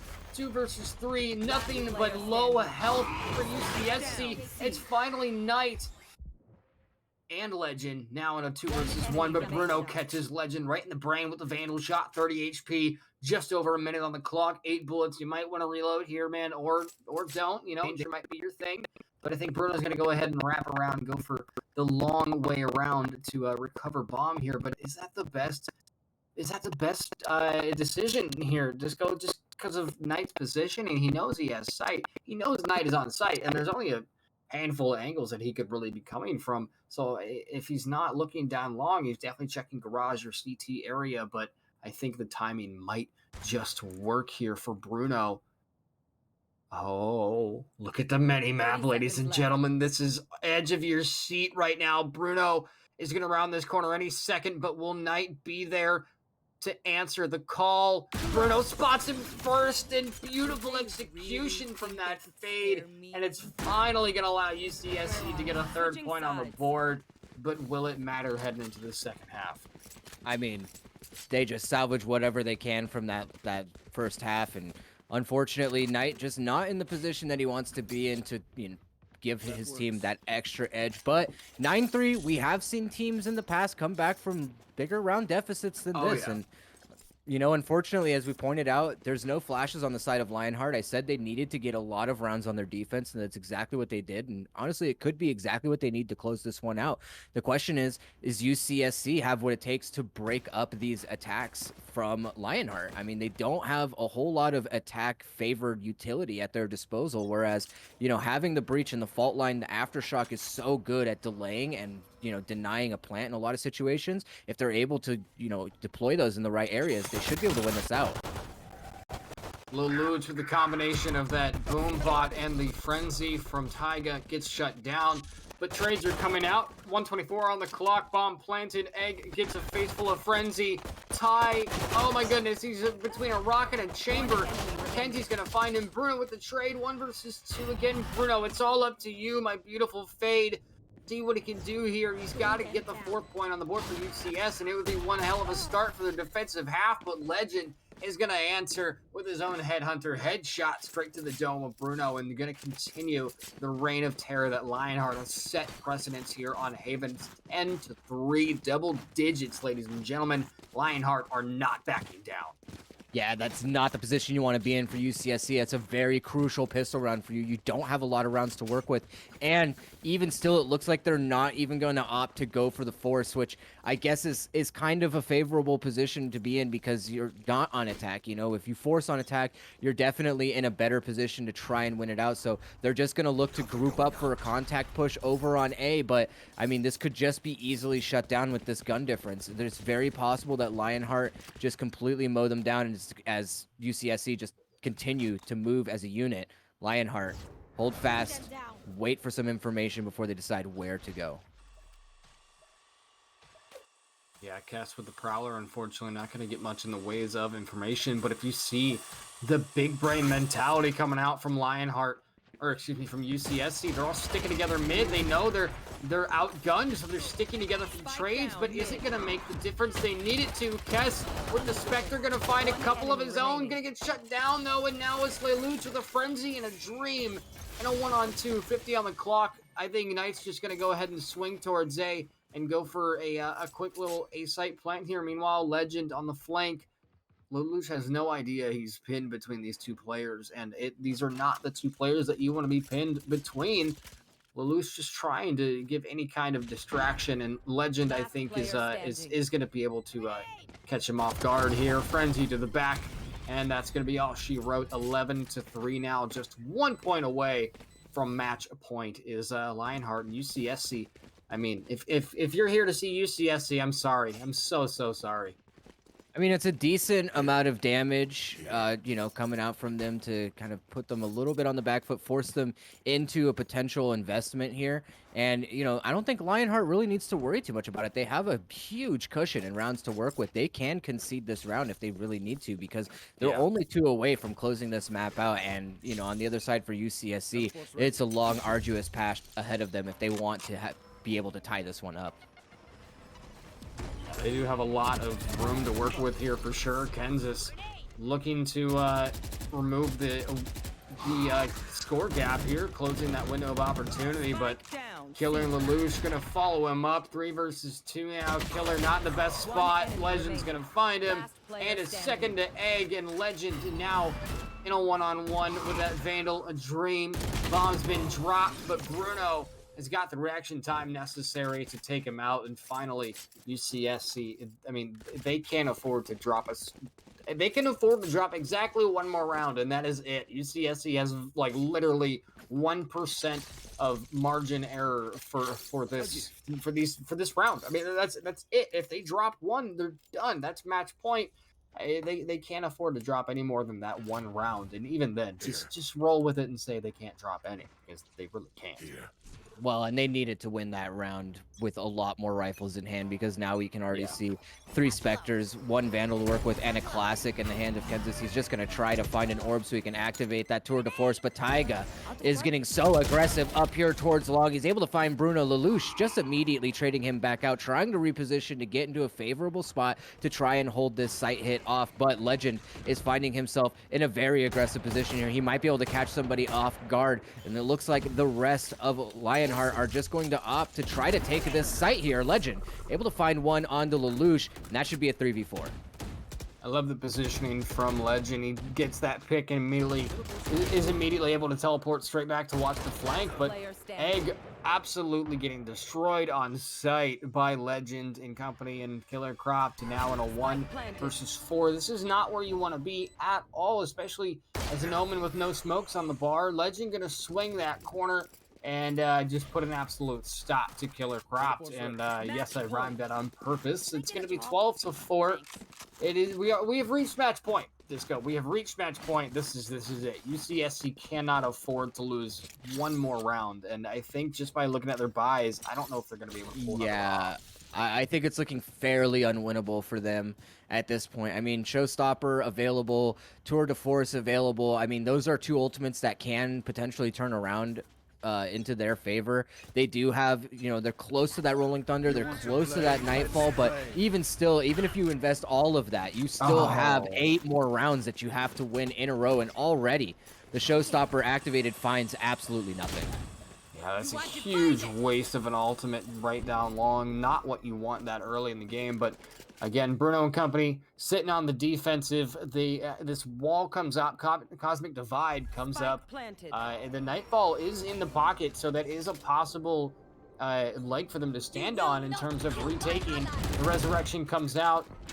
Killer gonna do what he can to decimate this wall to get any kind of information on the board. That breach is out of the mix for USC, so that's also those abilities off the board as well. The Nightfall is gonna come through. That wall's been broken. They have room to play with. Killer and Kansas gonna get taken out so quickly. Bruno can't even react, and now it's Lelouch, and now it's Lionheart absolutely decimating on Haven, 13-4. We saw them do the same thing earlier on Icebox, and it just keeps reigning true. What a phenomenal start to the series. What a dominant start to this series. That was just map number 1. We're going to Breeze next, and I don't even want to fathom what's about to happen on that map. Well, hey, it's not over for UCSC just yet. There is still 2 maps to go, as the grand finals are a best of 3. So even though Lionheart did come out a little bit more dominant there. There's a chance for UCSC to just do a little bit of a mental reset and potentially win this out 2-1 if they can take Breeze and if they can take, you know, the third deciding map, which would be Bind. So while we set up for Breeze, which will be our map 2, I'm just going to take this a moment to remind you all that, hey, if you're not following our socials yet, you can do so by typing !socials in the chat. Follow us on Twitter and join the Discord as well if you're interested. !Discord. Lots of different information and announcements that you'll be able to find there. One of which should be coming soon, and that's going to be the IGL Valorant Divisions. So IGL.Valorant Division will be announced soon. It's going to be a huge prize pool, 20 to 50. That's $2,250 to the top 3 teams. There is an entry level fee, an entry fee at $50, but hey, that's only $10 per player. It's pretty good for the kind of payout that you could be getting. Now, if you're curious about the Valorant Division, it is an 8-week long series, and the top teams from it will get an invite to play in the main division. So if you're one of those folks that likes watching these games and you feel like you have a team or maybe just a group of friends that you feel like play or mesh really well together, go ahead and head over to IGLeague.com, where you can sign up, make an account, and potentially be ready for that division once it has been announced. And until then, like I said, make sure you follow us on our socials and join our Discord as well to make sure that when those announcements are made, that you are ready to go. So, Mickey, as we set up for Breeze, how are you feeling about these two teams? I mean, I'm trying to phrase this so I don't.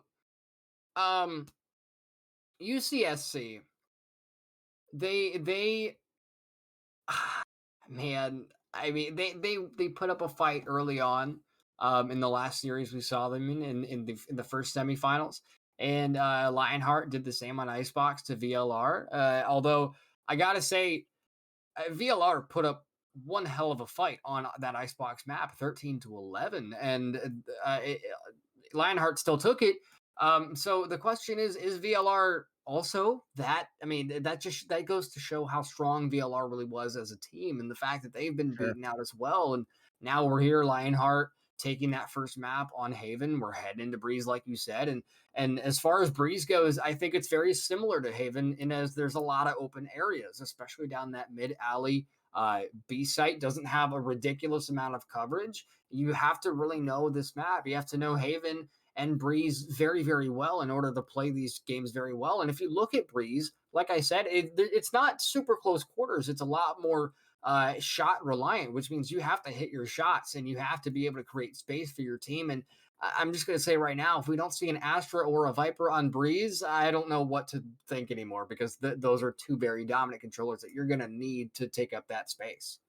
Well, it's like you said, Breeze is it's a very large map, and you know, in my opinion, Breeze is really just all about positioning and map control. And you know, you can kind of apply that same principle to Haven as well, because it's so large. It's so reliant on where your positioning is, how well your rotations come through, and which parts of the map that you control. So based on what we just saw from Lionheart and how well they were controlling the map and their rotations given any, you know, specific round, I would say that they're most likely favored to potentially take this in a 2-0 here, but we'll have to wait and see. We do have the teams kind of getting ready. They needed a little bit of a break, so we're just going to send it to a quick break, and we'll be back with map 2, which will be Breeze, in just a moment, so don't go anywhere.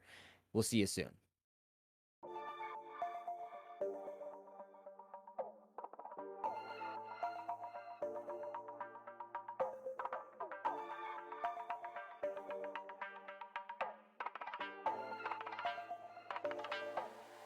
You are my ecstasy when you are next to me, flooding my dopamine.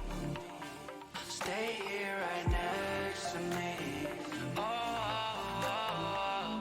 you make me feel like I can touch the sky. You make me feel like I can touch the sky. Got me so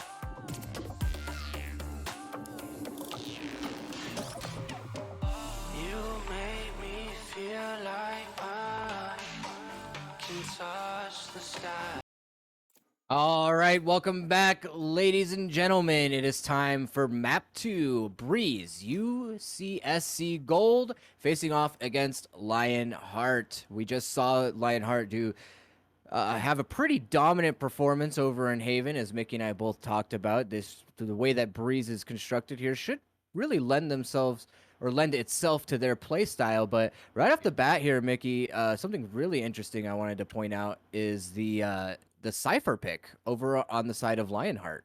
Yeah, that's an interesting one. I gotta say, I mean, between the two, Cypher and Killjoy, you do seem to see a lot more Killjoy on this map than Cypher. But again, I don't know if there was some kind of adjustment to Cypher's camera or something, but I've been seeing a lot of Cyphers recently in the competitive scene, especially on Breeze. I've been seeing these crazy camera spots, these cage lineups. I mean, you really never know, but we're not gonna get a fully mirrored composition here with Chamber versus Cypher in terms of Sentinels. But I am very interested because, like I said, it was either gonna be Astra or Viper, and we got double Viper on both sides here. So Bruno and company running Viper, UCSC as well, or Lionheart as well running Viper. So this is definitely gonna be an interesting one just based off of the different wall spots. I'm really, I don't know what I'm trying to say, but I'm excited to see Breeze. Yeah, well, I mean, I think Cypher has just been kind of creeping his way into the Breeze meta a little bit more and more, especially off the back of the Chamber nerfs, mostly because the camera allows so much information on a map like Breeze. You can kind of control mid without having to have somebody in the area, or at least control the information that's given up mid. So, yep, and we see it right there, and we're just getting right into this pistol run right off the bat. A showdown between Jets in mid. Lelouch comes out victorious, but will get tagged by the recon dart on his way out. Yeah, we're seeing Legend go ahead and revert back to that jet pick that he was so dominant with on Icebox going up against VLR. And, oh, Kess finds a beautiful kill onto Bruno. That's information almost off the board for Egg and company. Although we do have Egg alive. Never mind, that's information completely off the board for Egg and company. Lelouch shutting down B entry, but Knight is going to get a quick little trade. And now it's Killer Crops with the controller main. And a 1-on-3, he hears those shots behind him, just going to send it, try to at least play for picks, at least play for exits to get some economical advantage. Maybe not even an advantage, but at least some kind of deal for them for the next one. But Ty is ready and waiting. I don't really know what Killer was doing with his knife right there, but let's just chalk it up to his catwalk on his keyboard, and that's going to be the first one in the way of Lionheart Esports. Yeah, really good round from them there. I love the way that they were able to control the map there. We talked about it already coming into the beginning of this map, that they have really good tendencies to control the map in very positive ways, and we saw it out of there. Kess not only using the camera to kind of expose a lot of the positioning out in mid, but immediately pulling it back, repositioning it, and just lurking up towards the connector there into bridge. So I love to see stuff like that from Cyphers, especially in these compositions where they just have a lot of freedom to kind of lurk around and just break up a lot of the positioning here from their enemy team. Yeah, right off the bat, that Bulldog doing work. That's some risky buys coming out here from Lionheart, but again, Bulldog coming up beautifully. Second one on the board from that beautiful gun. I mean, it's definitely slept on. It's pretty great in those save rounds where you need to force and you don't have quite enough for a Vandal or a Guardian. You can go ahead and just drop 2100 on that Bulldog, and they're pretty solid on those headshots, and it is going to allow to create enough space down tube that that Kess and company are going to be able to take Lionheart Esports and that bomb and ever so gently place it right in the beautiful spot that is a site. And now it's a 3-man retake. Taiga with a flash drive, beautifully taking out Kansas, but Lelouch with a Marshall and a Dream is going to get taken out. Now it's Killer Crops once again in this situation. 1 versus 2, classic and a Dream. Bulldog again gonna show its face, gonna show its teeth, and take a big chomp out of UCSC. Man, it's a really great round from UCSC there. They did a lot of damage, and it's going to force Lionheart into a position here where they either need to just invest rifles into this to try to win out this bonus, or just potentially concede the fact that UCSC should be running away with a third round here, all things considered. And it looks like they're just going to opt to just carry in the Bulldog and the Vandal and just little back pocket Marshall and some pistols to boot to just try and do as much damage as possible. And it looks like we're just going to be seeing some early mid aggression here coming out from the side of Lionheart. Yeah, lots of aggression here from Legend and Company. Lelouch down to 34 HP. Not the spot you want to be in as a Jet with just a ghost in a dream. But nonetheless, Lionheart, once again, they've been showing their teeth here, starting off the round pretty great. Last couple games, they start off kind of rocky, and then they lead into a victory. But so far here on Breeze, again, very early in the game, but so far here on Breeze, they've been pretty strong just from the get-go. And now here we are in round 3. Let's see if they can keep up that momentum. They're not doing too hot on the economy, so winning this one is definitely going to help out significantly more than the last. But nonetheless, 50 on the clock. And so far, Lionheart has 0 control over anywhere except Cave, which is basically a given. Now, Kansas and Company, the information going to come through off that 0 point. Kansas just barely going to be able to make up for the whiffs. Takes out Legend, Kess to Egg. Kansas, beautiful shots on to tie. 3 versus 3. Bomb has to get planted here at A, and I think Knight's going to be able to get it done. Spike planted. The really good position here from Bruno if he's able to capitalize on it, and he will, taking out Taiga. Now all down to Knight in this 1v3. He's got to try to do a little bit of damage, but unfortunately Killer Crop is going to be able to close that one out. And so UCSC are able to take that first round on the board in a pretty, I would say, unscathed manner. They do lose a couple of rifles, but you know, it's to be expected. Getting out with 3 of them is a good position to be in. So now Lionheart need to, you know, just get this one back on the board. And honestly, based on what I saw in that round, Mickey, it seems like they could potentially win this one out. The way that UCSC has been conceding mid to them, I think, is not a good way to play Breeze. I think mid control is crucial. I mean, it's paramount in playing on Breeze, because mid allows you to do so much on the attack side, whether or not you want to split into A, whether or not you want to split into B, or just go straight through connector and through their spawn. There's so many options available to you, and if they do decide to just concede space to them, I think they're going to get rolled over. I have no choice but to agree with you on that. Like we were talking about, this map is so heavily just space oriented. If you don't have complete control of a site, then it's very plausible that you're just going to get rocked and forced right off of that post-plant defense. And right now, at the moment, Lionheart has been doing a pretty okay job of getting onto site and planting, but again, we're still early in the games. There's plenty of mistakes to be had, plenty of room for both teams to make mistakes, though. Kess going to start things off, picking up 2. That's the information, and the Sentinel down for UCSC, and now Legend doing the same to Bruno. Taiga going to make it into a 1-on-5. Killer Crop, you might as well just hang out mid, save that Phantom for next round, because this is if he even tried on this, it's going to be a Hail Mary. I mean, yeah, best case scenario, you just do a little bit of damage here, but I don't know if he's in a good position here. I think the safer bet is to just make sure that you do carry that rifle into the next round. And yeah, it looks like he's just going to be facing off here with Legend here, and Legend will clean that one up. But I do want to point this out, Mickey, because it was like literally just as I said it, we saw UCSC have absolutely 0 mid control, and it allowed Kess to get in such a good position that he was able to wrap around and get those 2 kills and basically just secure them that round. I mean, obviously there was a lot of other things at play there, but you can't let a player like Kess, or really any player that's going to be put into a lurking role, to lurk as freely as they have allowed Kess to do. We have seen him so deep into enemy lines. If they don't start contesting his presence somewhere, he is just going to completely dismantle every single setup that they have on this defense side. You're 100% right. This map is all about territory, and at the moment, there we go. Nice and early. Lelouch said, okay, I've had enough of you. And it is going to take out Kess there. That Cypher's out of the game for now, at least. But Knight having some fun mid-doors. Bruno's looking to trade it off, but no dice. And now, with barely a minute on the clock, it's going to have bomb planted at a site. And again, Knight in this situation, unfortunate for him. The Blade Storm coming in from Lelouch, and it's going to be a nice and quick couple slices through the air, and that's going to allow UCSC to grab another point on the board. And back to what you were saying, the territory in this game, they kept allowing Kess to go up, and as soon as they pressured mid and cut off that Kess lurk, that was it. That was all she wrote. They had the round from that point. They took back control of mid and they shut them down, and it just went flawless from there on out.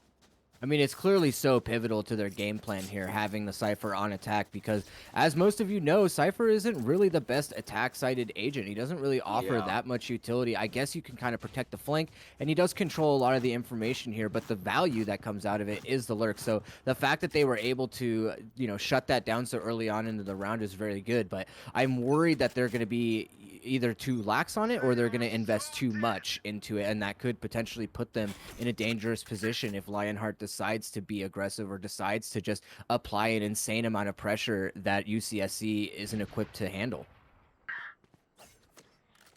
Yeah, Egg waiting for that recon. Whoa, what happened to Killer, man? He's got 1 HP. What happened? Oh my goodness. Oh, that's not good.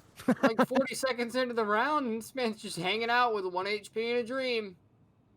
It's like a whole arm hanging off, just hanging out. But Kess is once again going to cause some shenanigans for Lelouch. Takes him out nice and quick early on in the round, too. But now less than a minute on the clock. Very little presence from really either team here in these scenarios, but Legend getting a little more antsy heading up here is going to be able to block the information from that recon with the cloud burst here. But the question is, are they going to be able to get on site with all the sentinelity of the defense? They have Sova, they have Viper, they have Chamber as well. I mean, this is a really good defensive team, and at the moment Legend Company have been doing pretty good at avoiding them, but Bruno's going to pick up 2 early on, and just barely 20 seconds left in this round. Lionheart's got to move. Yeah, I mean, this is looking like an all but lost round. Spike all alone, out and dead. I mean, Ty could potentially get this. Unfortunately, Bruno's just going to do a whole 180 there, and I mean, that's exactly what UCSC wants if they need, what they need if they want to stay in this game, because the big thing there that turned that was just a tempo shift. UCSC stayed in control of the tempo. They challenged all the right spots during the default from Lionheart, and kind of denied them the freedom that they've had so much in these, first 6 rounds of this map. So it's a good time for them to make that adjustment, and they need to keep riding that out. And on the other hand, if Lionheart wants to continue to try and build up the momentum on their side, they need to have another game plan, because this can't just be their sole game plan. Spike down. Yeah, so far we've strictly seen Kess hang out towards whatever site they're not pushing and play for information and picks off of that. And meanwhile, the rest of the team is going whatever site they're going, and they're getting annihilated by those early picks. Exhibit A, Kansas and Lelouch with those early operators immediately doing work. Legend and Knight are already off the board. Tyga's mixed up with a Sheriff versus Kansas. I mean, this is not at all how Lionheart needed to start this this first half. I mean, they started it beautifully, but now they just can't keep that momentum up. Tyga's in a really good position here. He might be able to find a timing here. It really just depends on if Kansas is going to be ready for this, and it looks like they're just giving him all this space to work with. Oh, and now he's all alone here. He has to try to do some damage here. We'll be able to find the kill onto Kansas, and that should be an operator for him if he decides to save it. Or he could just potentially just go for the win here.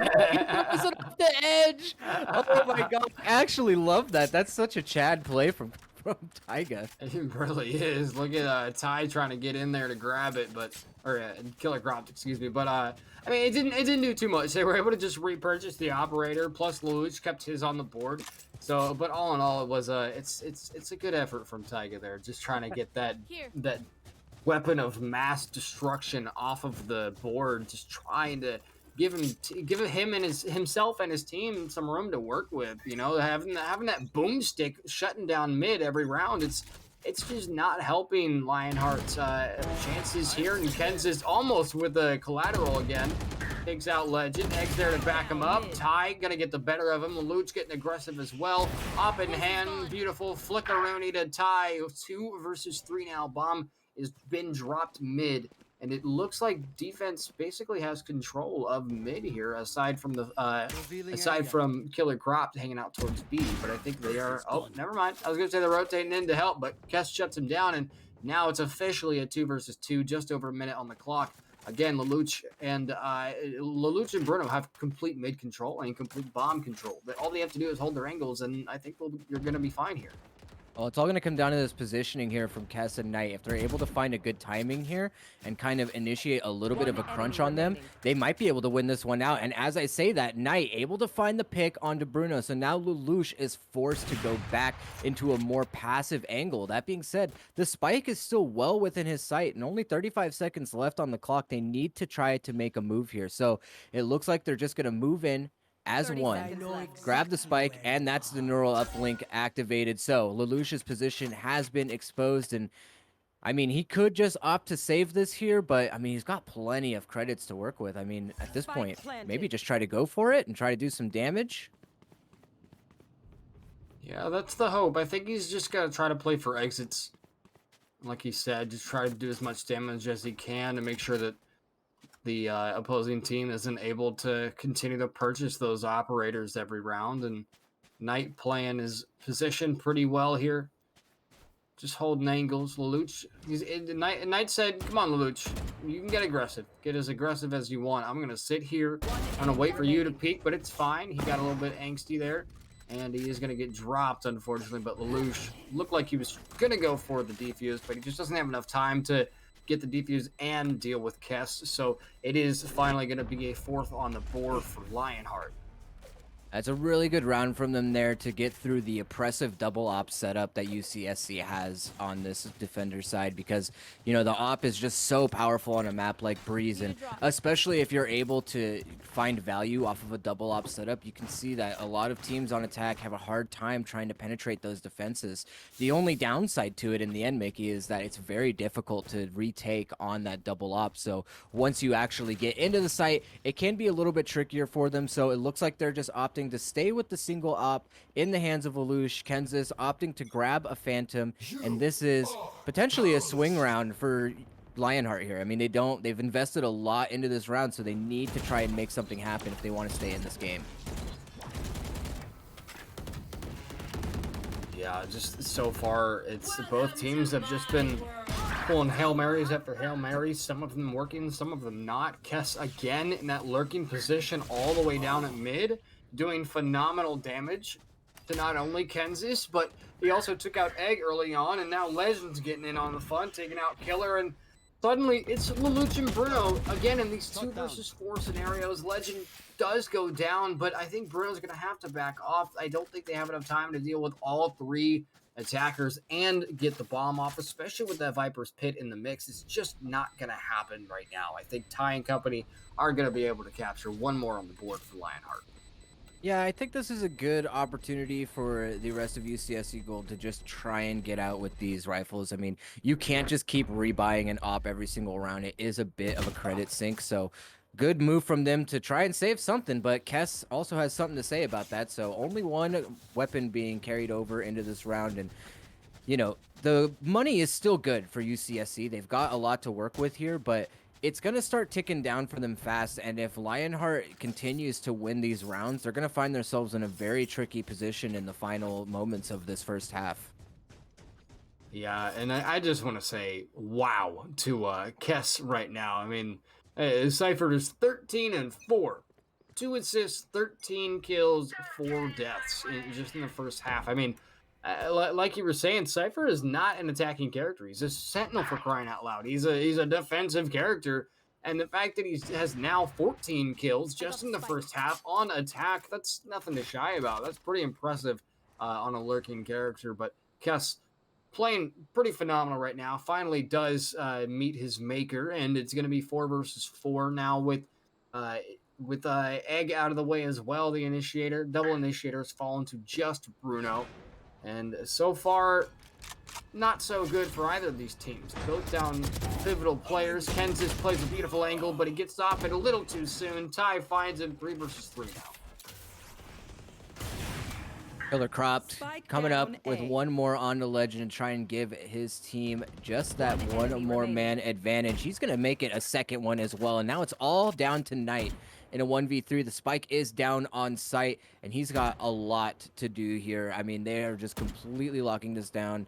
A drone even coming out, trying to suss out his position, and he is not in a favorable 30 spot. seconds Stuck left. here behind bricks. Recon Dart is going to ping him out, and Killer Crop to close that one out on a 3K, and they will tie it up. Now, Lionheart starting to look a little dangerous for them. They don't have much to work with here. I mean, we've got a couple rifles coming through, but Kess and Legend are not going to be able to buy anything up, and unfortunately, Legend is not as close to getting that Blade Storm activated as he might hope, so he's going to have to try and invest something into this round to potentially get him up to activating that Blade Storm if he wants to get his team back into the lead here. But the double operator setup is already coming through for UCSC, so they've already made that adjustment knowing that they're going to be on an eco here. Yeah, I mean, this is just not a good spot for, I mean, well, it's not a bad spot for either of these teams. You're basically almost halfway through the game here, and it's a tied game. That just goes to show how strong both these teams really are. But now Egg seems to be in trouble. The Viper's wall is coming out, as is that attacking Hunter's Fury from Knight. Nothing found on either side. Ty finally going to find Bruno, but the trade does come out. Egg with two of his own. Taiga shuts down the fellow KO. Lelouch just barely not going to find the operator's shot onto Legend, and now it's a 3 versus 2. Lelouch with an operator and a dream, but it's Jetop versus Jetop, and it's going to be Legend taking the title here. Now 1 versus 3. Killer's got a killer angle here, but is he going to get blanked? He is. Legend just peeks around that far pyramid all the way to yellow, and he's got the angle that he needs, and that's going to be all she wrote. 6-5. Last round of the half. Best case scenario here for UCSC, 7-5 or 6-6. I really, really love that play from Lionheart there. Not only just punishing Kansas off of the early aggression, but using the neural uplink and immediately activating the Hunter's Fury to just break up the positioning from UCSC to allow them to stabilize the site was just absolutely huge for them. That's why they're in this grand finals, because of plays like that. So now there is 2 ways that this ends up. It's either 7-5 or we get tied up. Both teams have full buys, full loadouts, 1 operator for each team. This could go anywhere, and Killer Crop is in an amazing position here. Killer, he's able to find kill. Oh, not the third though. Lelouch with the quick trade.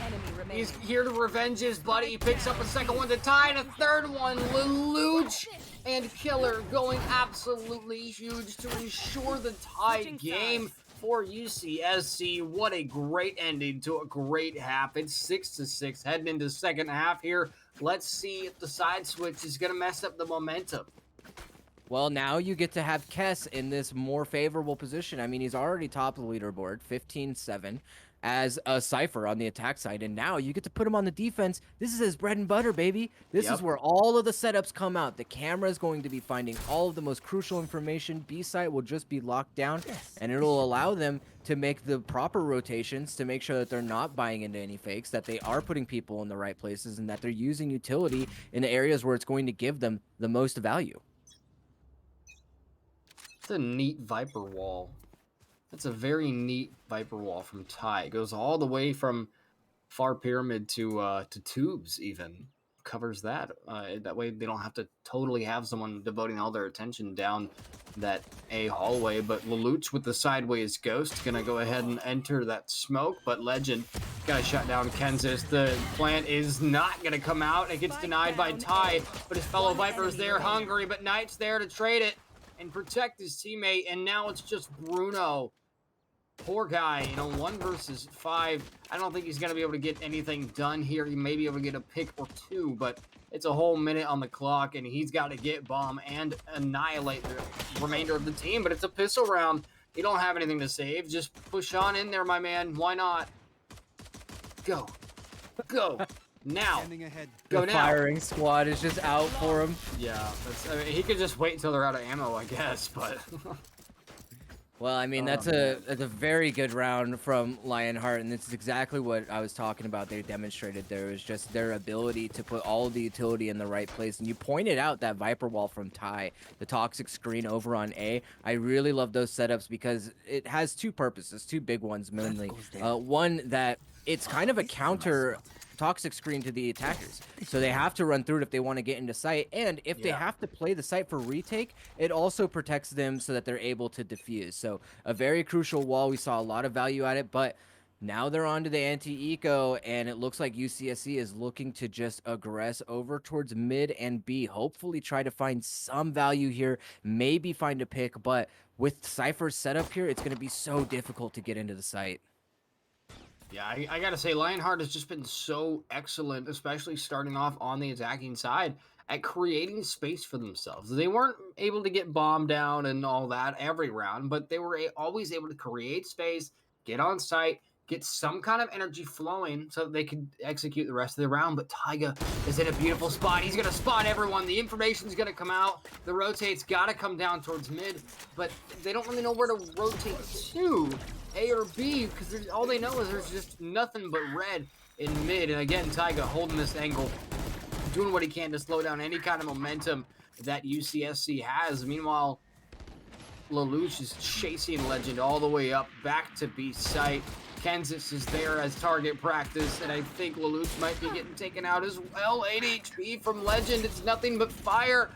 Egg's gonna throw his back right into the crosshairs of Legend. Killer's there for a Last trade. player standing. 1 versus 3 now. It's Killer cropped. 1-6-3 versus 3 defenders. This is not the situation you want to find yourself in as a Viper on attack. Yeah, and just a really well played crossfire there from Lionheart, just playing off of Taiga. Kess is able to clean up that kill, and they are able to get that second round on the board. They didn't lose too many guns in the duel there, so that's actually pretty decent. But Legend is going to opt to invest directly into that Vandal for this round 3, or no, he is not going to do that, unfortunately. Looked like they might just be considering trying to win out this bonus here and stop the shift completely to the side of UCSC. So the main objective here, just try and do as much damage as possible. We've seen how well they can play off of each other here, and Legend with the Marshall can be pretty dangerous. So it looks like there is going to be a little bit of a showdown here in Halls. Oh man, poor Taiga. Getting ripped apart. Legend not able to provide the cover that he needed in that situation. Ty now just sitting in that snake bite. Gonna get vulnerable and taken out by Lelouch, who's looking for his second blood. It might be his fellow Jet here. Legend's got no HP to play with here. He is finally gonna get dropped. Bomb planted on B site. The Viper wall is up for that. Both Viper walls are up, but unfortunately the only one that are able to use it is Lionheart for that post plant. And they're using it ever so diligently. It's finally going to fall. It's going to leave Lelouch essentially alone on site with very little cover. Bruno's trying to cover that cross angle between the two pyramids, but I don't think Kess and company are going to have enough time to get all this done, especially with the lack of controller and smokes and overall utility on their side. Kess gonna run in, try to get a pick. He's gonna get taken out by Bruno. Knight's gonna ensure that he dies by bomb just to get that eco boost coming his way, and it is going to be a 7th on the board for UCSC Gold.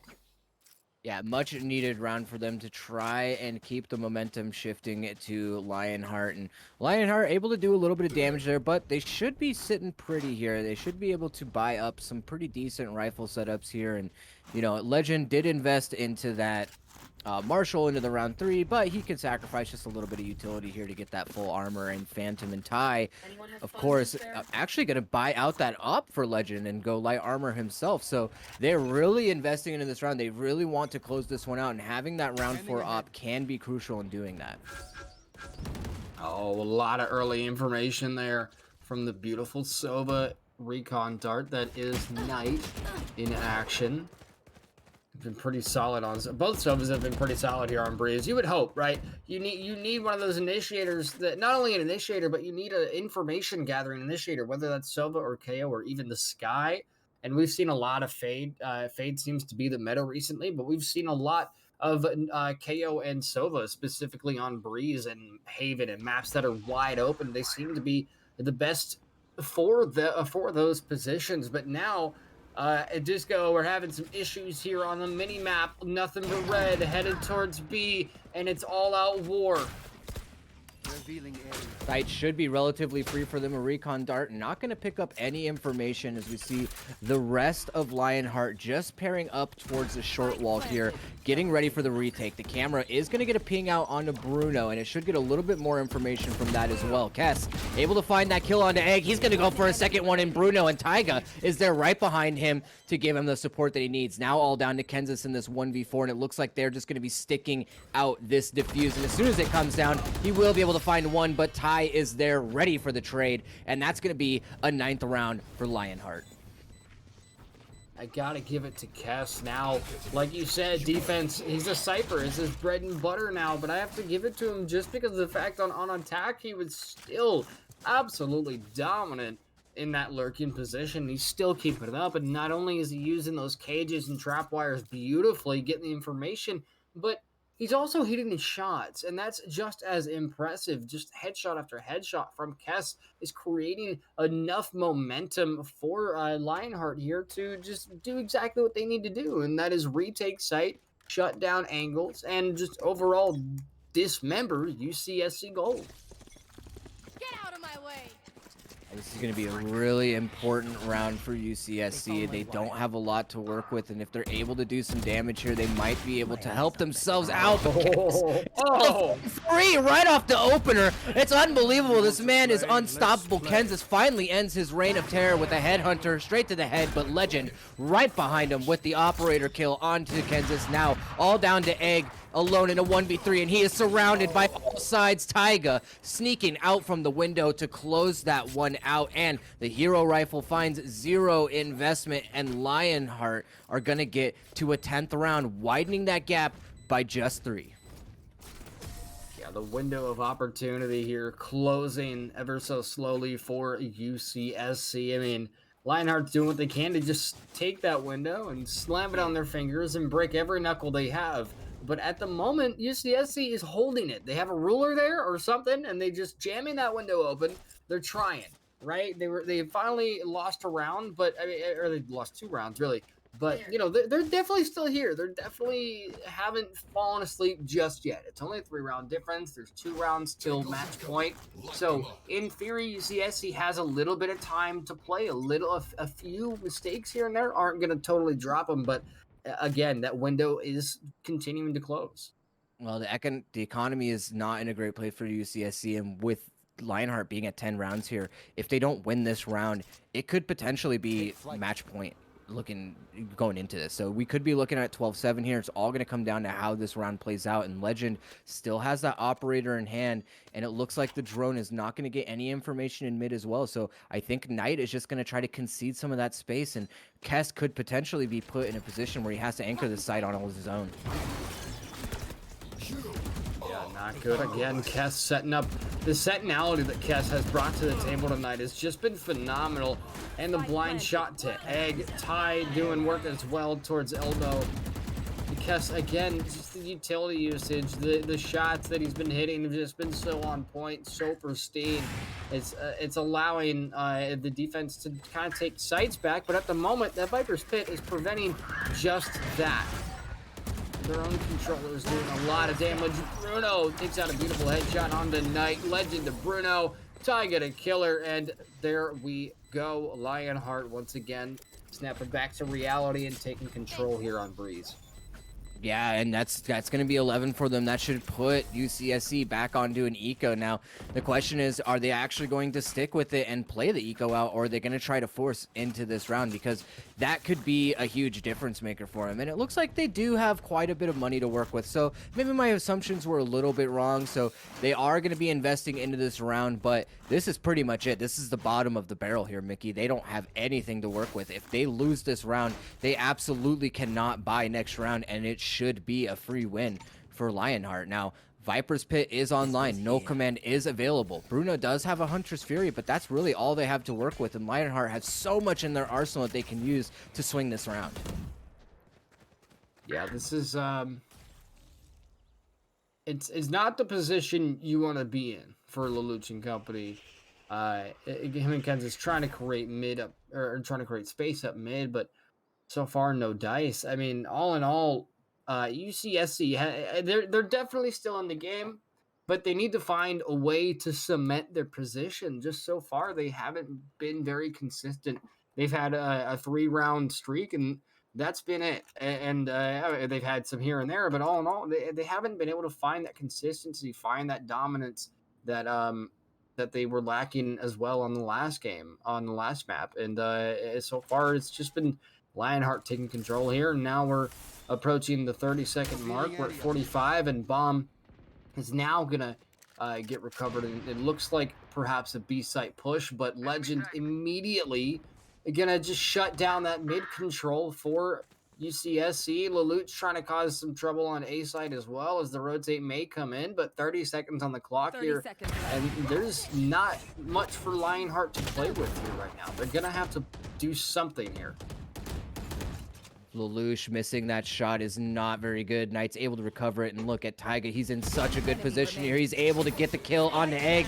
That's the spike down, and Legend closes it out onto Killer Cropped, and that could be it here, Mickey. Match point for Lionheart. They have the opportunity to close this out 2-0, and the remaining players on UCSC have very little to work with. We see one rifle coming through, and nobody else has any money to buy. I mean, a Hunter's Fury is still available for them, but with a No Command and a Viper's Pit still in the back pocket of Lionheart, I think it could be very easy for them to shut this down. Just activate that Viper's Pit over on B, stack the utility of Cypher over towards A, and continue to hold down mid and A control. It should be a free win. Should be. Keyword should be. That is if everything goes according to plan. But at the moment, I mean, even if you look at it economy-wise, Lionheart is, or excuse me, UCSC is definitely suffering. They have a Vandal, an Ares, a Bulldog, now no Vandal, now no Spectre. Kess again doing work, 24 at 9 as a Sentinel, doing phenomenal work, but Killer, oh man, Killer distracted by that Dark. Kess just big brain tonight, and now it's just going to leave Egg in a 1-on-5. He's got a Fragment, 61 HP, an Ares, and a Dream. He spots Ty, barely able to get it done. Taiga from behind. And ladies and gentlemen, children of all ranks, that's going to be all she wrote. A quick 2-0 series from Lionheart Esports. What a night. What a night. Yeah, I mean, I was kind of, I'm not going to lie, I was a little bit of a doubter of Lionheart coming into this. The first map I saw them play on was the first round of the tournament. They were playing a double duelist on Fracture. They looked to be very one-dimensional, very aggressive, and I thought at some point another team was going to be able to punish them, but it turns out Lionheart had a lot of versatility to their playstyle, as we saw them play across a lot of different maps here, and showing that they're pretty dominant on every single one without really dropping a single map through this entire tournament. So really well played to them. They are going to be your SkyBell Series number 8 winners, taking it all, and they absolutely deserved it. 100%. This was just absolutely, it was a gorgeous night altogether. It was 100%. It was fun on all sides. We saw some very dominant performances, and we saw some more evened out performances when VLR showed up on Icebox, and ever since then it was just Lionheart all night, man. They just absolutely took control, and they deserve this win tonight. I will say a quick little 2-0. We didn't even get the C bind, which I'm honestly not upset about. I feel like everyone has seen that map 50,000 times. We don't need the C bind. It's fine. It's fine. Lionheart proved their point. They won. That's all they needed to do. That's right. And so Lionheart will walk away this week's tournament's victor, but there is going to be another tournament next weekend as well, followed by a Weekend Warriors the week following. So make sure that you are following us on Twitch, and type !socials to follow us on our socials, !Discord to join the Discord. And the reason why is because IGL has some very exciting announcements coming soon. The main one being the Valorant divisions. The Valorant division is a 8-week long division where all of the top teams playing in it will be invited to the main division. It is a $50 entry fee, but If that sounds like too much, just think about the fact that the prize pool for it is going to be $2,250 going to the top 3 teams. So it's a little bit of an investment, I guess, if you want to get into the tournament, but great practice and could pay out dividends. So thank you so much for joining us in this week's SkyBell series. Make sure you come back next Saturday for the SkyBell series number 9 and the Weekend Warriors number 2 following that, which is going to be our 1K tournament. It's going to be a double elimination best of 3 bracket with some of the best teams that this tier 3 scene has to offer. So don't miss out on that. My name is Disco. I've been joined here with Mickey. Mickey, do you have anything else you want to say before we sign off? I just want to say thank you for having me on here. Disco, it was a pleasure casting with you, and it was a pleasure to see these phenomenal teams tonight. We saw some rough patches, and we saw some pure domination, some pure dominance. So, but nonetheless, I'm very grateful to be here. So, thank you to IGL for having me once again, and thank you to the teams. Likewise, and thank you so much to the viewers out there who have stuck with us through the entire day and who continue to, watch for all of these series. We'll see you next week, and make sure you stick around. We're probably going to raid somebody here, so stick around for some extra channel points that you can use in the future gambling, and show the next streamer a little bit of love on this raid. So thanks again for being here, and we'll see you next week.